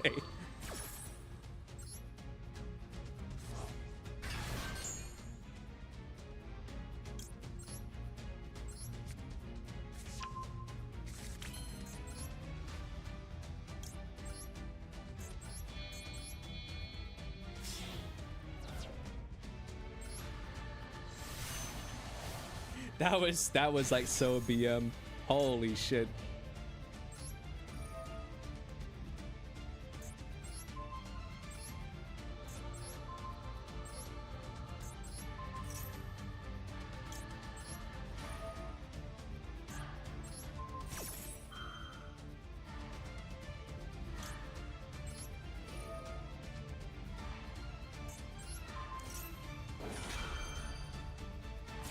Yeah, the God Key thing is interesting because it depends on which version. It depends on which version of like Dragon Ball like you're looking at. Because there's some versions at where like in the movie like Goku like quote unquote taps into God Key, but like in the Super version, this is the largest Pepsi I've ever seen. 44,000. Damn. GG's. Big number.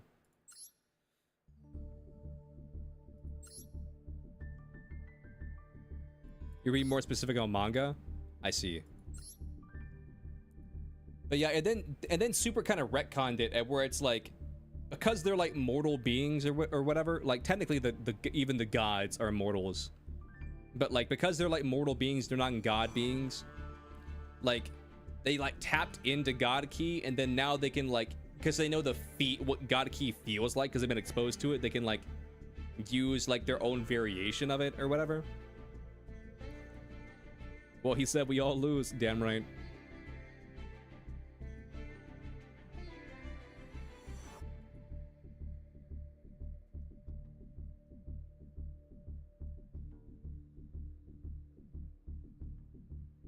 Yeah, Ashgad's ability to Monster Reborn didn't matter.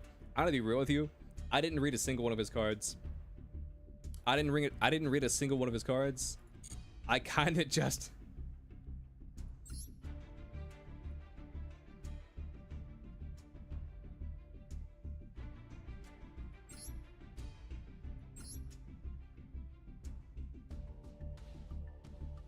My understanding of like the gods in Dragon Ball are they have like infinite youth per se, but they don't have immortality, like true immortality. Because like Beerus, from my understanding, can be killed, and then if Beerus was killed, you would just have a new god of destruction be assigned.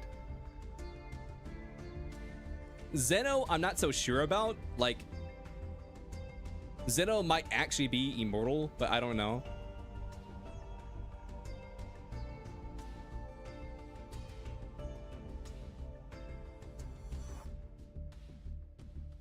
Yeah, they can't age. Yeah. Is nobody in the room? Because Compost isn't here. Pepsi isn't here. Is Ascenderson? Are you here?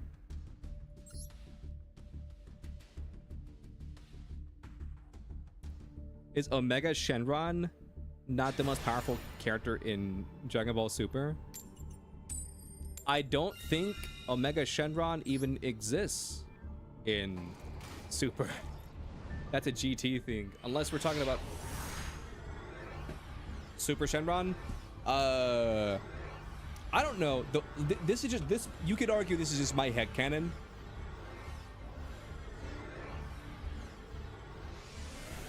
You could argue this is just my headcanon, but I see the dragons as like a different kind of strength. Like if say if Super Shenron fought somebody, I don't think that Shenron has like, how would you put it, like physical strength in martial strength.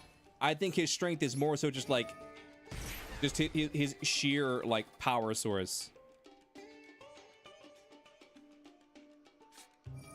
If that makes sense.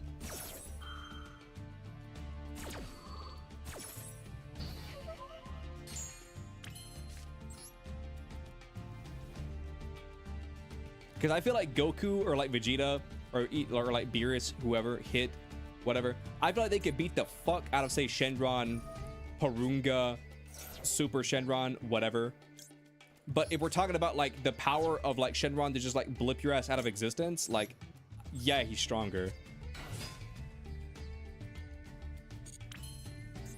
Because I'm a little bit rusty, but wasn't there like a movie or like some media and where like, I forget who it was, Frieza, Cooler, somebody, and where like they were like the people, they summoned Shenron to like wish away, let's just say Cooler or something like that, and then like Cooler or somebody, they just fucking kill Shenron.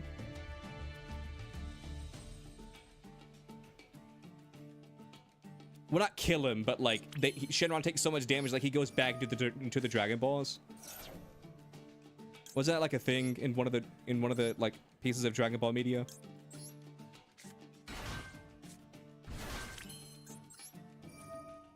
Well, maybe not like attack, but wasn't there like a way that like they sent Shenron or somebody like back into the balls? Piccolo summoned Shenron and then killed him. That's what it was. Okay.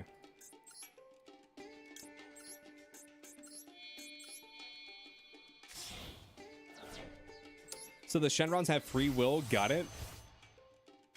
I mean, I think the Shenrons definitely have free will in a sense. Like, I think the only thing is they can do or say whatever they want, but they have to grant your wish. With the excluding factor of like if they basically can't grant the wish. If that makes sense. That free will, just not for the wishes. Chat, am I mistaken? Wasn't there one time that Shenron gave them, maybe this wasn't canon, wasn't there one time Shenron gave them a wish like pro bono?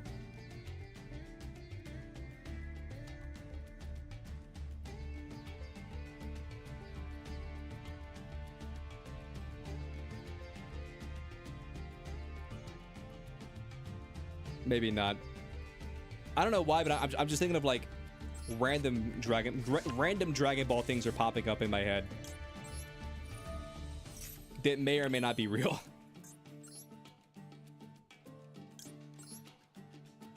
Porunga did? Oh yeah, it was Porunga. Just assume when I say Shenron, I'm just talking about wishing dragons in general.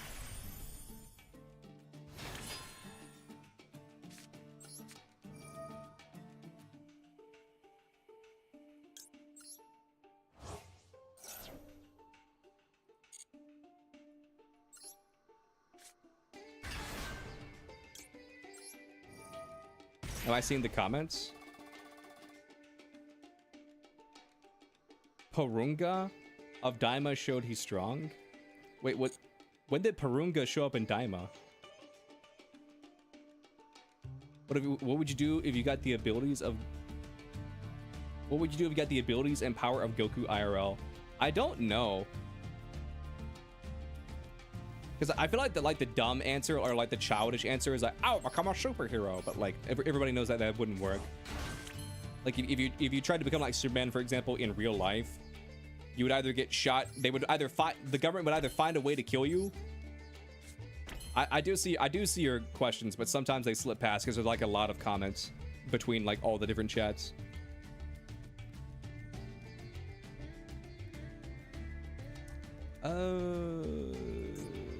I don't need this card.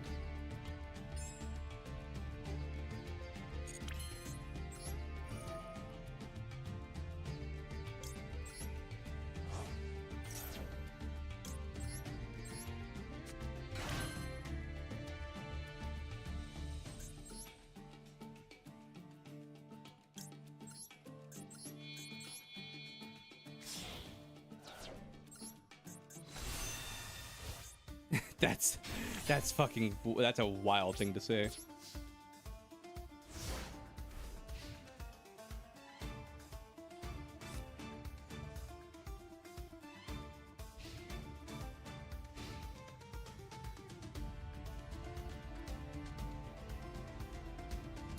When you say Purunga in Daima, are you referring to like the demon world dragon?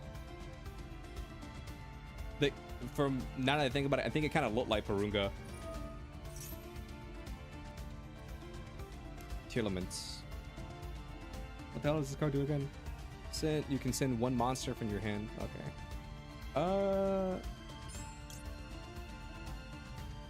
But if I negate that, it pops. Is this a mandatory? Yes, it is mandatory. But if I pop it,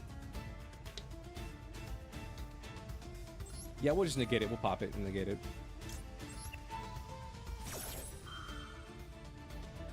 The Demon World Dragon? Yeah.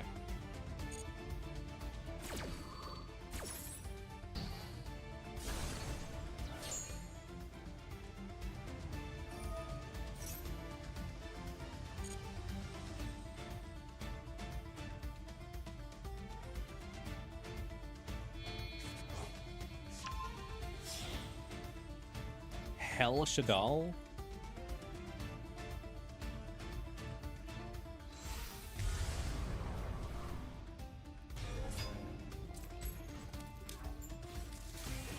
Window. That's fine.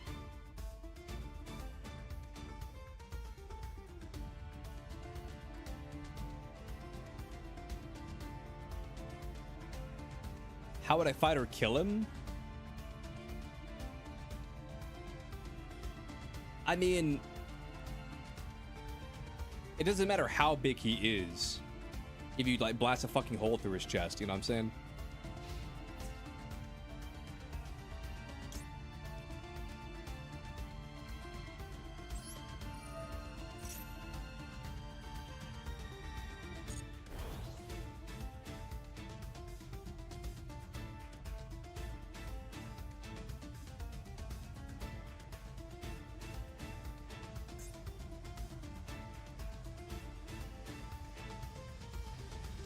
Windows annoying AF.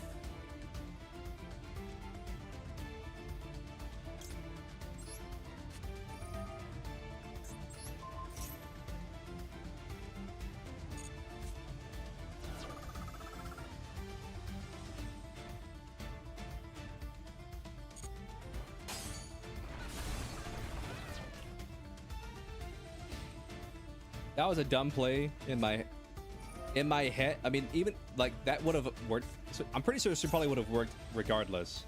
Like you didn't need to crash there.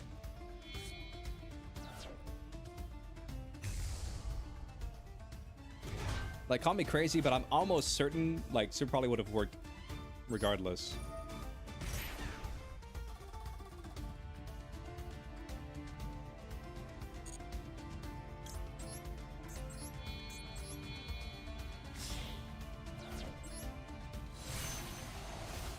Because you're like tributing him away for like cost or whatever. I don't know. Maybe not. Don't know, don't care.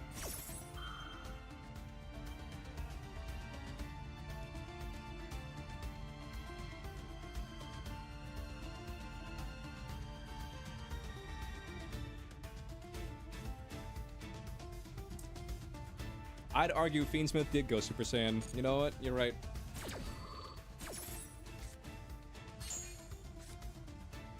No draw for you.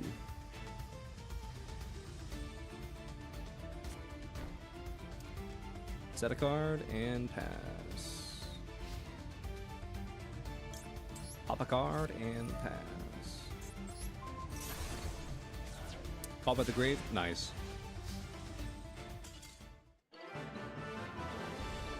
Yeah, the window didn't really do anything though. If I'm being honest with you, the window didn't really affect me. Because Winda is like a win more card, and when you're playing from behind, like, because I had like, say, let's just say 5 cards in the field. I had 5 monsters on the field, so Winda only hurt him, because Winda affects both of us. Purunga was like a red Shenron because he came from the Dragon Balls and existed in Hell, right? Okay, so here's my understanding. If we're taking all the retconning into example, you have the Super Dragon Balls, which existed like basically forever. It's not forever, but we're just gonna like take a really long time and just call it forever. You have the Super Dragon Balls and Super that existed since like let's just say the dawn of the universe or whatever, whoever the fuck made them. It's not important. And then you have the guy from Daima, the old Namekian from Daima. I refuse to say Namek, by the way. I think calling them a Namek is dumb, and therefore I will never refer to a Namekian as a Namek. Anyway, that point aside. Then you have like the Daima Dragon Balls that were technically retconned the first Dragon Balls. And then after that, after the Namekians, you know, like left the demon world and went to Namek, or I guess like Namek 2, which is like retroactively, used to be Namek 1, but is now retroactively Namek 2 because the Namekians are originally from the demon world because they have pointy ears. Isn't that amazing? Isn't that like a super cool fun fact? Did you know that having pointy ears makes you a demon? Like everybody would, like, we're not gonna talk about that.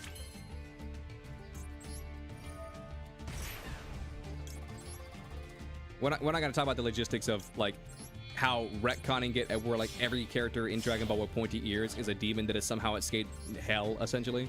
It's not hell. Hell's a different thing, but like we're not gonna just don't argue with my words. You may think that I'm fighting ghosts, but I'm just stopping chat from talking shit before they talk shit.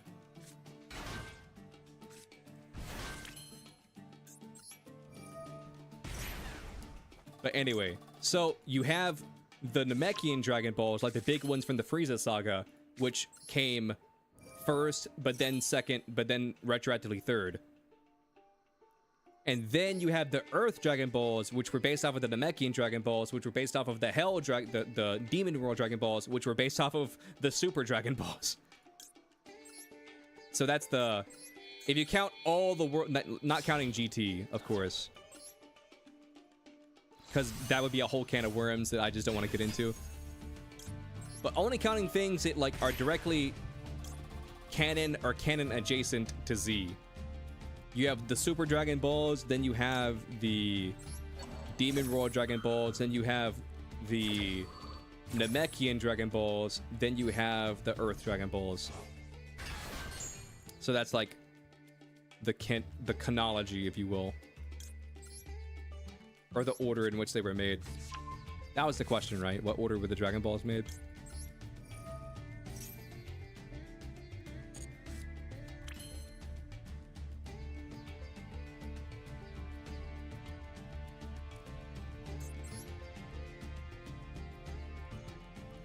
I think the reason people really like Super or are really attached to Super is because Super, for the most part, not entirely, but for the most part,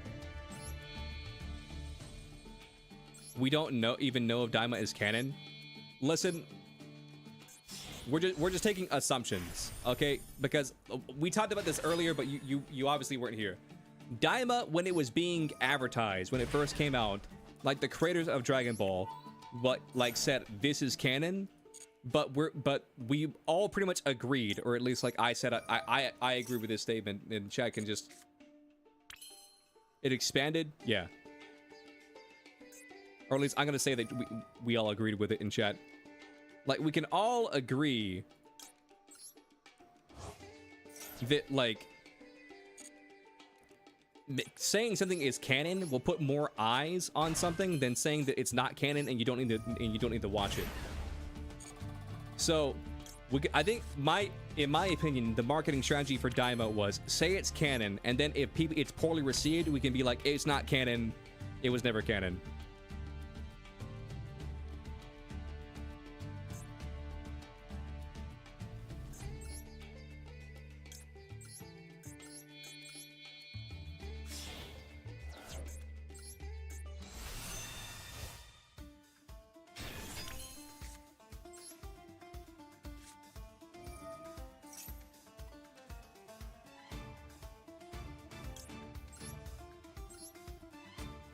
If people like Daima as a whole, I mean, I can't speak for everyone, and I think it would be like presumptuous of me to like say that I do speak for everyone.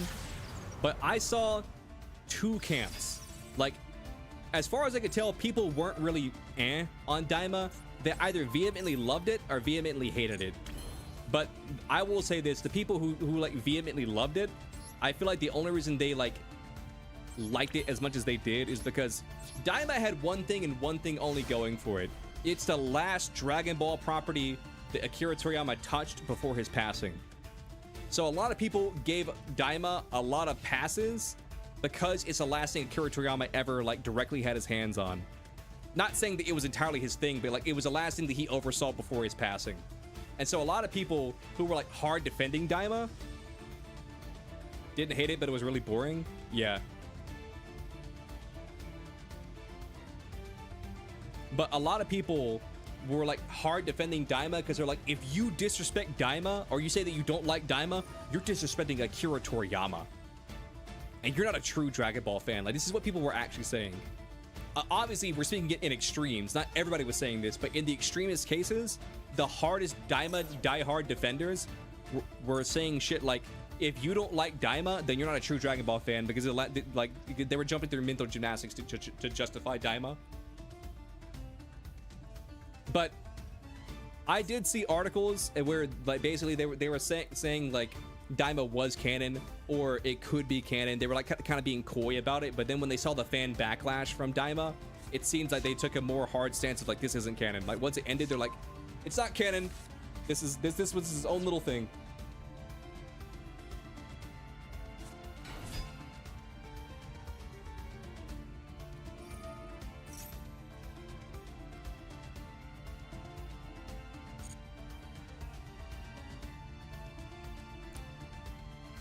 Like, here was my experience personally with Daima. There were moments that I enjoyed because it reminded me of early Dragon Ball, and there were moments that I vehemently, well, hate. I didn't really hate any of Daima. But there were parts that I really didn't like because it really felt like they were just making shit up and like retconning other stuff. And then some of the Daima defenders will be like, well, no, it's not retconning because like this was always canon. We just now found out that it was canon. But like, there was a lot of stuff that I thought was just dumb in Daima, and that I just didn't agree with.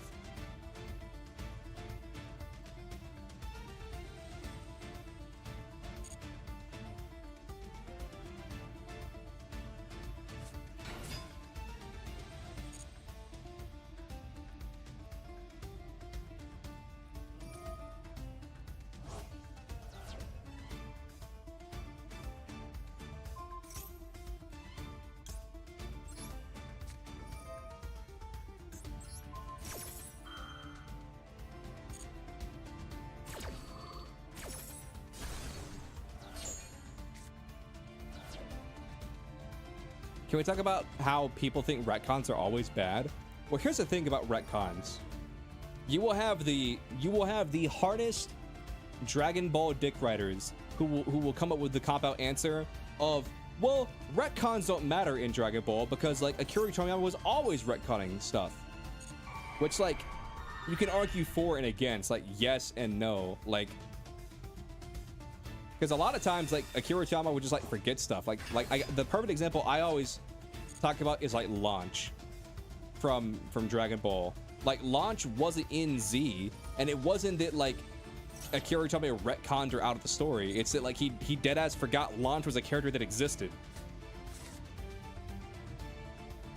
So depending on your stance, you could be like, A, it was a retcon because she got written out of the story, or B, like you can view it as like the actual thing where like Akira Toriyama legitimately forgot that launch existed.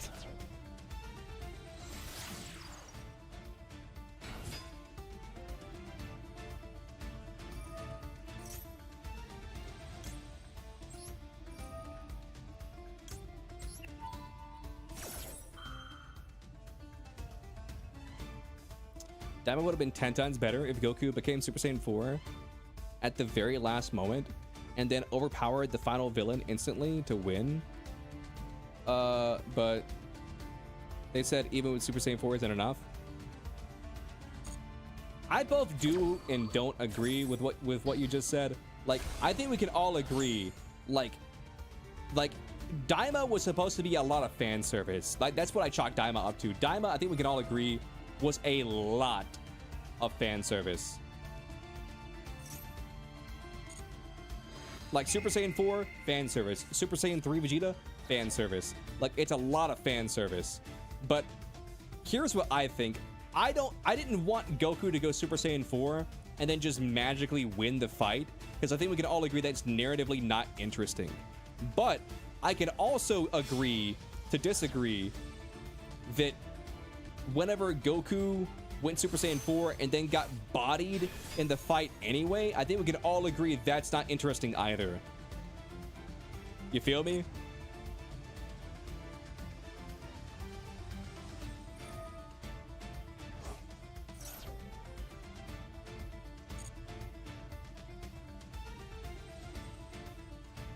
Daima isn't anything that doesn't feel the same as the original anime.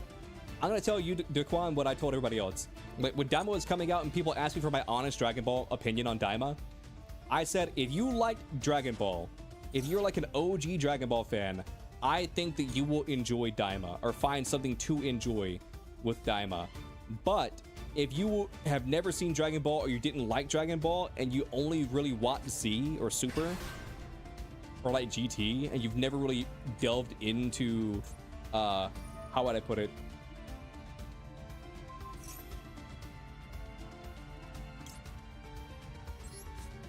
Then you probably if you didn't like Dragon Ball or like you never really seen Dragon Ball and you're really more of a Z fan than you are a Dragon Ball fan, then I think that you won't like Daima. And I stand by that, and I think that's the most least harsh, honest take I can give on Daima.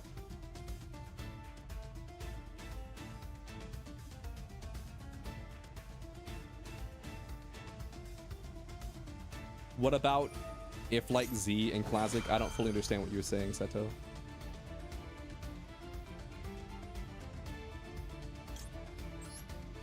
I don't fully understand what your question is.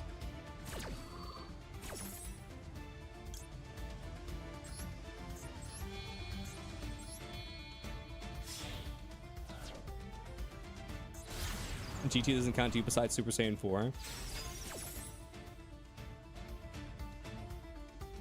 I mean, I said it before. I like GT, but I'm a special kind of Dragon Ball fan in which, like, I wasn't really exposed to, like, the Dragon Ball fan base. It was just me, my brothers, and then my immediate friends. I didn't know people hated GT until GT had long since ended.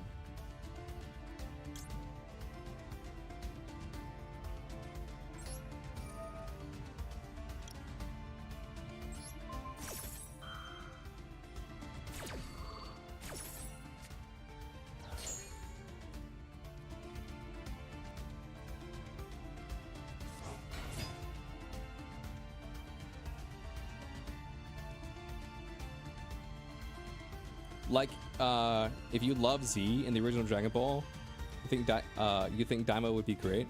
Yeah, if you like Z and Dragon Ball, then I think that you would like Daima. But the opposite is true. Like, if you don't...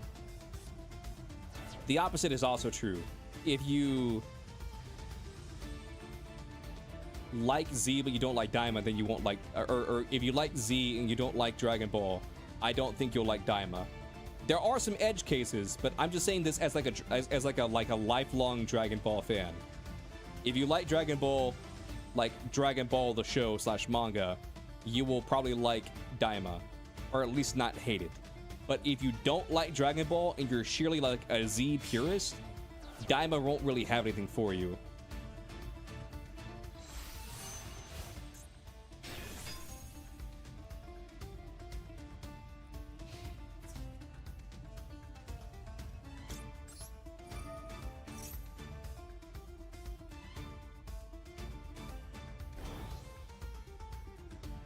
It wasn't good to be honest. You saw more in Dragon Ball Super. Listen, here's the way I can like interpret Dragon Ball Daima. I view it as like a fan letter to Dragon Ball fans. Okay, so don't think about, you know, is it canon or isn't it canon? Don't think about the retcons. Just don't think about stuff and just enjoy it for the moments. You know, like Kid Goku, like that. You know, like that's something for the GT fans because he gets turned into a kid. That's something for the Dragon Ball fans because, like, you know, Goku was a kid during Dragon Ball.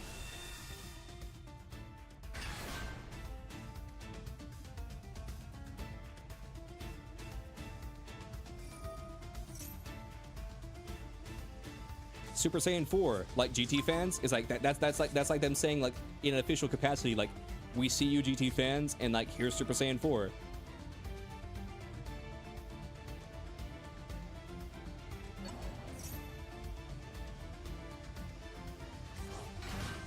Unrelated, do you think that Frieza Black or Black Frieza, whatever it's called, is going to be the final boss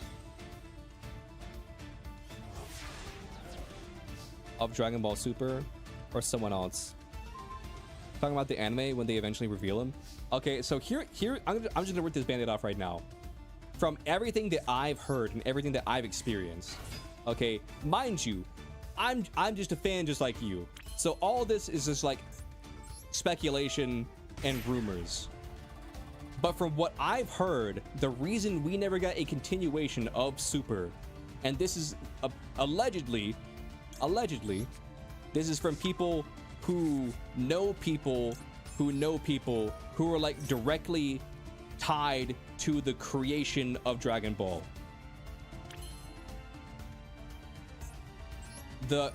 Apparently, the Dragon Ball people, they do not like Super. And that's why we haven't gotten a Super continuation.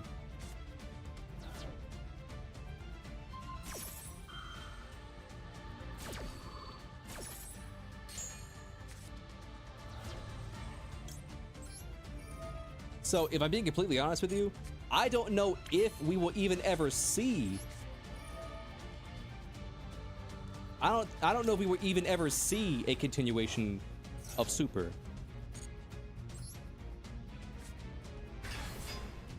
Because apparently there's a lot of internal drama at where, again, this is just, they're putting personal hate over it. Yeah.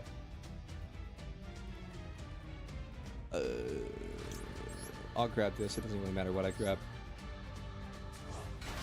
This is just what I've heard from like alleged leaks. What about the manga? The manga is different. My understanding is the manga can do whatever they want because the manga is separate.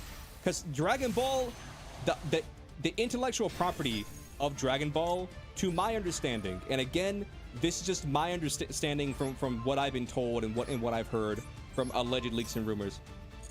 Apparently, Dragon Ball kind of works like this. You have like Akira Toriyama, who is like the creator of Dragon Ball, okay? And then you have Shonen, who is like the licensor of Dragon Ball.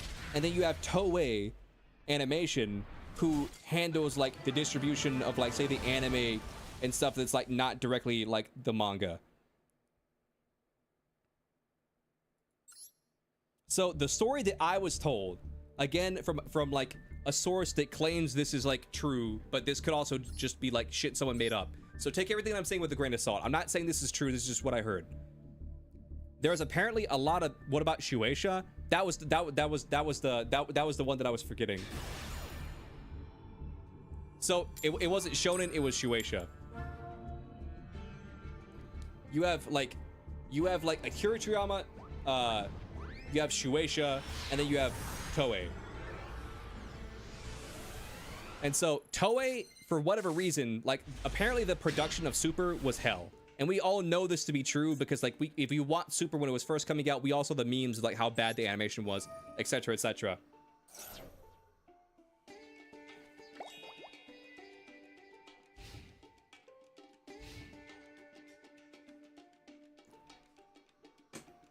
And so apparently what it was is the former editor, oh my god, I hate Flu.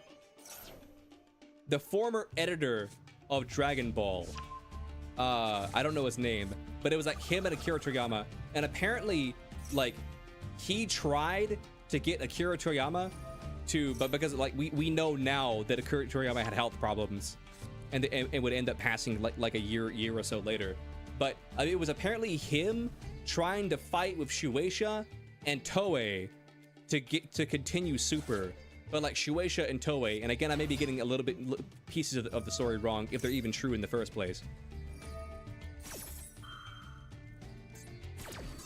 And you have Shueisha and Toei, who sorry, I just really don't want to face Flu. I'll be honest with you, I just really don't want to face Flu. I'll be completely honest with you, I just don't want to face Flu. I'll duel you again, but I'll be completely honest with you. I hate Flu with a burning passion. I just don't want to face it.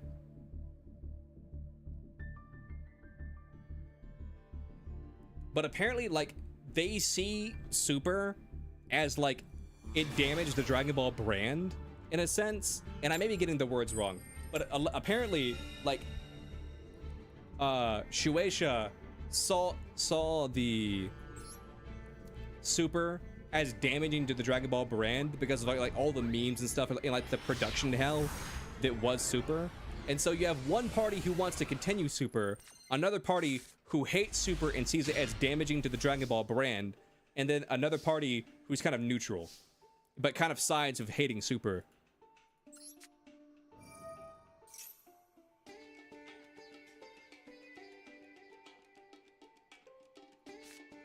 You can play whatever. I'm just like being real with you. I don't want to face. I just don't want to face Flu right now.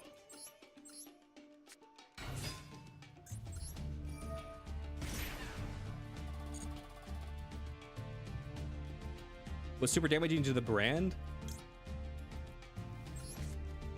I don't know exactly how to explain it. But essentially, if you watch Super when it first came out, it was getting memed heavily in the anime space because of all the animation errors or just how low quality it looked. And even though towards the end of Dragon Ball Super's lifespan, they fixed all of that, and they even went back into like the video releases of Dragon Ball Super and fixed all the animation errors. Like, you guys know the one picture that I'm thinking of, and where it's Super Saiyan 3 Goku. It's Super Saiyan 3 Goku, and he's fighting whoever the hell he was fighting on King Kai's planet. And then like if you zoom in on Super Saiyan 3's Goku face, he basically has like a stick figure face. What's up, Alice?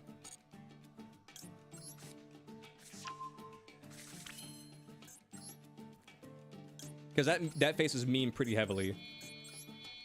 That one's horrible? Yeah. But like there were several examples of that at where like the beginning of Super, like season 1 through like 2, Beerus? Yeah.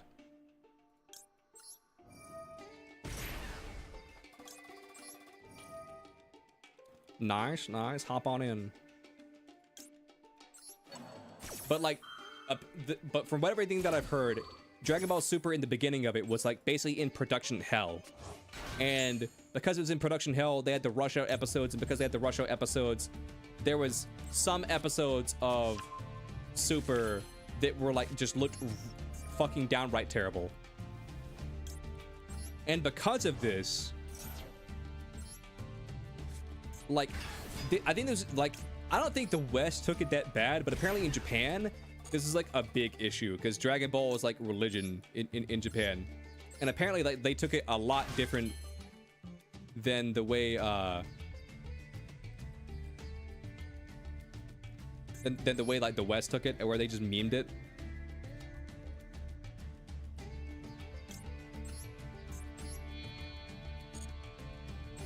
But I'm kind of going around in circles. But TLDR, like, because of like all the production nightmares of Super, the people in charge of the Dragon Ball IP do not like Super, and they do not want Super to continue. And for the people who were asking, the Super, the anime, and Super, the manga, they're basically considered two separate things. At where the agreement was, from my understanding, the agreement was as follows: you can continue the Super manga, and we won't touch the Super manga, but we at this point in time, basically on permanent notice, we will not continue or move forward with the anime. And that's why they released Daima. It's because Daima was supposed to be like a compromise, at where Dragon Ball needs some like fresh blood, essentially. Like, it needs something new added to the IP, but they vehemently were opposed to continuing Super. And basically they were just like, for people who like Super, they have the manga, but we will like never animate another Super ever again. And again, this is all hearsay and alleged leaks from people who were like in charge, which again may just be bullshit.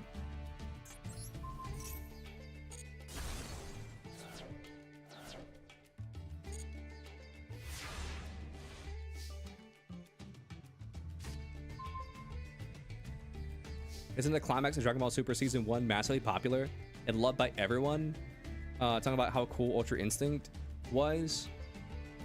At least that's what you remember at the time, and haven't watched the show like it was spoiled everywhere. See, I'm in the same boat as you, and where I think Ultra Instinct's really cool. I think the battle of the Tournament of Power or whatever, I thought that was like super cool and like added a lot to the Dragon Ball franchise and universe. So I was surprised when I heard this too. But basically, this is like the hearsay, you know, friend of a friend of a friend of somebody who like apparently, you know, is like in the inner workings of Toei. This is what the reason why we haven't gotten a Super in like almost 10, a continuation of Super in what's like almost 10 years.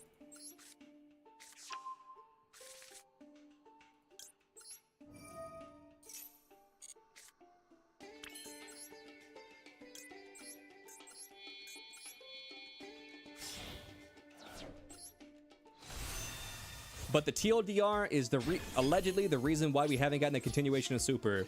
It's because of the production hell and the mismanagement of the beginning of Super. It left a lot of bad taste in like the people who like are in charge of Dragon Ball, the IP. It left like a bad taste in their mouth, and so they kind of had this raging hate boner for Super. Even though like the fans like Super, or most of the fans like Super, like apparently the people in charge of the Dragon Ball IP and brand, they really don't like Super. And again, take this with a grain of salt, because again, this could have just been bullshit. This could have just been bullshit. So like I don't have a direct source to give you.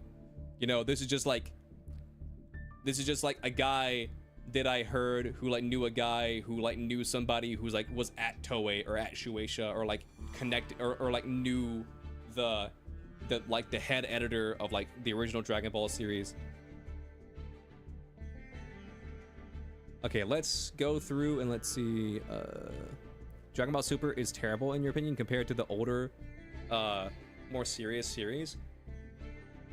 I don't hate Super. There's things that I do like about it. There's things that I don't like about it. I think we can all agree that Ultra Instinct is cool, but I may be like the odd one out here. But I personally think that the Goku Black arc / Zamasu arc, whatever you want to call it, I'm pretty sure people just call it the Goku Black arc.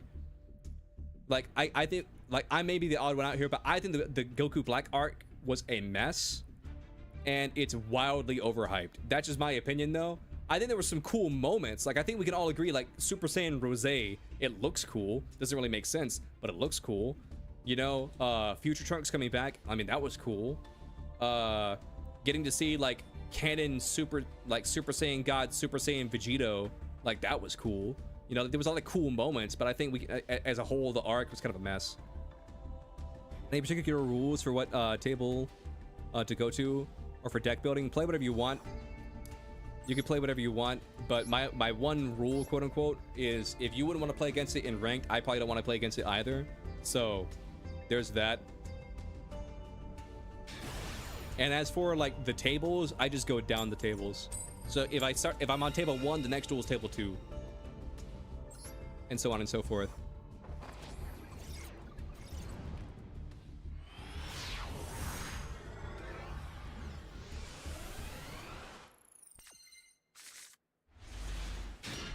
You heard that, hold up. Oh, this is the awful going first hand.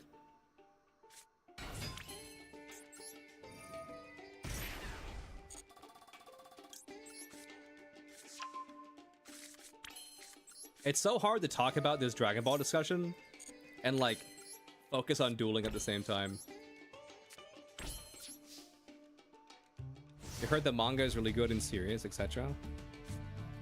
Like DBZ had a good blend of serious story and just the way it did everything in Super, it just seemed really off.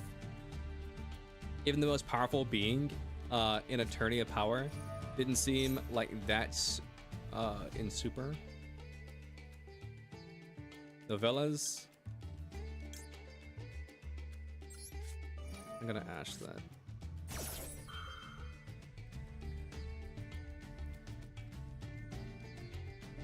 Oh, that didn't seem all that super. Like there was a team of birds at one point, you think? Yeah, they were like werewolves or whatever. Like one of my complaints about Super was it felt like there was a lot of cop-outs in Super. It's like, why is Hit so strong? Just because he's lived for a long time and because he's like a random alien species. I feel like in Super, though you can make the same excuse for Frieza, so by no means don't take offense to what I'm saying here. Like I feel like a lot of the cop-outs in Super are like, damn, why is this guy so strong? It's like, oh, he's just an alien that's like superior to Saiyans. Their base alien race is just stronger than Saiyans. And I feel like that was like a cop-out for like a lot of answers. Even in like say the mini tournament of power, I forget what it was called, like the Universe 6 versus 7. Like when like Gohan's fighting the fucking werewolf dudes, I think we can all agree Gohan had way too much, at least in the anime. I can't really speak for the manga. Goku had Gohan. Did I say Goku? Gohan had way too much trouble with those fucking werewolf guys. I know that he hadn't like trained in a minute, and like his power level went down because like he was rusty or whatever. But I think we could all agree that like Gohan struggled way more with those werewolf guys than he should have. That's just my opinion, though. Don't shoot the messenger. Didn't seem all that super. Team of Furs yet.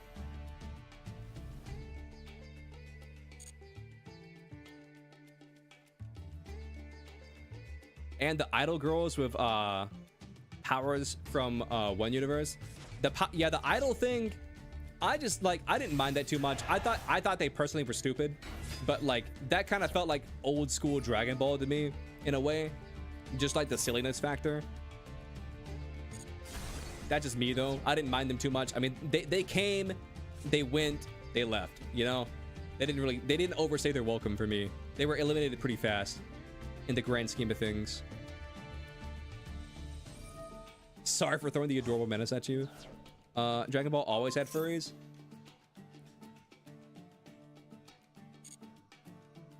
Dragon Ball had everything. They had fucking dinosaurs, they had aliens, they had humans, they had dogs, they had everything.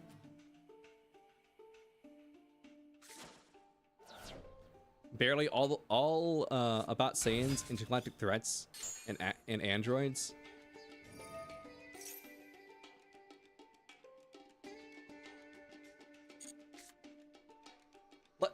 Sato, let's just take his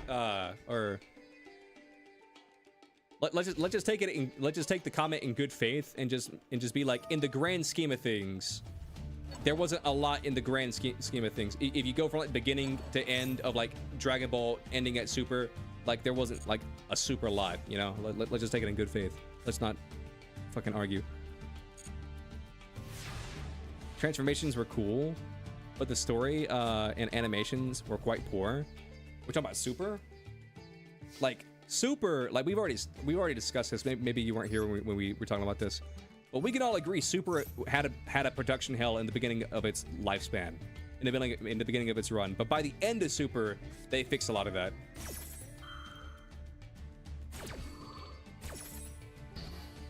Damn you, Scuba Steve. I'll be real with you, I'm not really paying attention to this duel. I'll be completely honest with you, I'm not really paying attention to this duel. I forgot he had the spell speed 3 counter trap. Yeah, let's just do this. All I know about novellas / Hungry Burger is they're pretty easy to deal with. You just can't target them. As long as you don't target them, they're not that bad. But the question is how do you get rid of them without targeting them? That's the tricky part.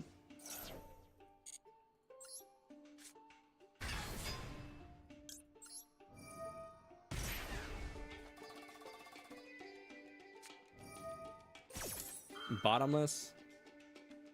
That's fine. Don't care.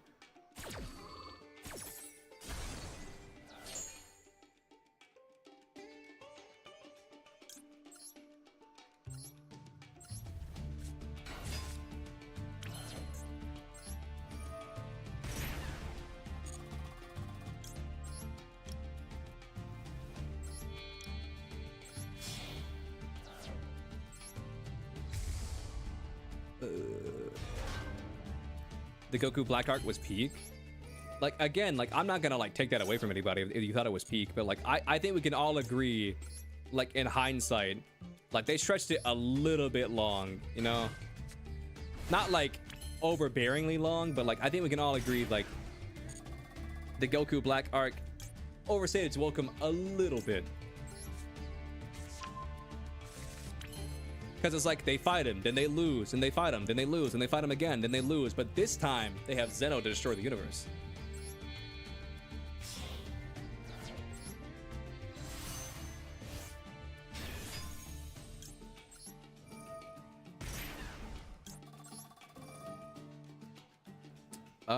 Let's see. Let's just grab this.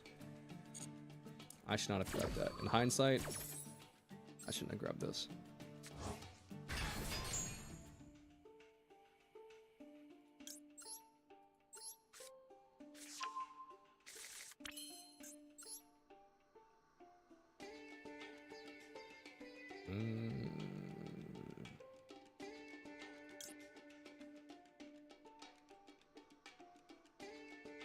Mistakes were made.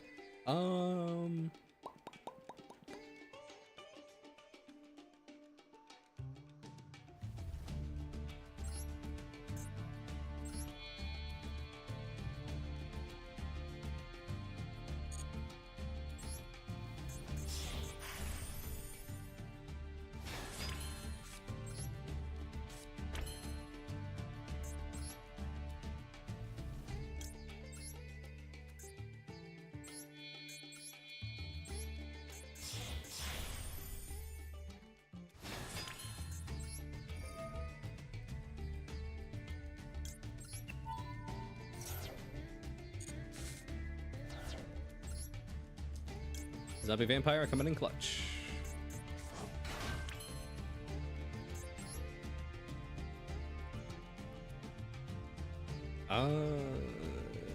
If I target you with any effects.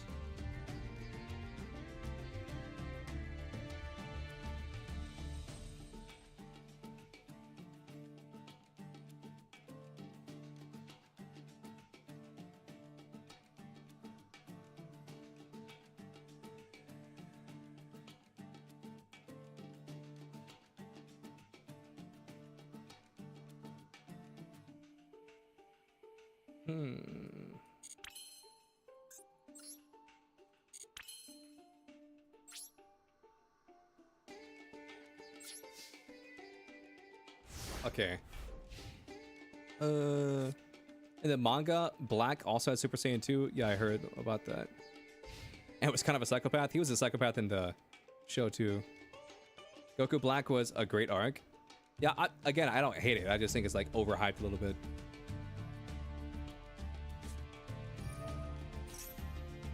Blood does not equal maturity. I don't know what that means.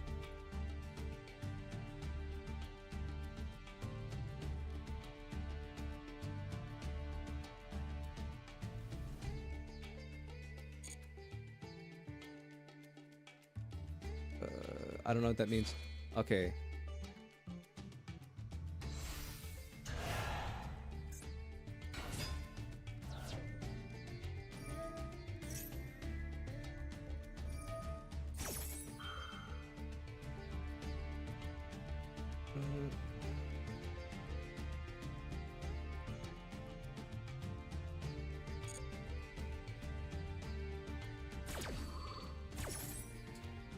So much sick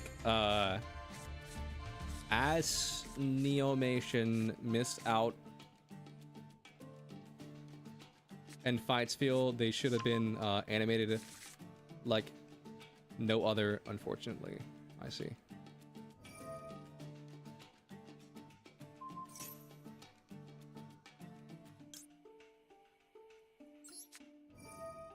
Let's do this.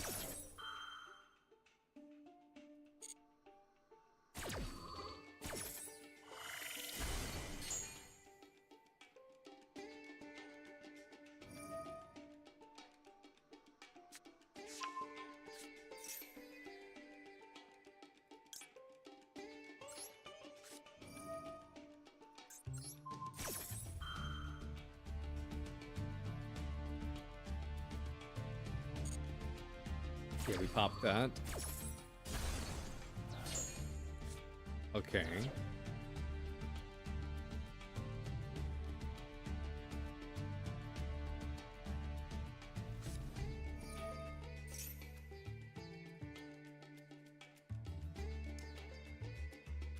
I can't stop that, so that's fine.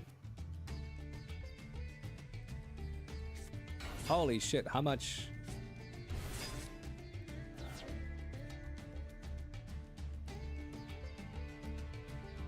Classic Dragon Ball was even sillier than Super? True. There wasn't much background. Agreed, but it was intended kids and lighthearted, yeah.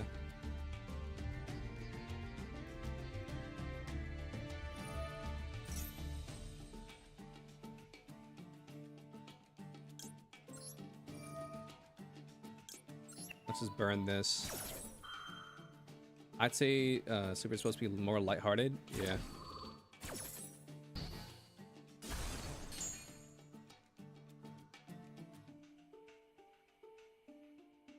Still waiting for the Mora arc to be animated? It probably never will. So now Dragon Ball lore as heaven and hell? Does that mean God and devil are also in Dragon Ball? Like, who rules heaven and that Goku went to when he died? I mean, there's no like God. Well, there is like, there's no like Christian kind of belief of God. Like, for example, Daruba, or whatever the fuck his name was, like he was the king of what was essentially hell, like the demon world, which is essentially hell. Like heaven and hell, like other world is like essentially heaven, and then there, if you fall off a snake way, that's hell, you know. But there's no like sort of like Christian God and like Christian devil in Dragon Ball. I mean, there are literal devils if you go all the way back to Dragon Ball. Like Goku fought like some devils, like some fucking imp looking dudes.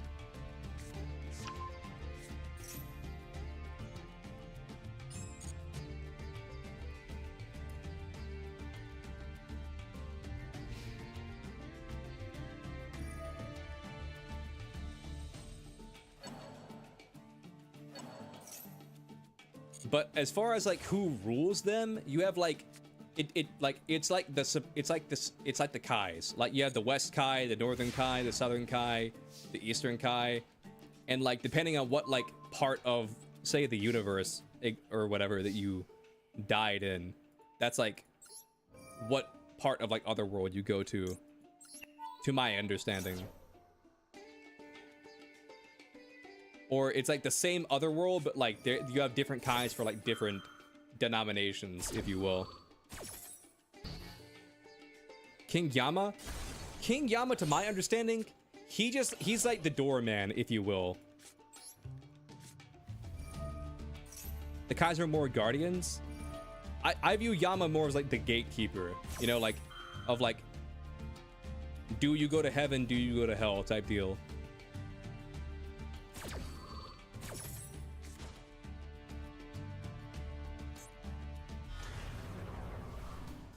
I'm gonna be honest with you, I think I'm fucking cooked.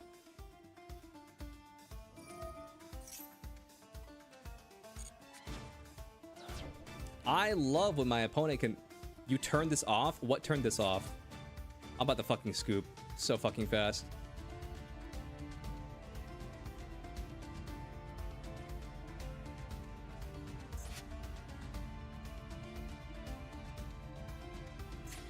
I fucking hate Hungry Burgers so much.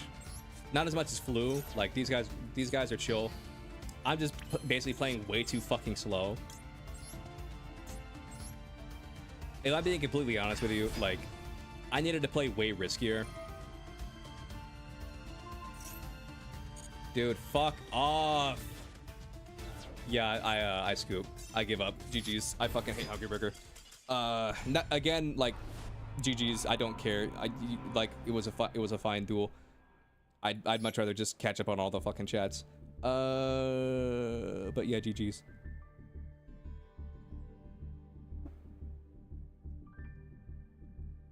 Heaven and hell in that story doesn't mean the god exists there. Yeah. There was gods and demons. Yeah. Because there was the demon world, and then like the gods were like the Kais, the supreme Kais, and then later on you had like Zeno and like the angels.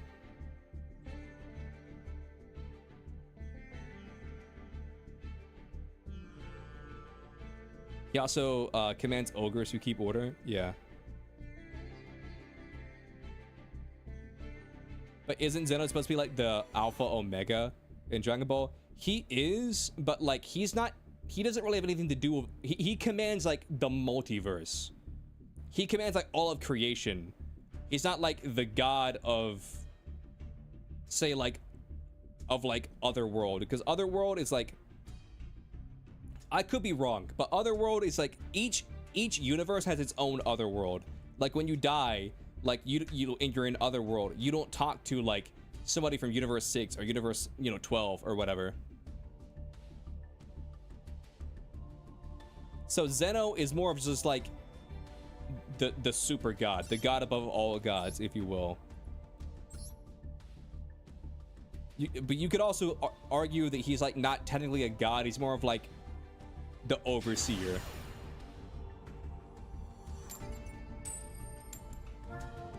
Zeno's like the owner of everything? Yeah. He's like Odin? Yeah, essentially.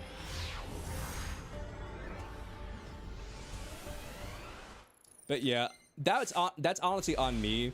Like, but then again, like, had I been paying attention to the duel, I would have known to bait out a card effect before activating my sarcophagus, and had I had my sarcophagus, I could have, done XYZ thing, etc., etc. But I wasn't really focusing on the duel, because I was trying to catch up on chats, and we were talking about Dragon Ball lore and stuff like that. So had I remembered that you had searched the Spell Speed 3 hand trap, not hand trap, but the Spell Speed 3 trap, the Novellis one, I would have known to bait out a negate, and then knowing to bait out that negate would have made it where I could have actually extended and made boards and etc., etc. Oh, it's this deck. Okay.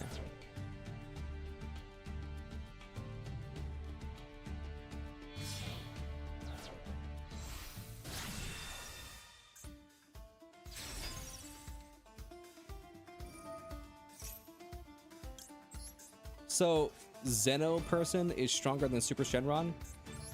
Yes. But not like physical strength. His power is stronger than Super Shenron, but like if you were to have like an arm wrestling contest between like Zeno and Super Shenron, like Zeno would lose. He doesn't have physical strength. He has... How would I refer to it? He has like basically unlimited power. Like, he can just, like, delete a universe at will as he commands.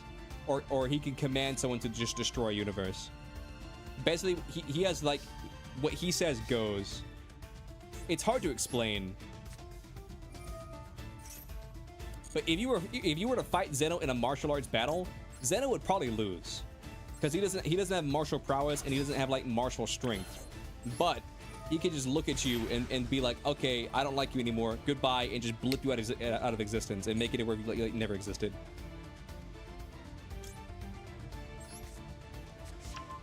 Yamcha is physically stronger than Zeno. Yeah, that's a good example.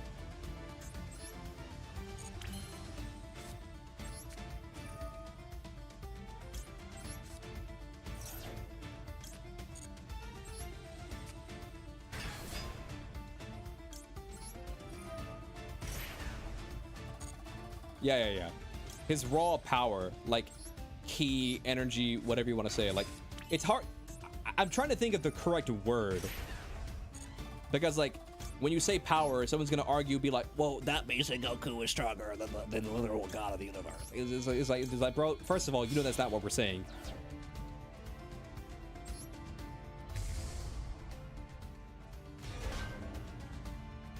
But like Zeno is like physically weak. But he also has like literal omnipotent power, multiversal omnipotent power.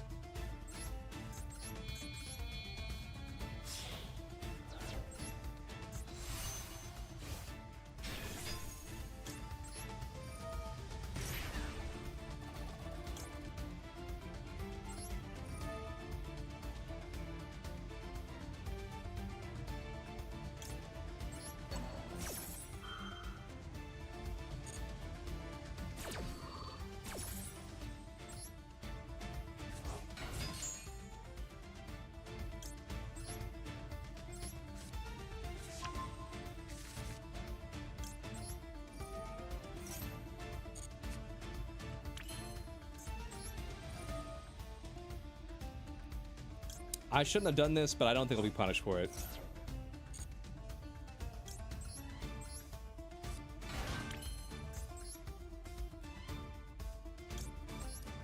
Let's do this. All right, there we go.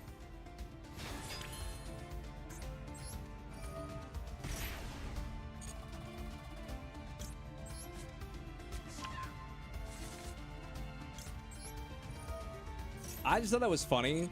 Like there was this Dragon Ball panel at where Ian Sinclair, the voice of Whis, he was talking to like a bunch of Dragon Ball fans, and he basically asked the crowd. He's like, "All right, I have to know, like, because he's like, I know that like through the very nature of Dragon Ball, I won't be the strongest character forever, but at that time in Dragon Ball Super, like Whis was technically the strongest. He's like, I know I'm not going to be the strongest character in Dragon Ball forever, but he says, for the time being, I want to brag as much as I can that I'm the strongest." And so he asked the crowd, he's like, "Is there anybody stronger than Whis in like Dragon Ball Super as of that point?" And then someone was like, "Well, Whis has a sister. I forget her name. It was like Vodka or some shit like that. Well, Whis has a sister, and Whis' sister is technically stronger than him." And then he was like, "Damn it!"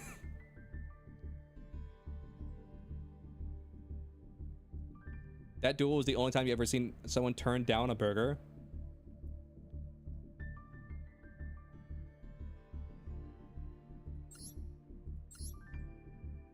Very true, very true.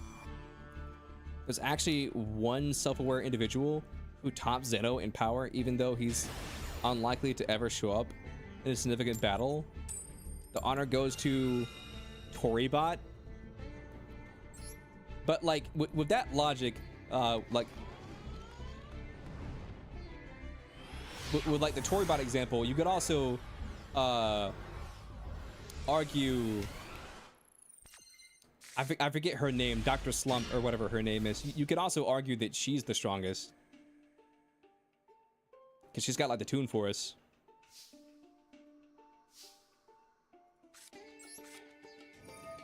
I forget her name because I wasn't really a fan of the series. But like it's called like Dr. Slump, but she's got a different name.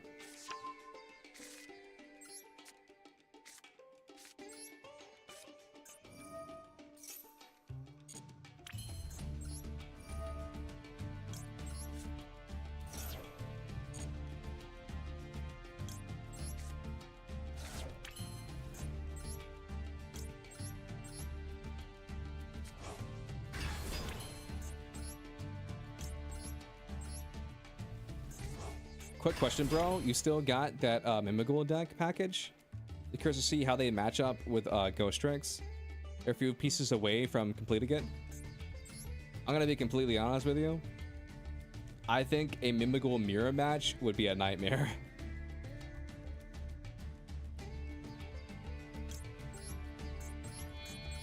I think a Mimigul mirror match is a nightmare waiting to happen.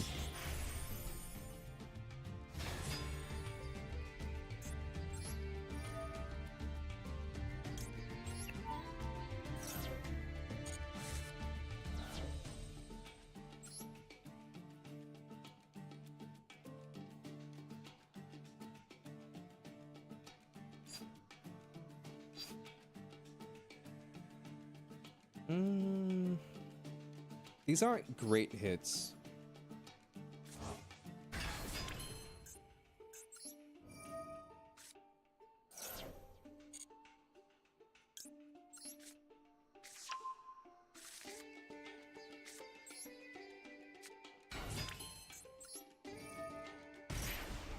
But this may sound random, but we were kind of talking about this earlier. Like going back to Death Battle, like I lost a lot of respect for Death Battle when they made 3 fucking Goku vs Supermans. Because the first one, like, you can argue about the results all you want, but at the end of the day, the video is the video. The second one kind of had a reason to exist, but was still dumb that it existed if they were just going to come to the same conclusion anyway. Because it's like a scientist going into a lab and then being like, okay, let's test which tastes better, Coke or Pepsi, and you do the test, and the first experiment comes out Pepsi, and then you're like, okay, well, let's retest the thing under different scenarios, and then when you come to the same answer and you hype it up, it's like, we've redid the tests, and you'll be shocked to see what the results were, and it's like, okay, well, what were the results? We got the exact same results. Okay, then what was the fucking point? What was the point if you just got the same results again? And then they did the third one, and it's like, okay, this is just 100% a cash grab. Okay, so you're fucking assholes. Gotcha.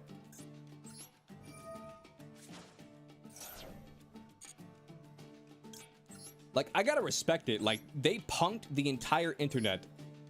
Or I guess, like, the anime slash comic slash nerd section of the internet 3 times. Well, I guess 2 times, because the first time was just them doing the video.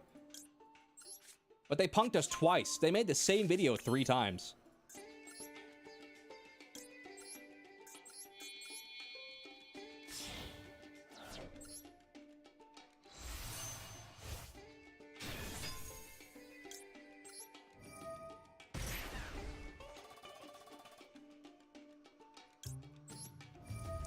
So, Daquan, are you asking me to make a Mimigul deck with, are you asking me to make a Mimigul, Ghost Trick deck?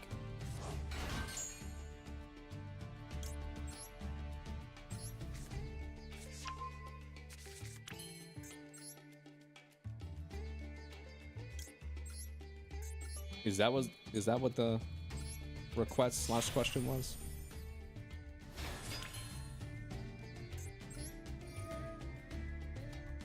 Shit, I didn't want to do this.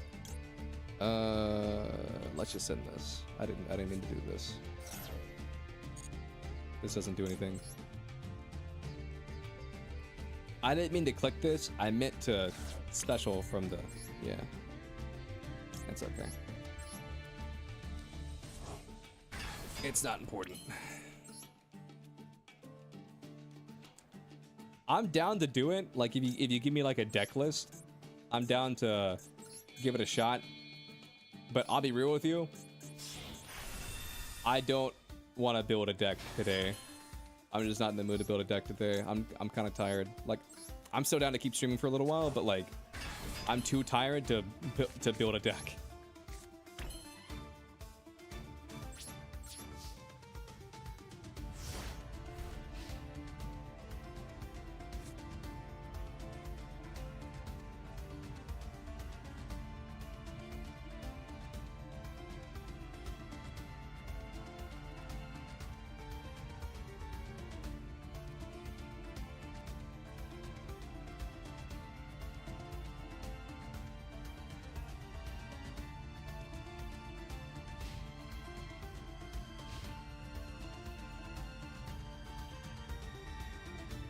Chad, I forget, in Master Roshi versus Jiraiya, who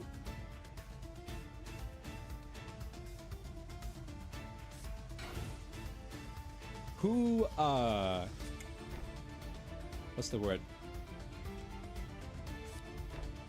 Who won that fight? It was Master Roshi, right? Roshi? Didn't he use like evil containment or something like that?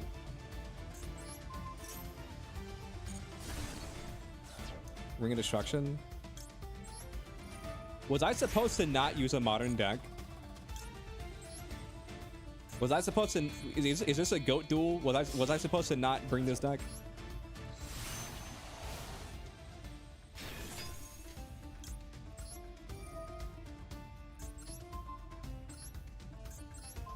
If so, that's my bad.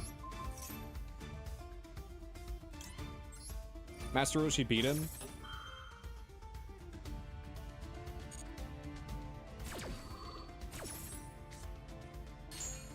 He is 5 times stronger than Chakra.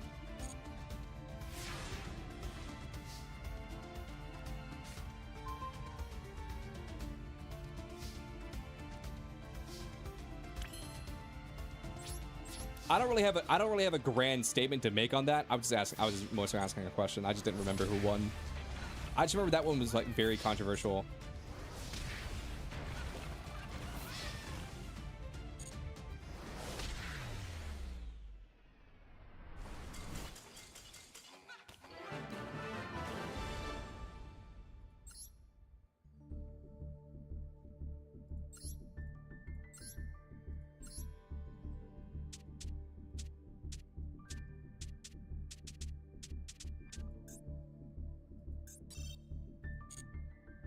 Talking for knowing both power types.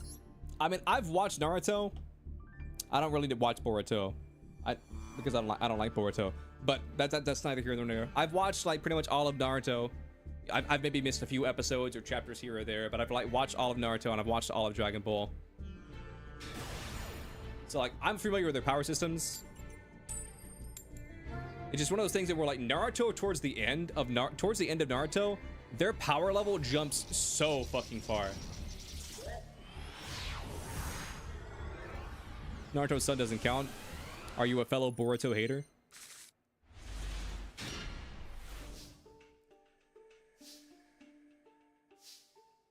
Did I win the joint coin toss and choose to go first? No.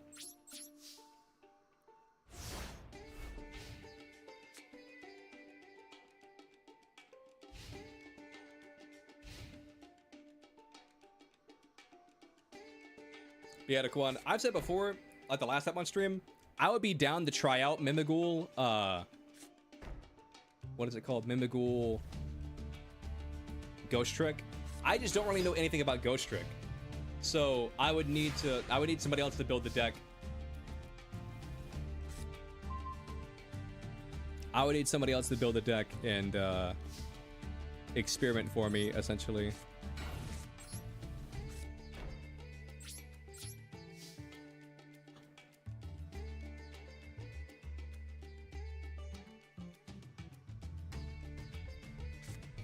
Damn.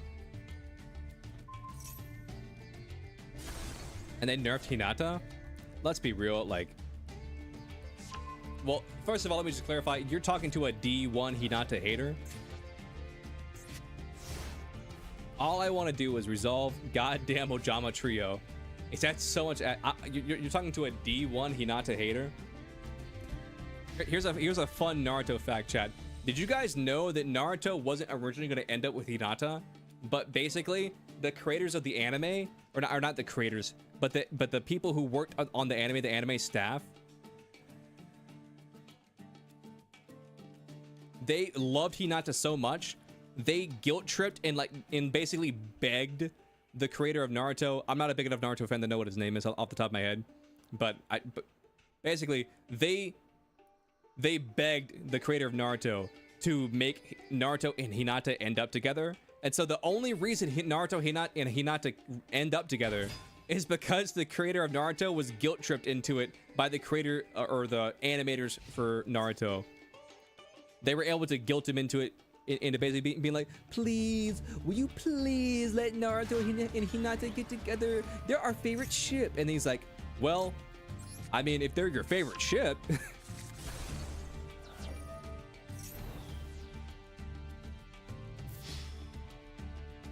But yeah, there's a fun fact for you.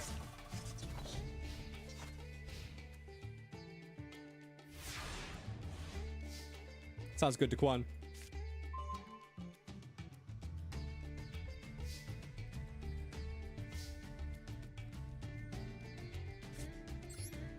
He's like, anything for a fan.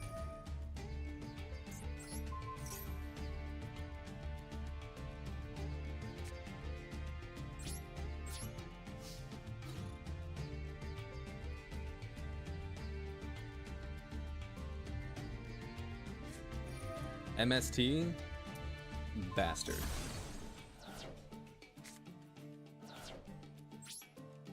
Didn't even put it back in the proper spot. They didn't even put it back in the same spot. That's crazy.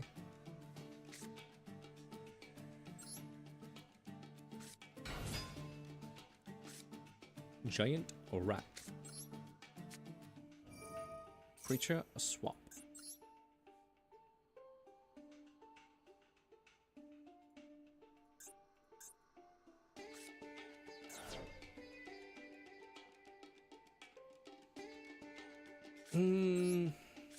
Let's do this.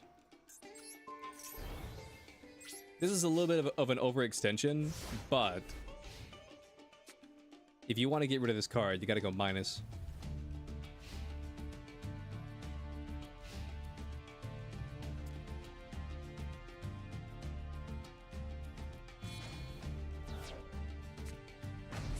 Honestly, that's probably the best move.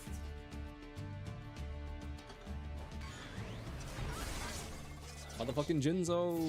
I mean, at least his card's dead. Presumably dead.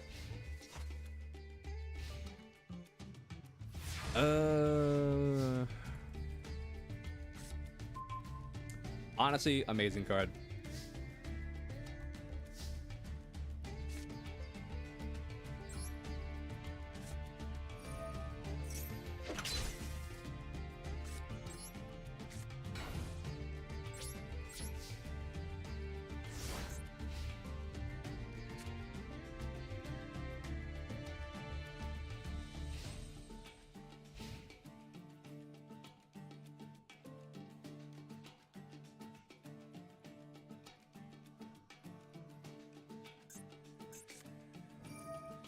Creature swap.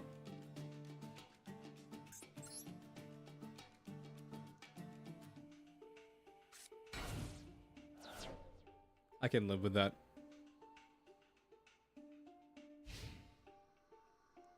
End phase, I can live with that as well.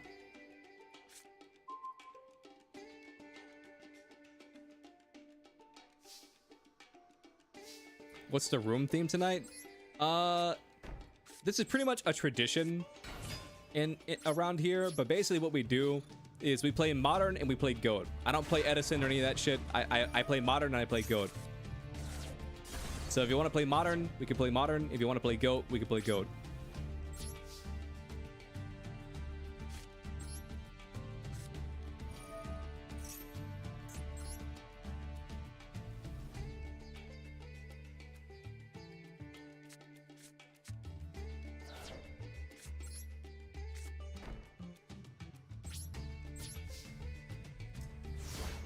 But yeah, I didn't really play Edison back in the day. Modern Highlander. I don't have a Highlander deck, so I guess Modern Highlander is off the table. By Highlander, you mean like 1 of 1, right?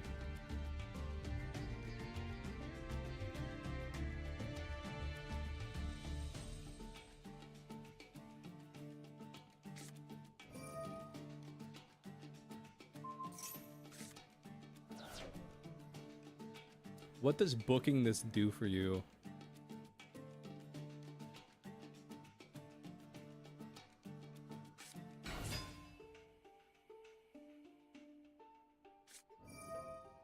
Torrential Tribute?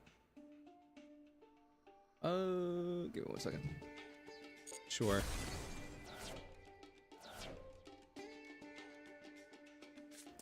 That's fine by me.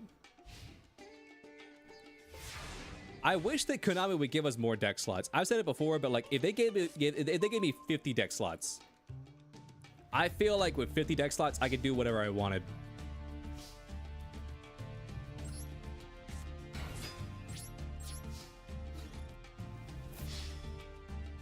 Because 35, you could argue 35 is more than enough, but like I feel like 35.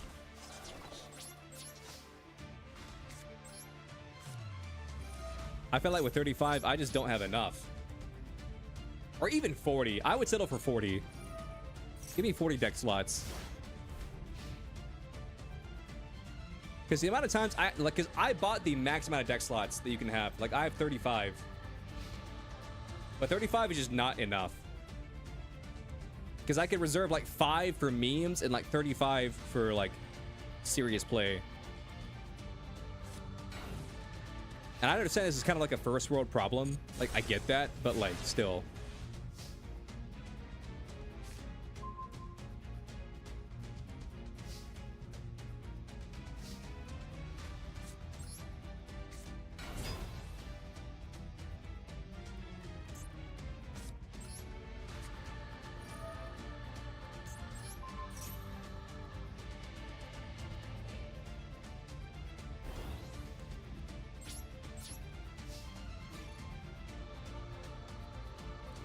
Let's start dealing some piercing damage. Let's start not dealing some piercing damage.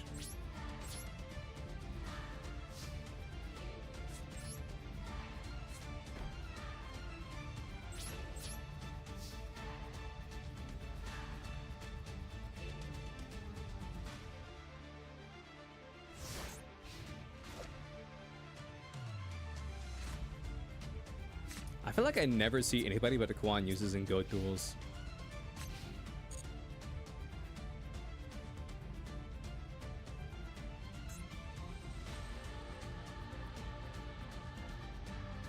One thing I have going for me though is just the simple fact that like because I run 40 and Aquan runs 60, I'm more consistently getting the cards that I want.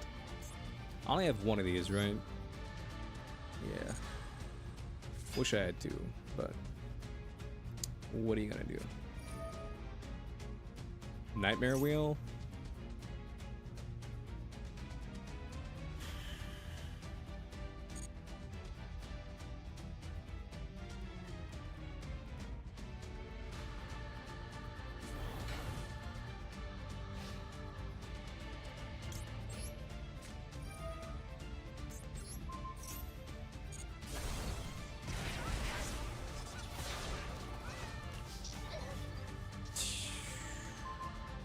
Panda.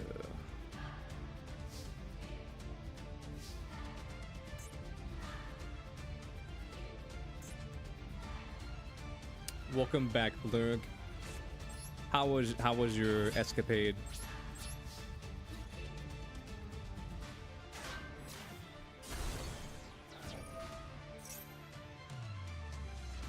It was okay. Understood.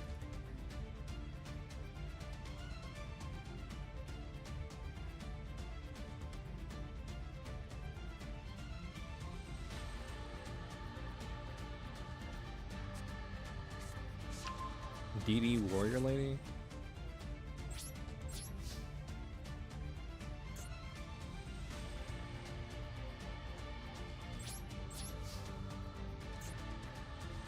Nightmare Wheel is so fucking annoying. I gotta figure out a way to win next turn. Honestly, I didn't need to Ring of Destruction this card. I didn't need to do that, but I did, and that's where we're at.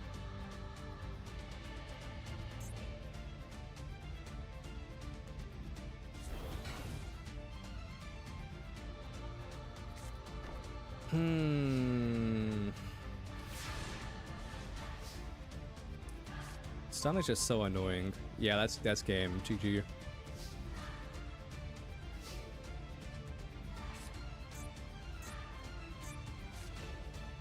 Dude, the main weakness of this deck is like when he plays Nightmare Wheel, it's physically impossible for me to get rid of my cards because I don't play tribute cards in this deck. So I have no way to tribute away my goddamn monster. I mean, yeah, there's like no way for me to get, no, there's, I mean, there's one way, but I don't have it, so it doesn't matter.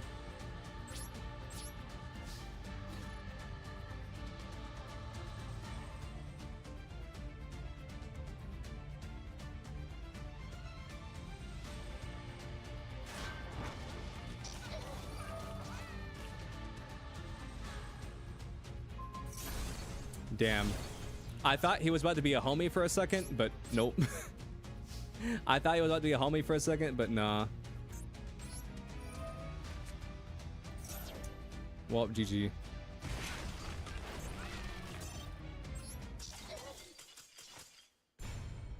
I thought it was going to be a homie, destroy the panda with a Nightmare Wheel on it, and then we'll see who draws the out. But that is not what happened.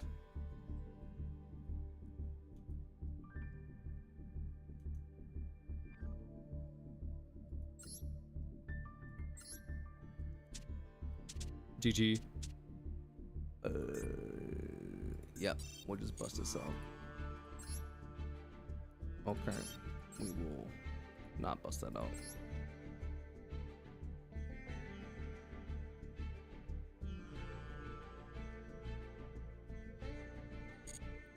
Okay, we will not duel this person.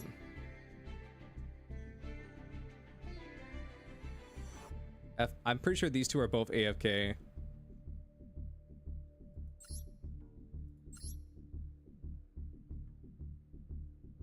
Hi, you ate Facebook?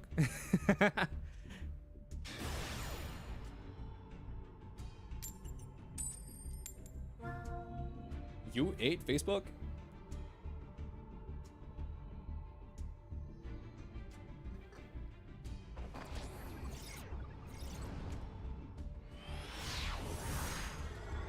You forgored the change deck? Oof. The XYZ Cup. That's some old sleeves. Those are some old sleeves right there. Unicorn? Damn, it's gonna be annoying.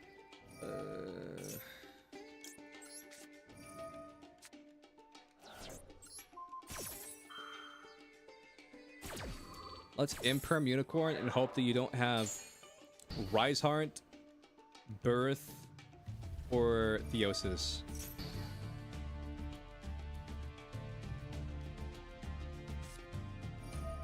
Polymerization? What the fuck?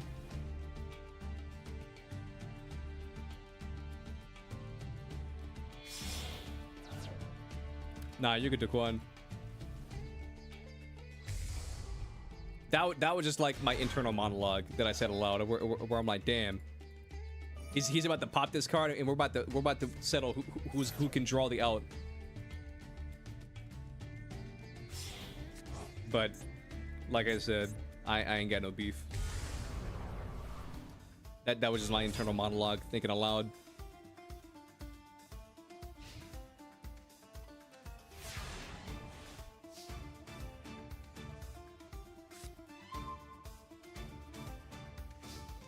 Duel? Duel. Okay, so Unicorn is definitely gonna banish that one card. I'm not gonna say it out loud because I don't want to like point to it.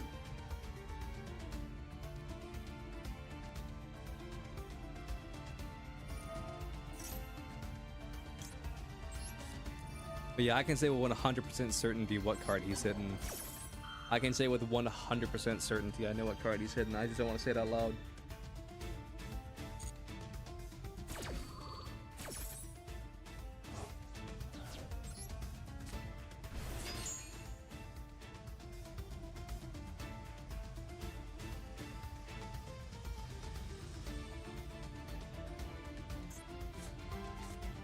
Never mind, he did not hit it.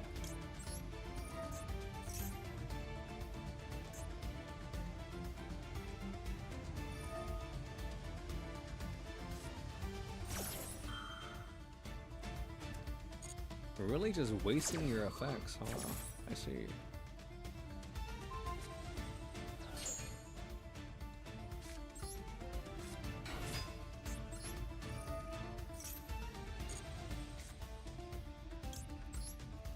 I respect it. You got Moxie.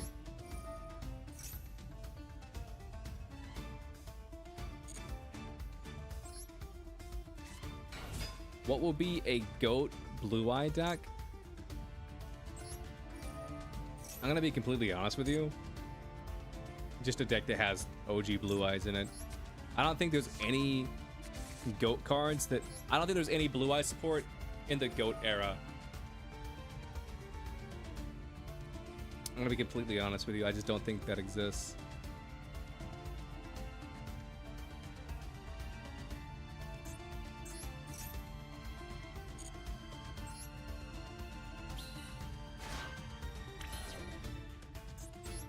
I could be wrong. Maybe I am wrong, but I don't know.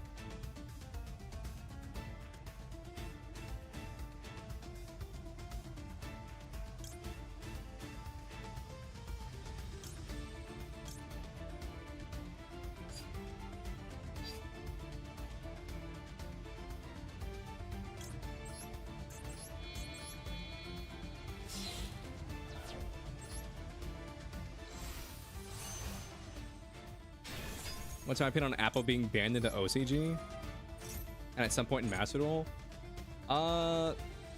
People ask me questions like that a lot, but my honest to God answer for you is there's such different metagames, like you can't really compare them. That's like my honest answer.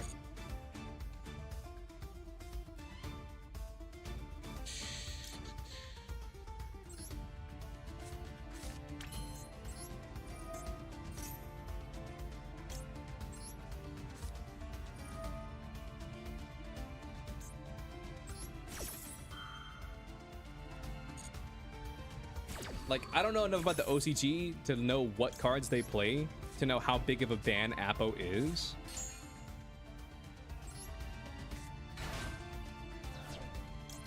OCG has more say in MD.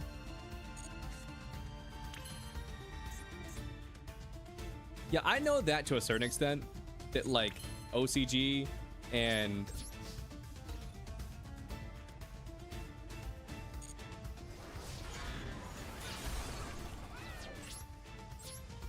like, I know that OCG and Master Duel run on basically the same format.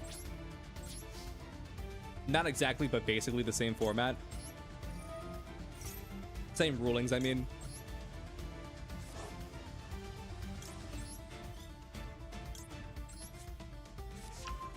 But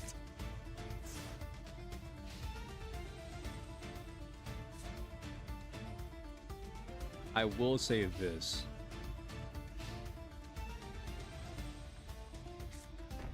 As far as ban lists go, not one-to-one. I'd say like the TCG is more so like a representation of like ban lists.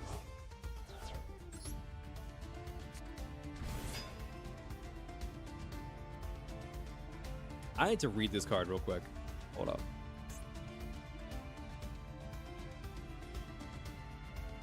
Okay, I know that this is not an activated effect, so don't activate that.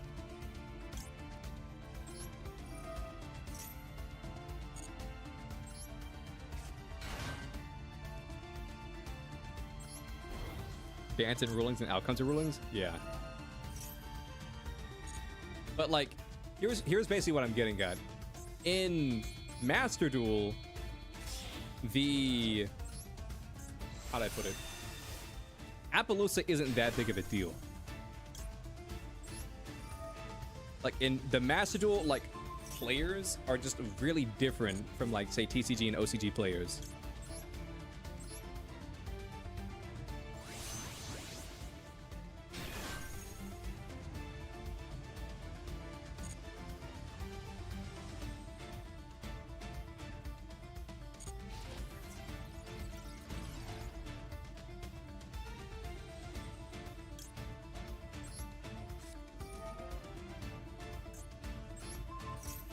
I'm just gonna phalanx him away because I want to turn him into something later.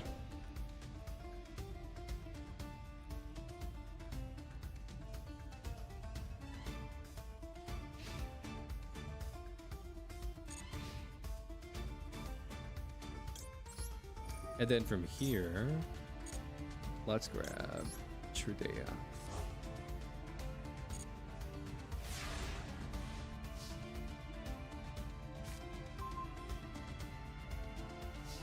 I mean, Malice and Ryzel are gonna change a lot. Like that'll change my opinions on like whether Appaloosa is like busted or not. Why no Foxy Girl? I don't know what you're talking about.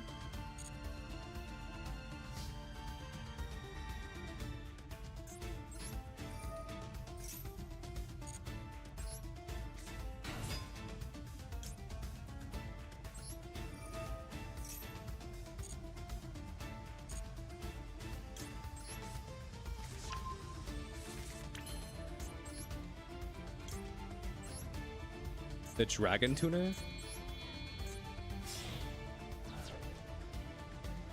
This? I didn't summon her because I didn't want... how'd I put it? I didn't summon her because I was trying to end on a board which got me to Cypher turn 1, but it didn't get me there turn 1. She's a spellcaster.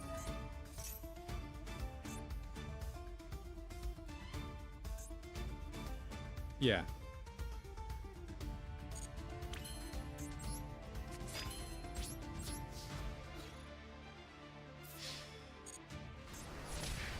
Chaos Angel. Kill.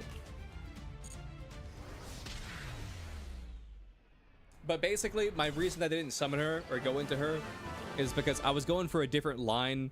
Because I was trying to end on Cypher turn 1, but I just ended up on Cypher turn 1, so.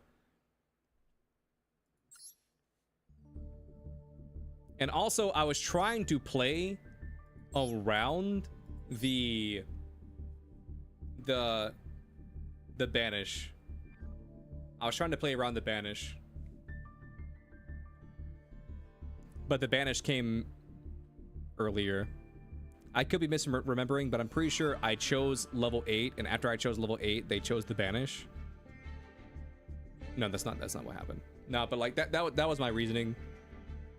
I was trying to get out a negate turn 1, but I just didn't.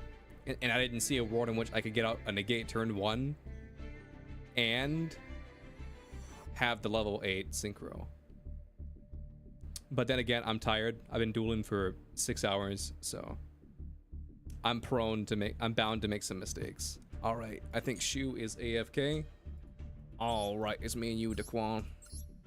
It's me and you, brother.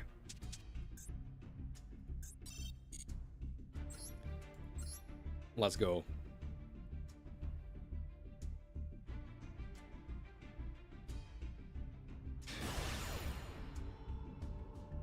Man, my wonder picks are ass. My wonder picks have been ass. You are going first. Damn. Joke's on you. I wanted to go first. Except I didn't. Yeah, one of these cards is gonna get popped anyway.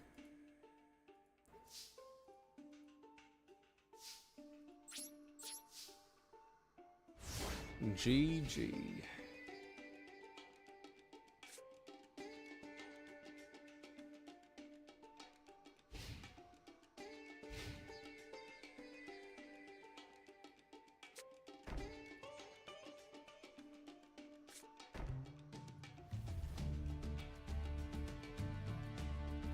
Who's excited for the new Panty and Stocking? Did any of you guys watch Panty and Stocking? Did any of you guys care about that anime or no?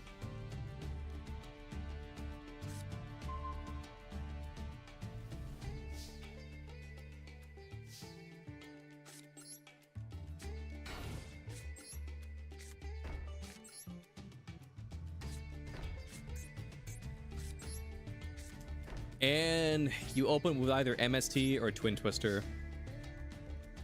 Or whatever it's called. Dust Tornado, whatever it's called.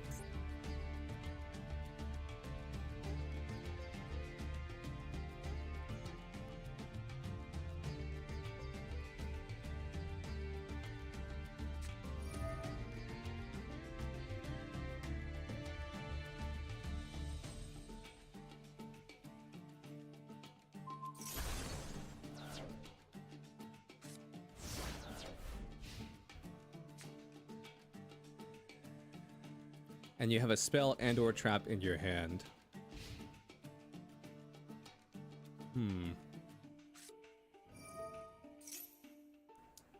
Reinforcements of the army.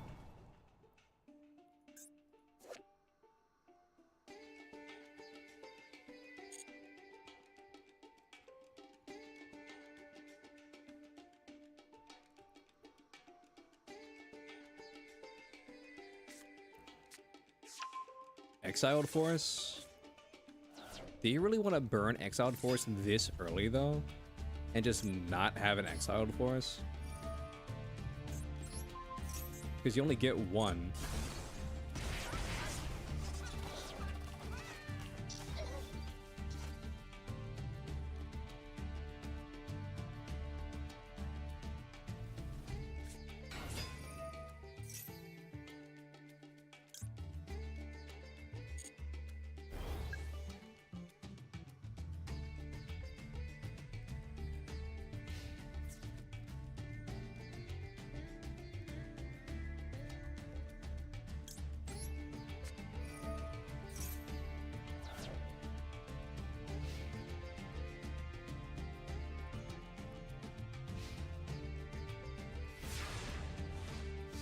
So you have Breaker, I have Breaker.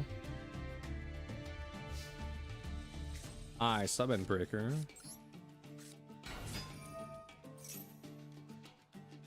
And then you Torrential Tribute.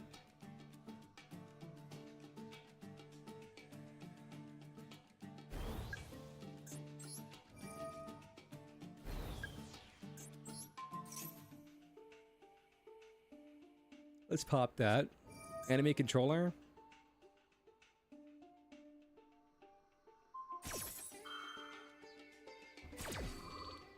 That's fine.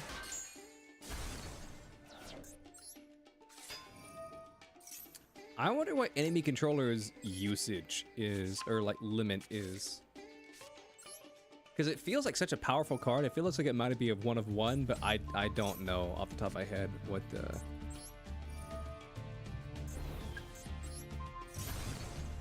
what enemy controller is off the top of my head. Let's do this. Boom. Boom. End phase. Boom. Looking pretty good, chat. Looking pretty good. What can I say? Take your 1,000 life points. Take your pathetic 1,000 life points.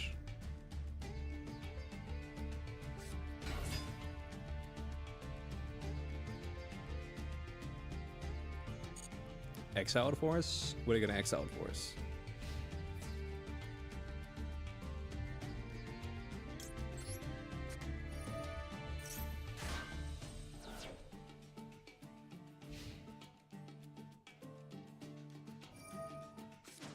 What do you destroy?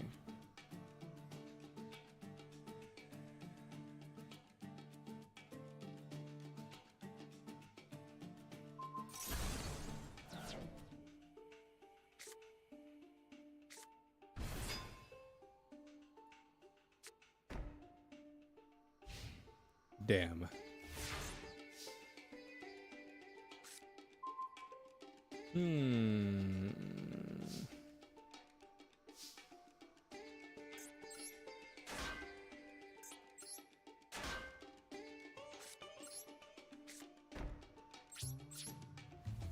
Can't really do anything about that. This card is kind of busted for old Yu-Gi-Oh.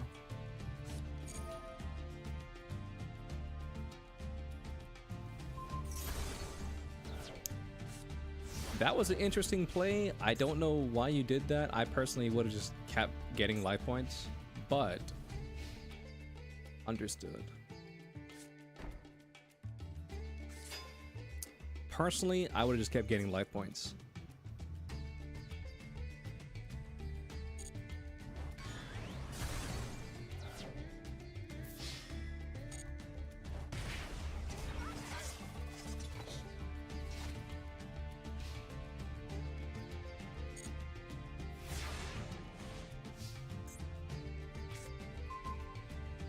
Okay, so let's do some math. That does not math. Okay.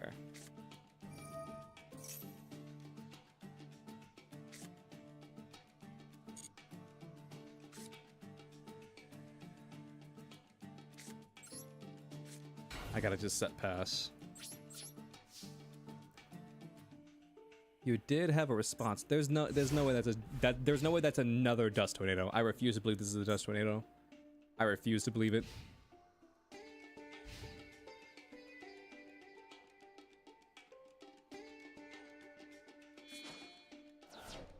Tribute. Vampire Lord. God fucking damn it, dude. Call the Haunted.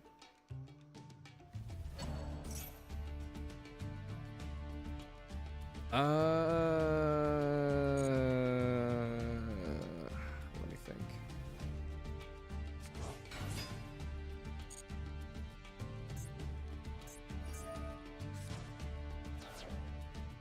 It just feels like chat's decks perfectly countered my deck.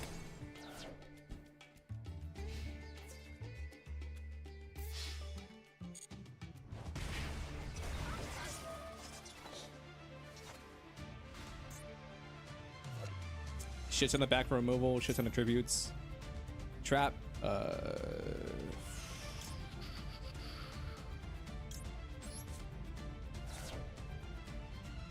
You cut your pointer finger open?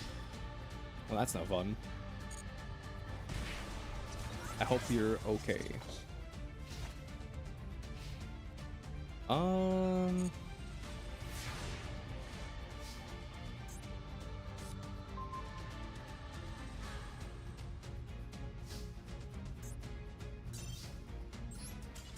All right, GG's. GG's, chat.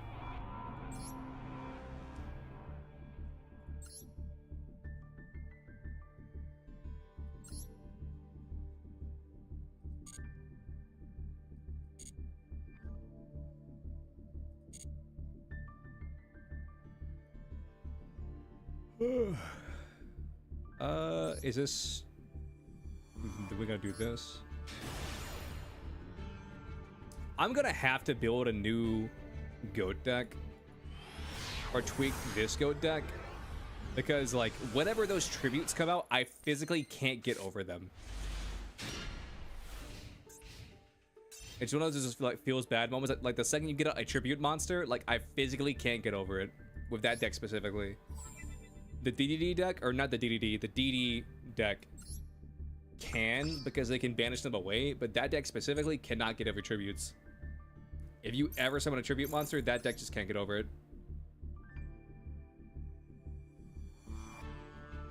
You need a list of go cards to build. Let's see. We have. Let's see. Deck lists, pen messages, goat format.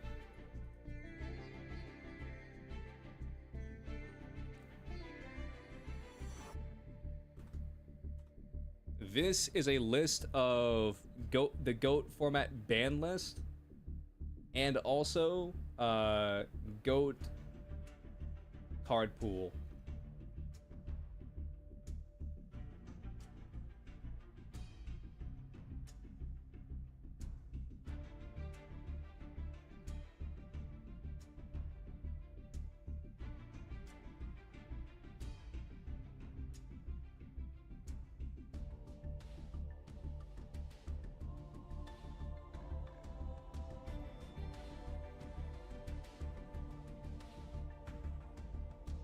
But yeah, that's like the GOAT format list for ya. But on that note, chat, I'm gonna call it here. It's hot. I'm tired. I'm sweaty because it's hot. We talked about a lot of things today. The funny thing is like, I enjoyed today's stream. I thought it was chill, good vibes. But I feel like anytime we talk about anime or like things that are non-Yu-Gi-Oh related or like niche subjects in general, I feel like the viewership goes down. People are like, oh shit, he's fucking blabbering about Dragon Ball. I don't give a fuck about Dragon Ball. But no, it was fun. Except for that one point in the stream where you guys tried to fucking gaslight me. That part was a little bit annoying. When you guys purposely misconstrued my argument. That part was a little bit annoying, but besides that, a lot of fun today, chat. A lot of fun.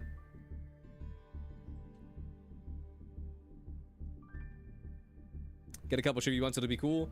Yeah, I mean the main thing with this GOAT deck is it's like a control deck, but it's hard for me to control the board when there's just so much fucking tributes. Like that Cyber Fiend or whatever the fuck it's called, where you can special summon it.